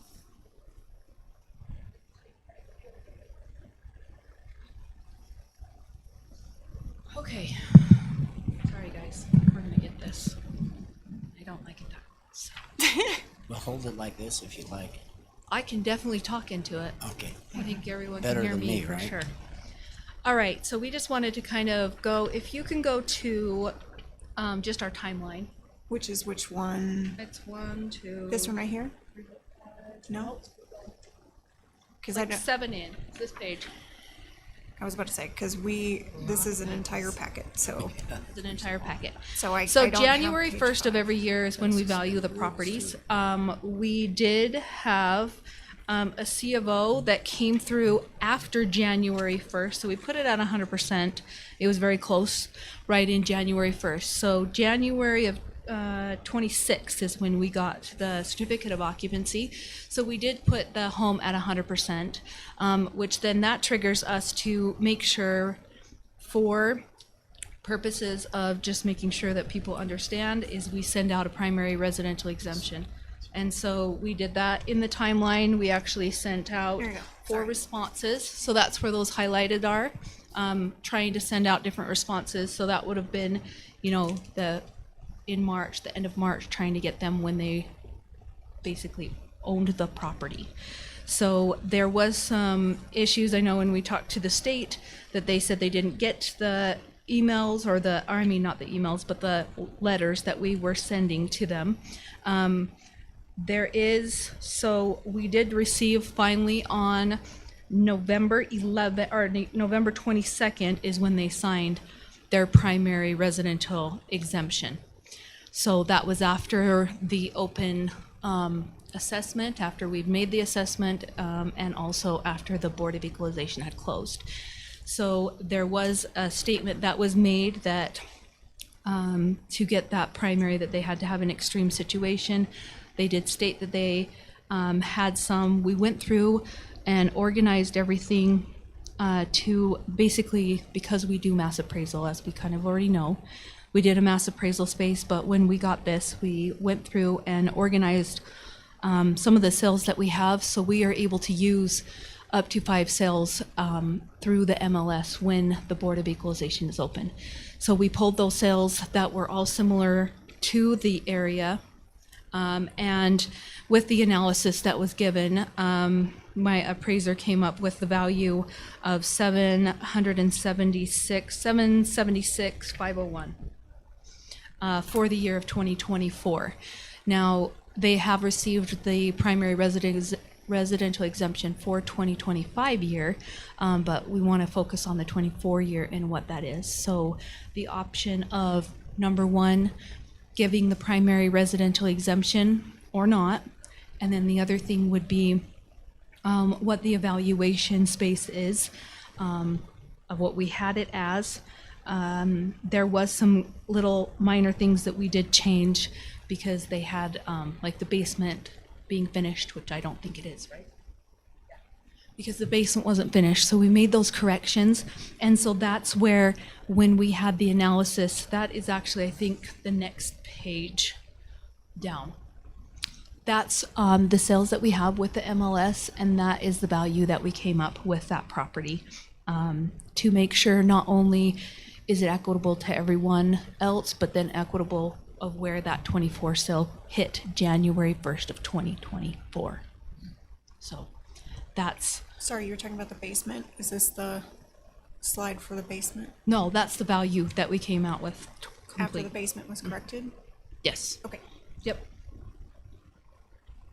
So those papers that I know you kind of have looked through certain ones, but we do have, I did put in like the sales, and I know that you guys probably went through those already, so you can kind of look at that. But that is kind of where the assessor is placing. So being an assessor error, we did try to get them information as much as possible. It is the due diligence of the taxpayer to sign the residential exemption, and they do have to live in the home 183 consecutive days, which the assessor agrees that in the year they did live 183 days, but the primary residential exemption was not signed until November 22nd of 2024.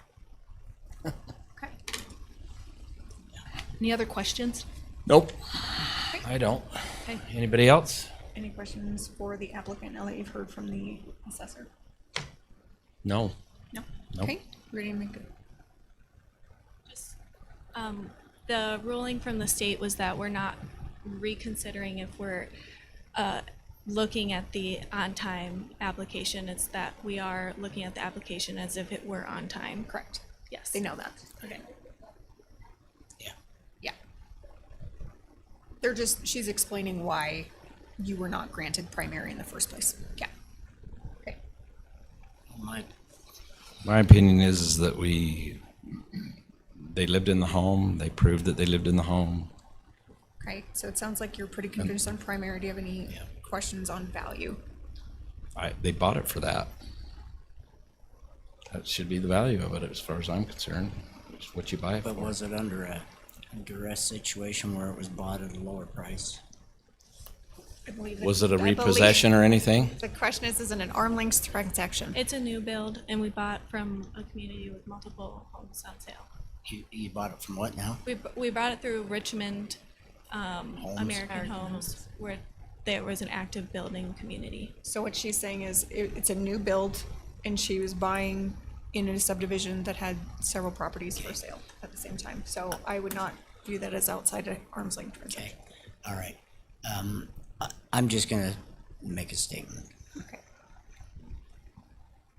Anytime we do an adjustment of any sort, I can agree with the, primary exemption. Anytime we do an adjustment based upon your values versus the county's values, the rest of us in the county have to pay for it too. So it's not just you getting a break. You or whoever it is, we all have to end up paying for it. And I mean, I was told, and it's gonna be on the next one, I was told it has to do with Greenbelt. $11 billion worth. 1.4 billion. $1.4 billion worth of land out there, which basically equates to $1,000 to $1,500 each one of us extra have to pay for our property taxes. And so anytime we give an adjustment, we're basically charging ourselves, every one of us, including you, which means next year our taxes are going to have to go up. I don't want to see any taxes go up. Or your value goes way up and you end up having to pay that extra. Sooner or later, it's going to hit us all. It hits every single member of this county. And I'm of the personal opinion, I don't like property taxes, period. But until we get a better system, I can't do anything about that. And until then, I think that what we need to be looking at is personal responsibility on the whole thing and fairness to everybody else. And whether anybody likes that opinion, I mean, that's just my opinion. And I've been in this business here recently for a long time, trying to figure out, okay, why is it that some people get a break and I don't? But it's not me, it's Vaughn. He needs a break too, or Raylene, she needs a break, or Kate needs a break. Matt doesn't, but the rest of us do. And so when our assessor does their job, which she does a great job. And when the state tax commission does not sometimes don't listen, it hurts us. And therefore our budget has to go up to cover those costs.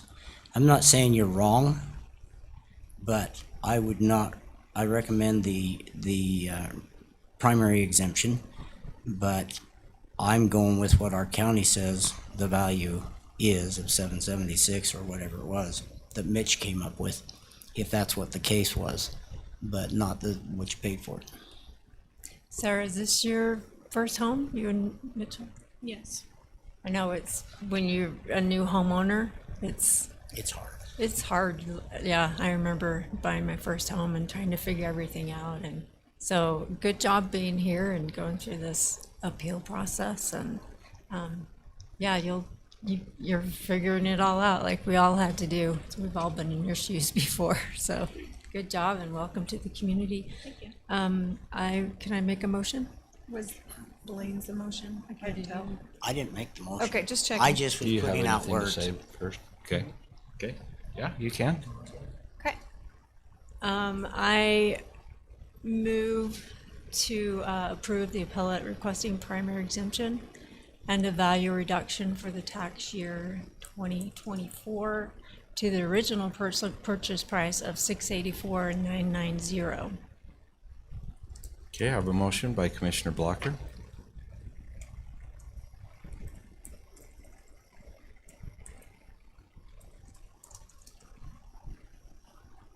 No second?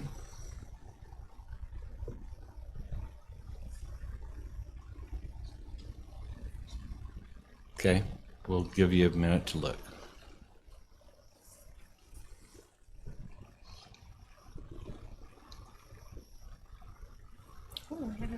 I'm sorry I have to be so harsh, but it's reality. Blaine and I don't feel the same on some stuff. So I hate property taxes too, and if you buy a house for a certain amount, that's what you should be taxed on, is my feeling. Now, Blaine has other feelings. Okay, I have a motion by Commissioner Blocker, a second by Commissioner Nickerson. All in favor? Aye. Any opposed?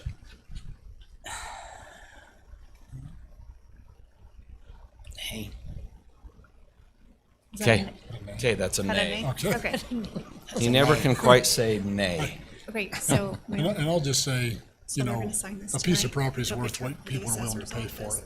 And I, And then, Yeah, think and about then, that. yes, it But I'm- passed, I'm and then okay it'll with trigger it. your refund. I just, Thank you so yeah, much. I mean, Thank you. I think you're gonna see the, I'm sorry, guys. I just want you to know, I'm not against you getting it.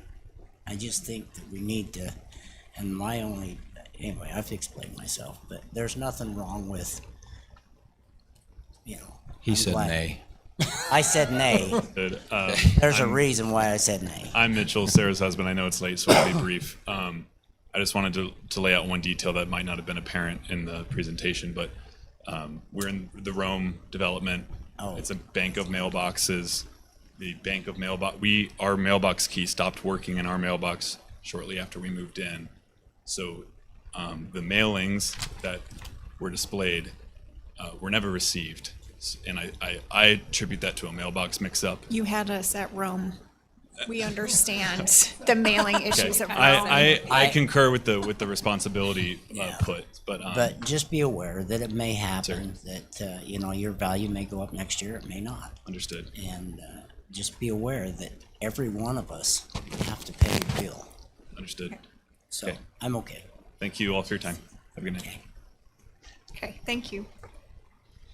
And, Mr. Chair, we need to suspend the rules. We're 15 minutes over the rules. Oh, yeah, Well, sorry. we need to extend. I move that we extend the hours past not extend our hours, extend our rules past our 9:30 p.m. time, closing time. AM? PM. Well, and right now it's Oh, we're gonna all be it's gonna be AM. AM before you know it. Yeah, so.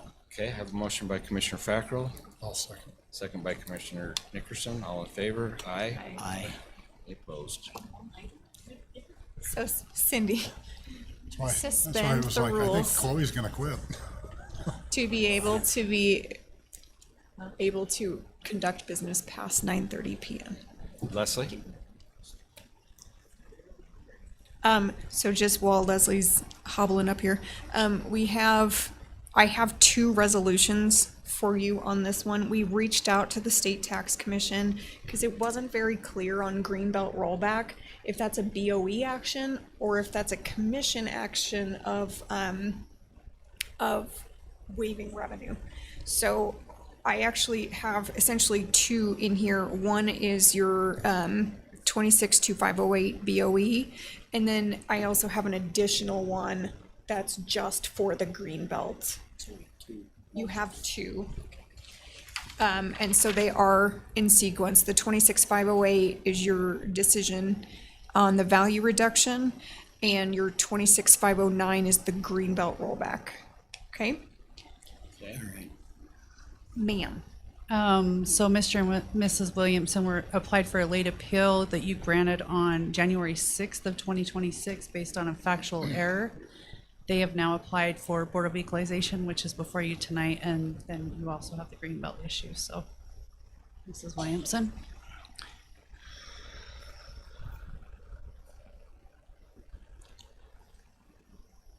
Thanks for seeing me. Yeah. I'm short. And I'm happy to jump to whatever page you would like in your. Okay. So addressing the valuation. Yes, please. First. The property was the tax value, the market value that we were assessed at was just over $1.5 million. We paid in the end of October 2024, $1,025,000 property. That's a significant difference. In the applications, I don't know, I don't see a page number, but just the general instructions on my explanation for like what grounds we have to readjust the valuation. It states right here that box A talks about what the property sold for, and the fair market value is assessed as the property will change hands between a willing and buyer and seller under no compulsionary circumstances. And that was the case. We bought the property from a seller. We don't know that they were under any kind of distress. And that's what the market value is. It was appraised, right? It was not appraised. The reason That was just the purchase price. but that was not the purchase appraised. price. It was not appraised.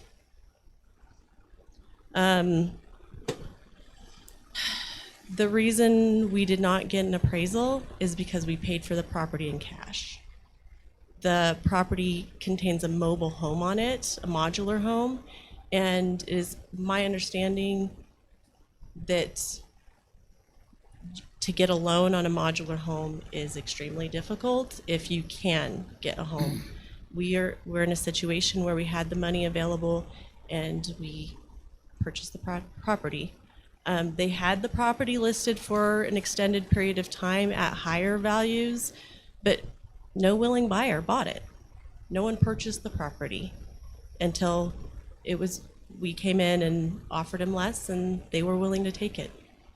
So we propose that the value of the property is $1,025,000. Yet in your thing, it says 1,027,000. No, it said 25. The thing I read was 27. It doesn't matter, $2,000. Okay.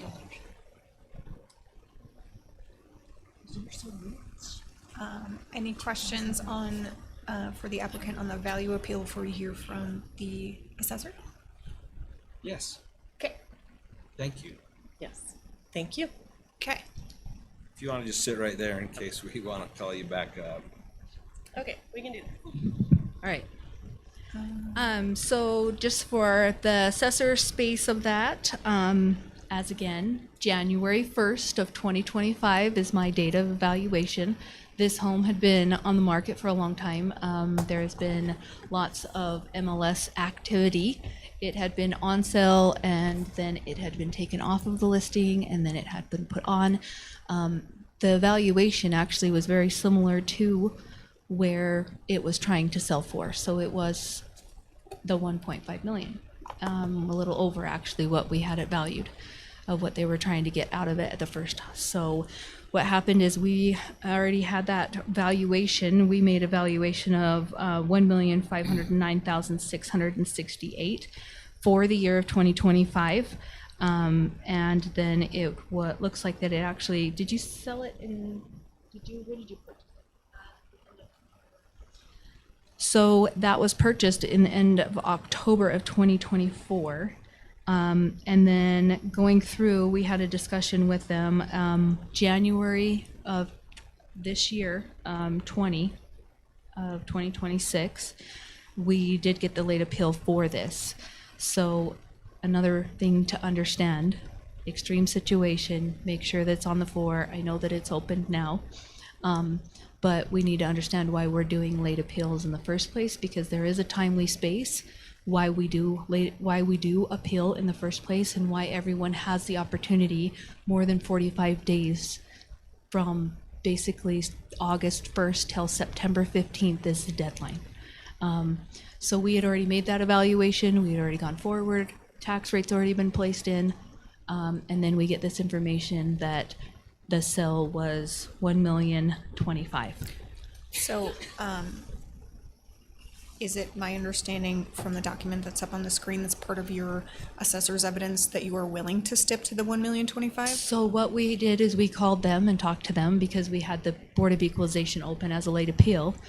And then what we decided to do is, because they did have documentations of the sale, we did recommend that we can go to the $1,025,000.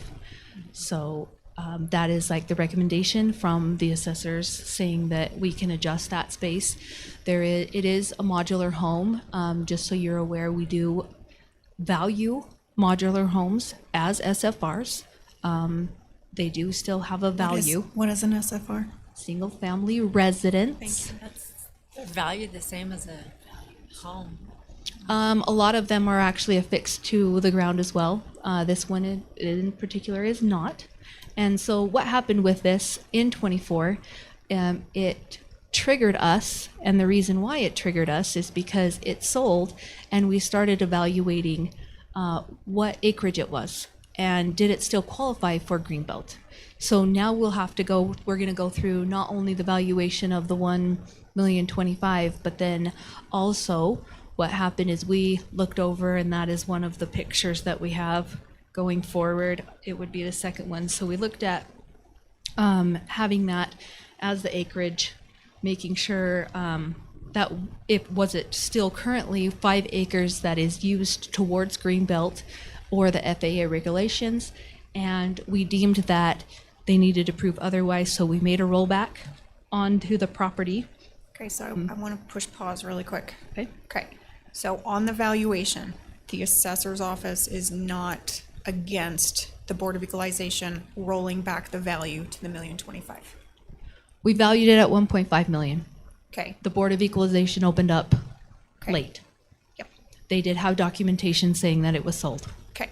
Whether it was arm's length, that's not, I mean, they did say, it wasn't in the MLS saying, was it in MLS? Multiple listing service? Like Realtor.com, okay. Yeah, and I believe that's why we went with it. It was because it was an MLS, a multiple listing service, that said that it was sold for the $1,025,000. Okay. So the other thing that note to self. Yes. Okay. Yeah. So on the Greenbelt issue, I just wanted to just clarify. The reason that it doesn't qualify for Greenbelt, where Greenbelt is a minimum of 5 acres, is because we automatically, statutorily, 1 acre of whatever the ground is considered the parcel or the acre of the home site. So correct, but it depends. That's not the answer I wanted. Absolutely love that word. So with the previous assessor, she did make an adjustment because the previous owner only had the house, but everything else was done agriculturally. So they're proving that 5 acres was used as FAA agriculture purpose. It is a very tight space. And as I looked over and made my little adjustments, it actually should not have ever really been in Greenbelt because it's 0.59 if we don't count the ag shed. So that's where this picture shows kind of just like a rough sketch of me. Is that the one I have up? Yeah, it's the next one down. It's actually the next one down. Yeah, it's the next one down. So when we assess that, my job as the assessor is to, if I have a rollback, I have to place that rollback value. That rollback goes for 5 years. So it's 5 years of the taxes that would have been paid if it was on secondary land, or what the value of the property was. So that's what the rollback tax is. It's about 8,000, what was it? It's the next page down.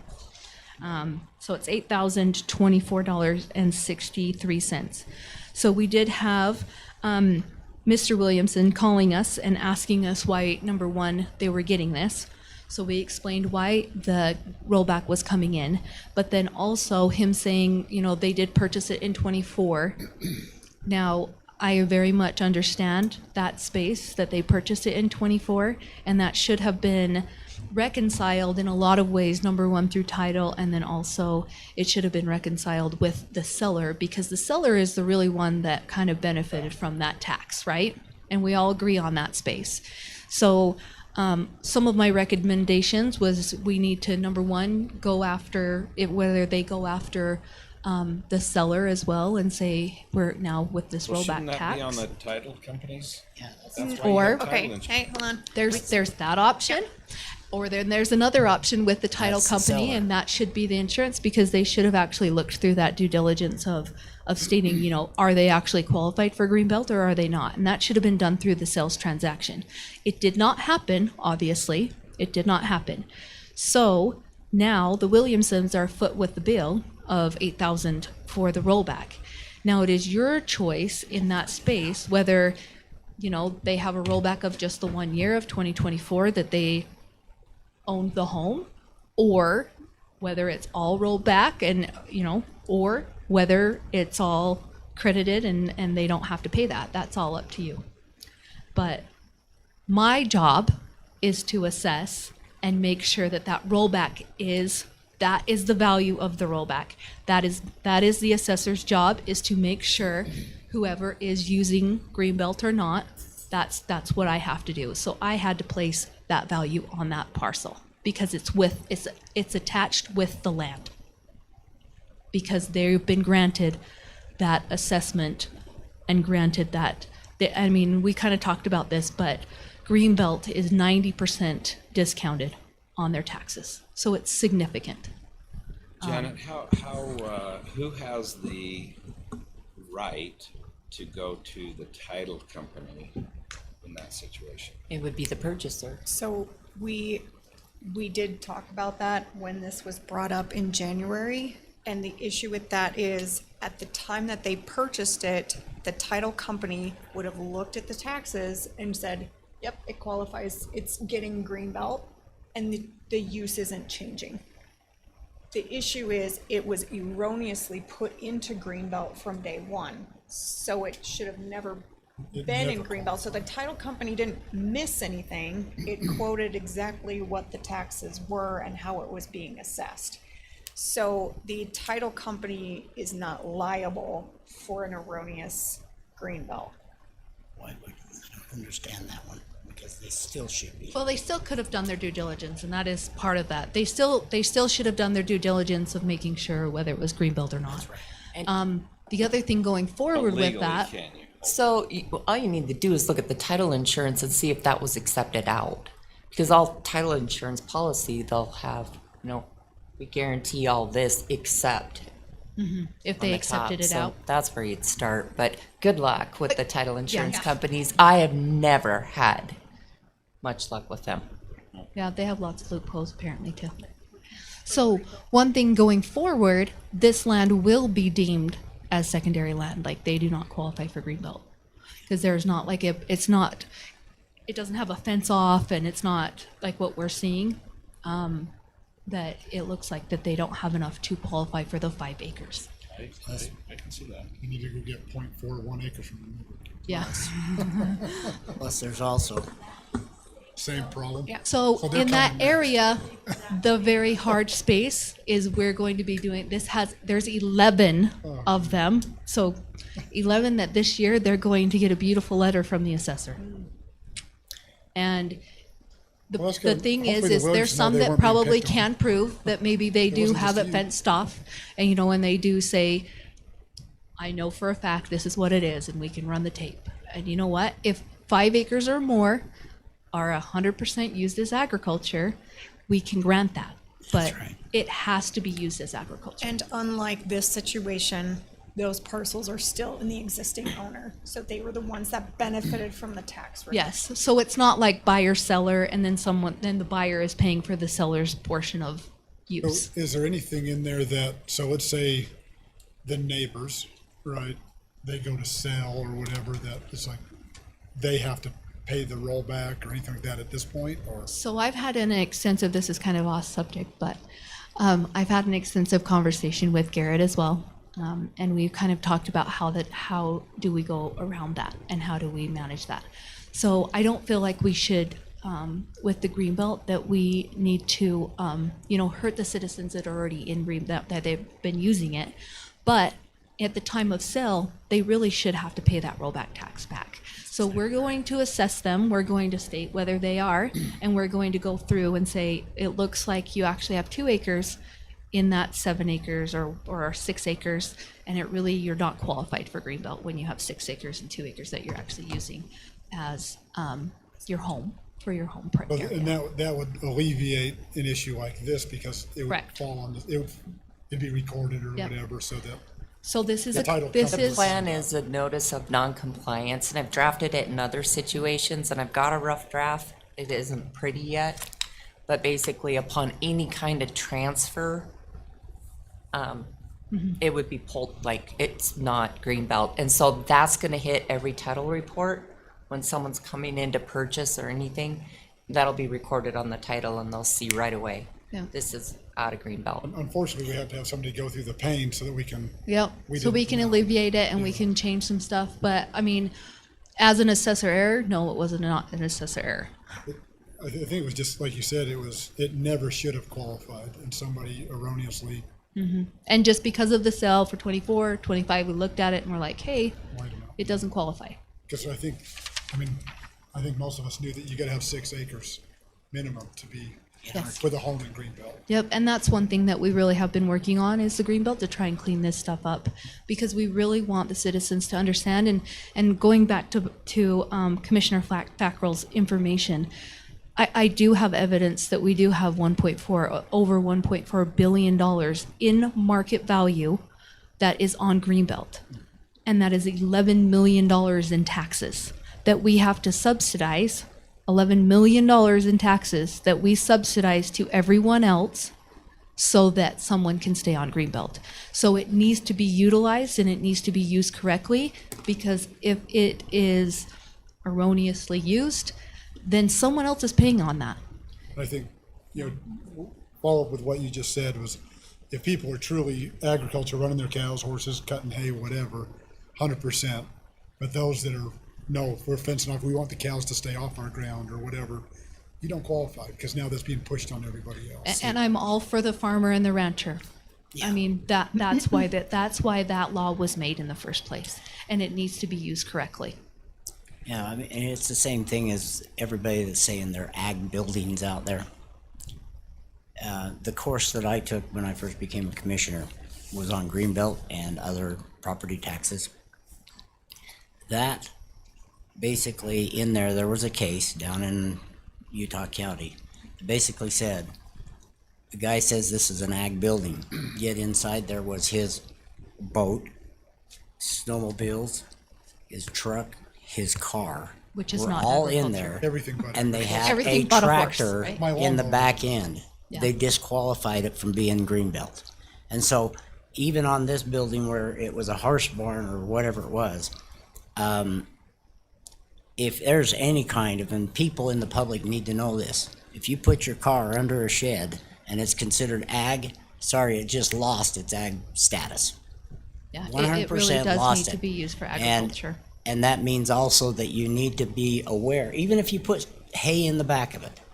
If you put a little bit of hay in it, it's still out of Greenbelt. Because the purpose of Greenbelt, and there's 2 laws that you have to fulfill within Greenbelt. One, either 80% of your income has to come from agriculture, or 50% of the production value has to be met. Yes. And if you don't meet that, it does not meet Greenbelt.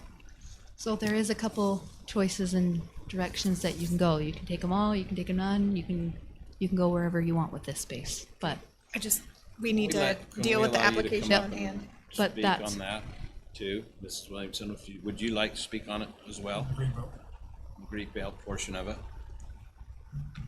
I think you make some great points. And we purchased this property because I'm a horse girl. I grew up ranching. I moved here from Oregon. I married a non-horse person. And he doesn't like horses, but he likes me. We breed horses. We have colts coming this year. We breed horses. We show horses. That is what is at the property. There's a home on it that is not on a set foundation. It is on blocks. And there's nobody living in that home. I go up there every day at least once. I collect eggs. My daughter collects eggs, raises the chickens. We ride every day. I have to go back there when I'm done here. It's past my bedtime, but I still got to put some blankets on some babies. So that's what we're using it for. But you do realize the size of it doesn't. I absolutely qualify. do understand that.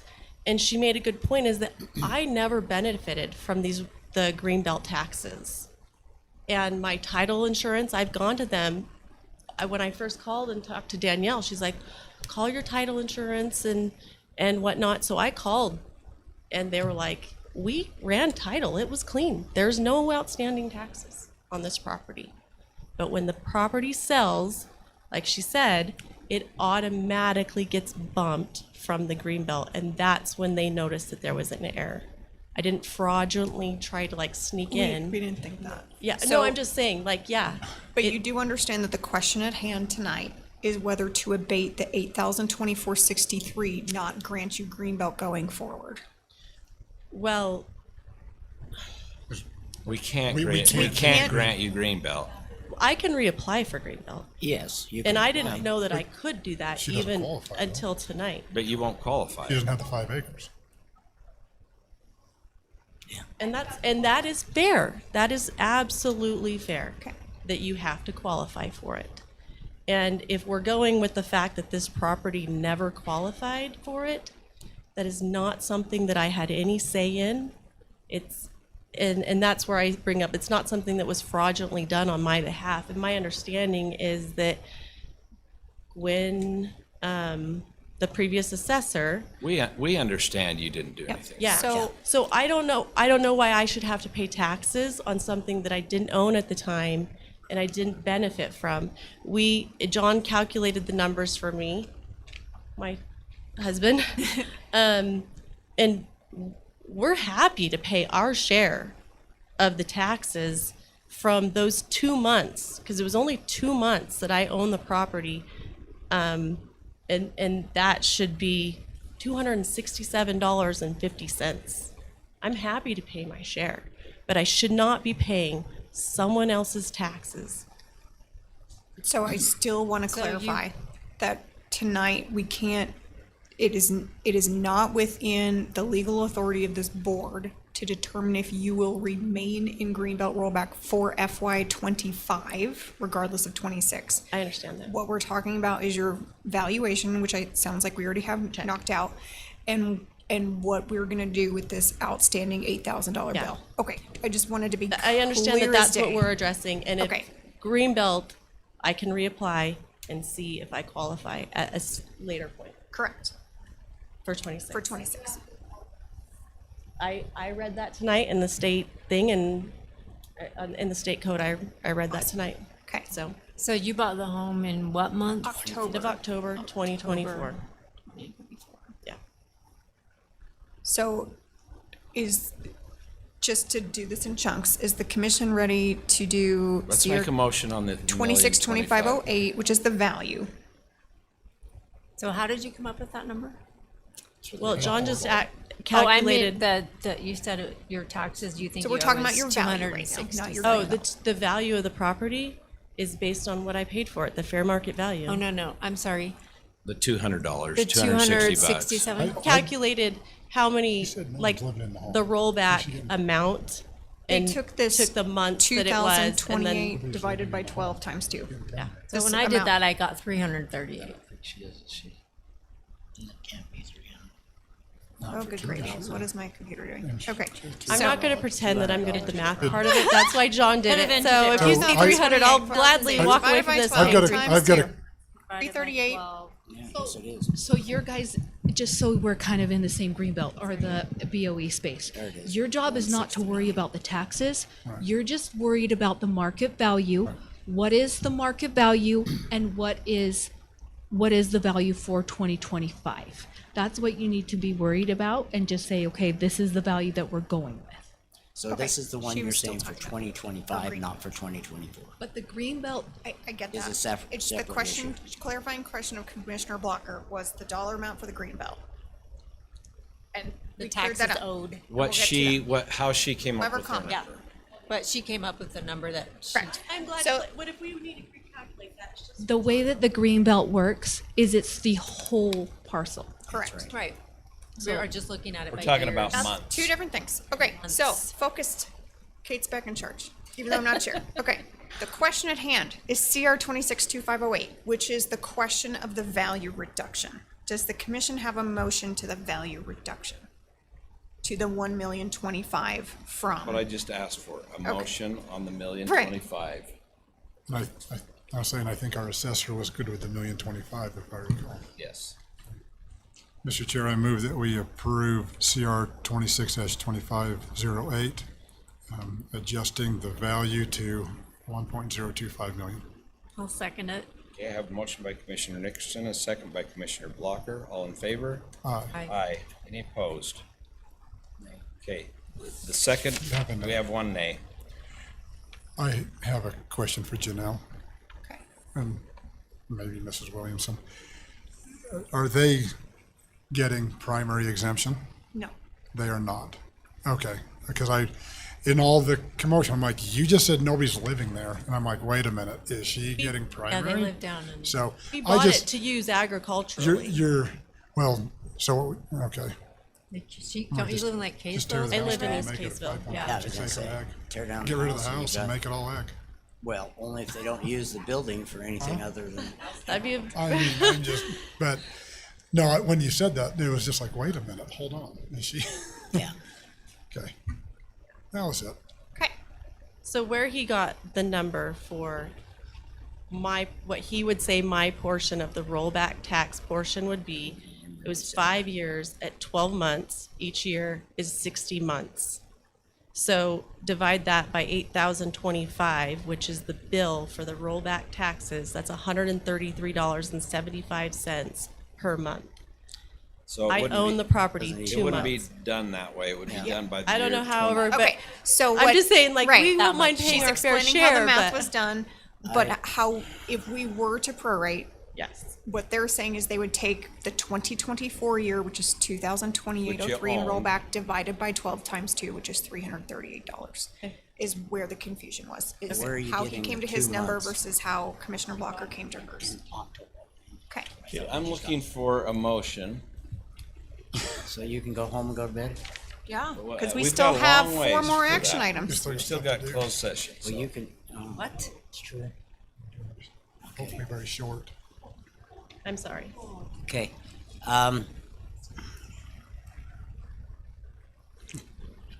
Sorry, it's We're 20 looking for a motion on the 4 years of back taxes on the green belt that Mrs. Williamson 5 had years. no gain on.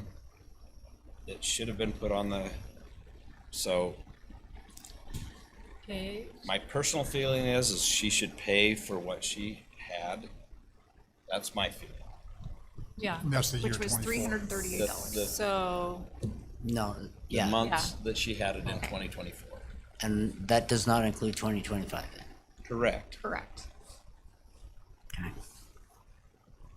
That's just my personal opinion. I just think So you get I'll move that, how do I word it, like we approve? So it's resolution 262509, Okay. BOE, and then it's abate in its entirety, do not abate, or abate down to. Okay. I move that we approve CR 26-2508. 9. 2509, because this is the second action on this parcel. Gotcha. 2509, to abate down to the amount of $338. You have a motion by Commissioner Blocker.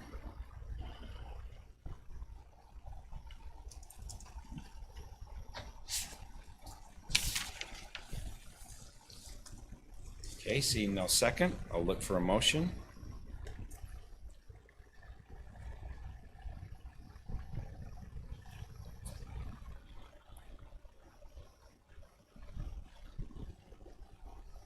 Trying to think how to move on. Not the motion, but my statement. I feel the pain. I mean, 5 years of rollback, $8,000. You know, if you purchase a home and you bought it in October, the seller would put into your escrow the first 9 months or 10 months of the year. You know, I mean, that's to go from 8,000 to 388. I know that she only had it for 2 months. My thing is kind of as a compromise. I'm thinking like at least 1 year as a compromise. That's just my opinion. So do you want to make a So motion? I'll make a motion to approve CR 26-2509-BOE, amending or abating to just the 24 tax year total of $2,043.11. We're not gonna Was that? abate that. Oh, 2028. sorry, I'm looking at the wrong line. Where am I at? Right here. We're not gonna abate that. We're gonna abate the 2028-03. other 4. Abate Oh, down sorry, to. 2000, I'm looking at the wrong line. 2028-03. No, Yes. Yeah. no. That You're- is what he's You're not saying. gonna abate it. Abate down Abate to. down Oh, to. down to. the tax year. Just that 1 year. 24, just Okay, that I'm 1 year. Heck, I might even vote for it.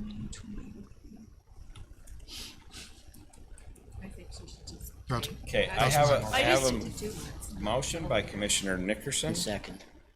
second by Commissioner Fackrell. All in favor? Aye. Nay. Nay. It's 2 to 3.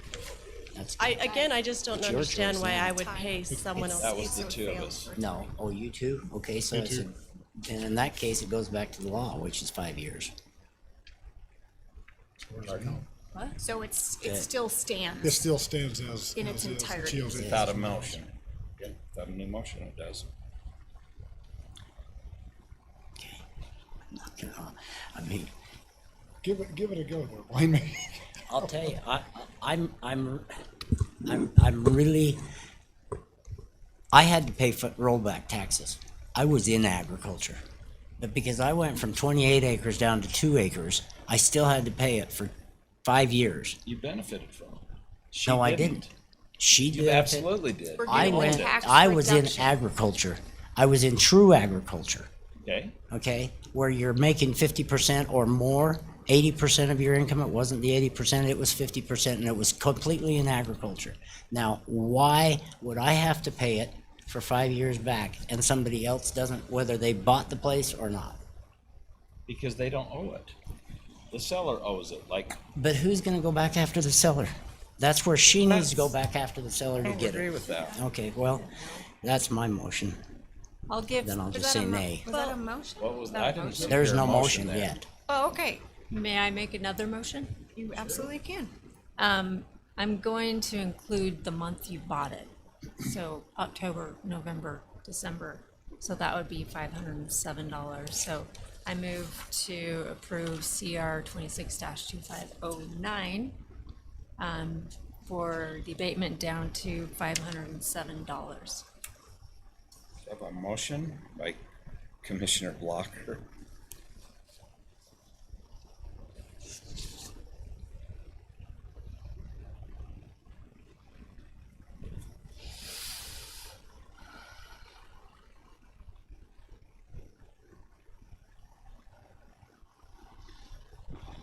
Okay, seeing no second, I guess we'll look for another motion.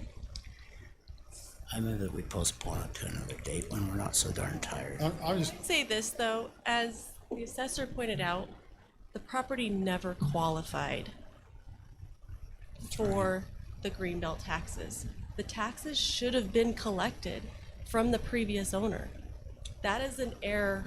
That is an error that someone else made. I agree with you. And so it's not my responsibility to collect taxes too. I'm just thinking of, you know, it's not your fault. I don't think anybody thinks it is, but it's like going forward with, I mean, you're the first of 11 that we're gonna have to go through this And with. it's gonna be a hardship for people. I agree. And it's, you know, to come up with eight, and that's what I'm looking at is like, yeah, the $8,000 should be paid.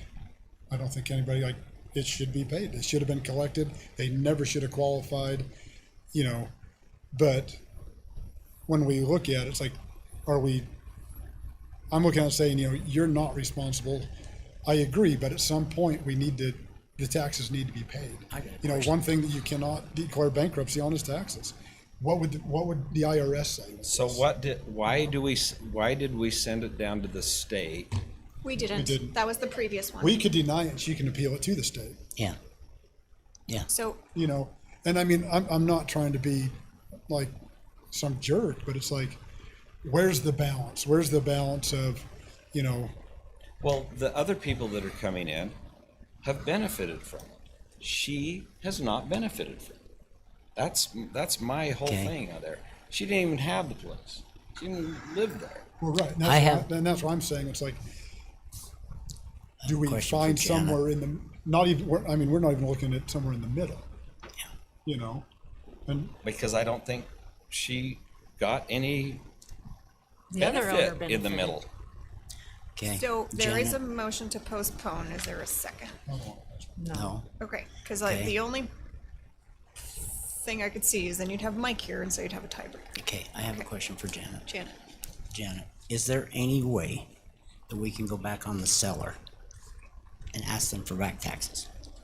Not that I'm aware of. Greenbelt, all the Okay, Greenbelt lien then I by move- statute They don't runs own with the them land. anymore.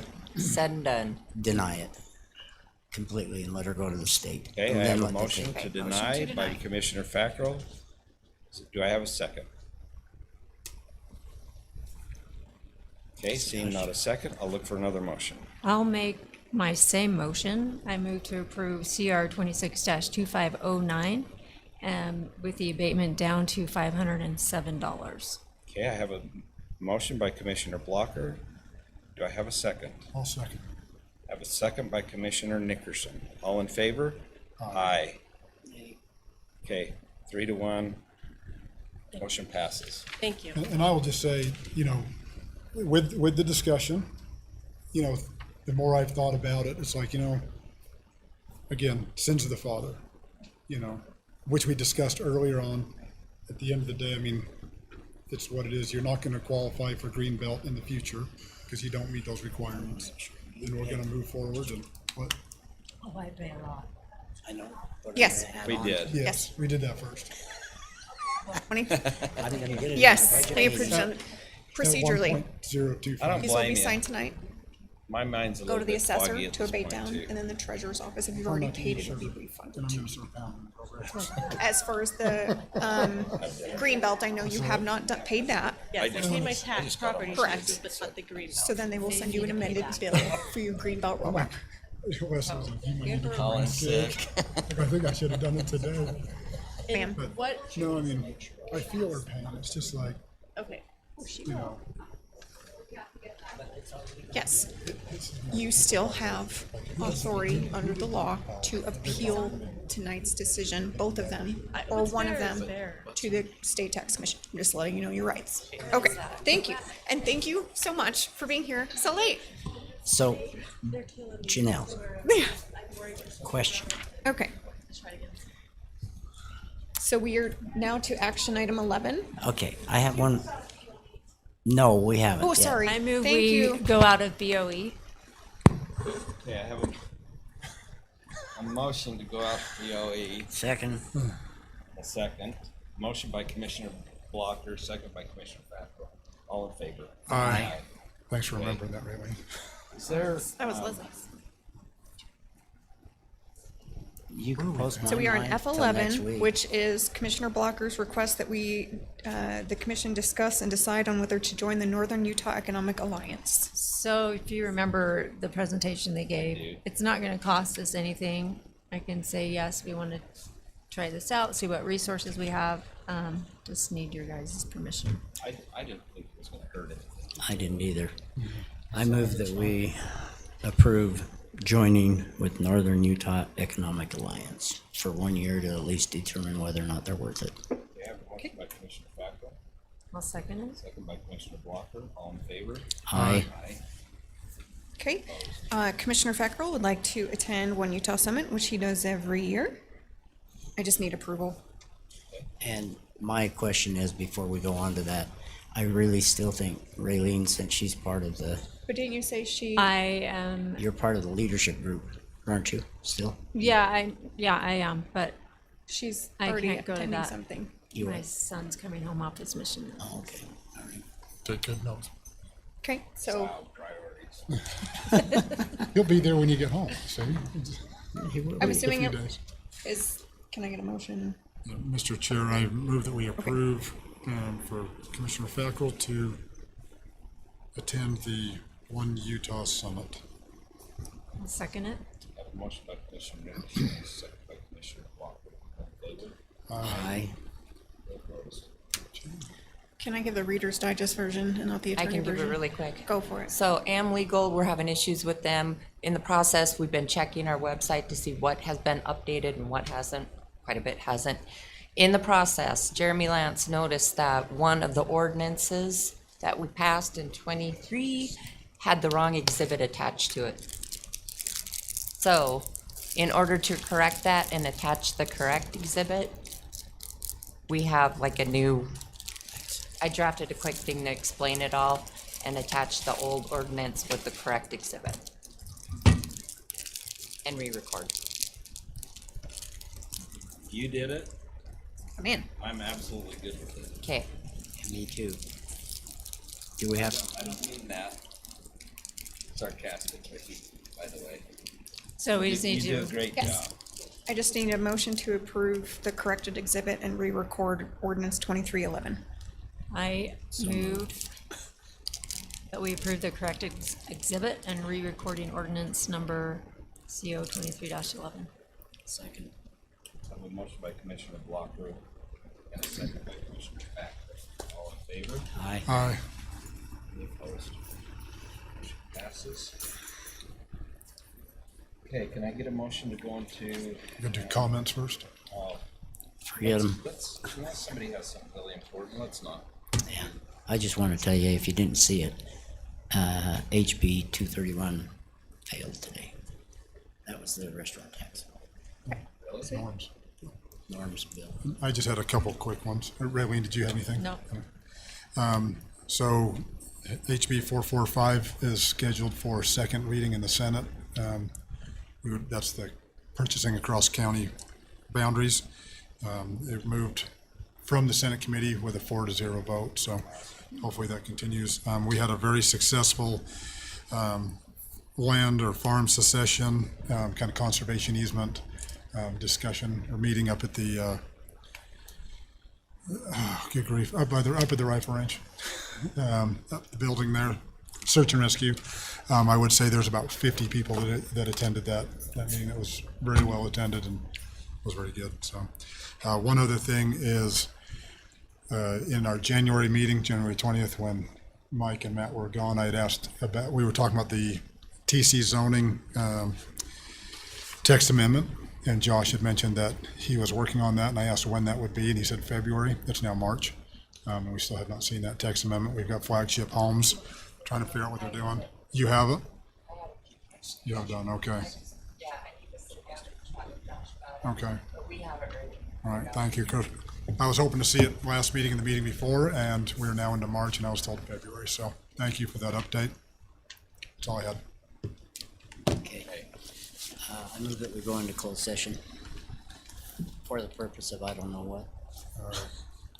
Acquisition, you. disposition of Janelle? real property. Could you take those? I move that we move into closed session for the discussion of acquisition, disposition of real property. I'll second it.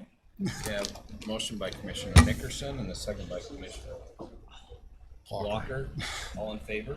Aye. Aye.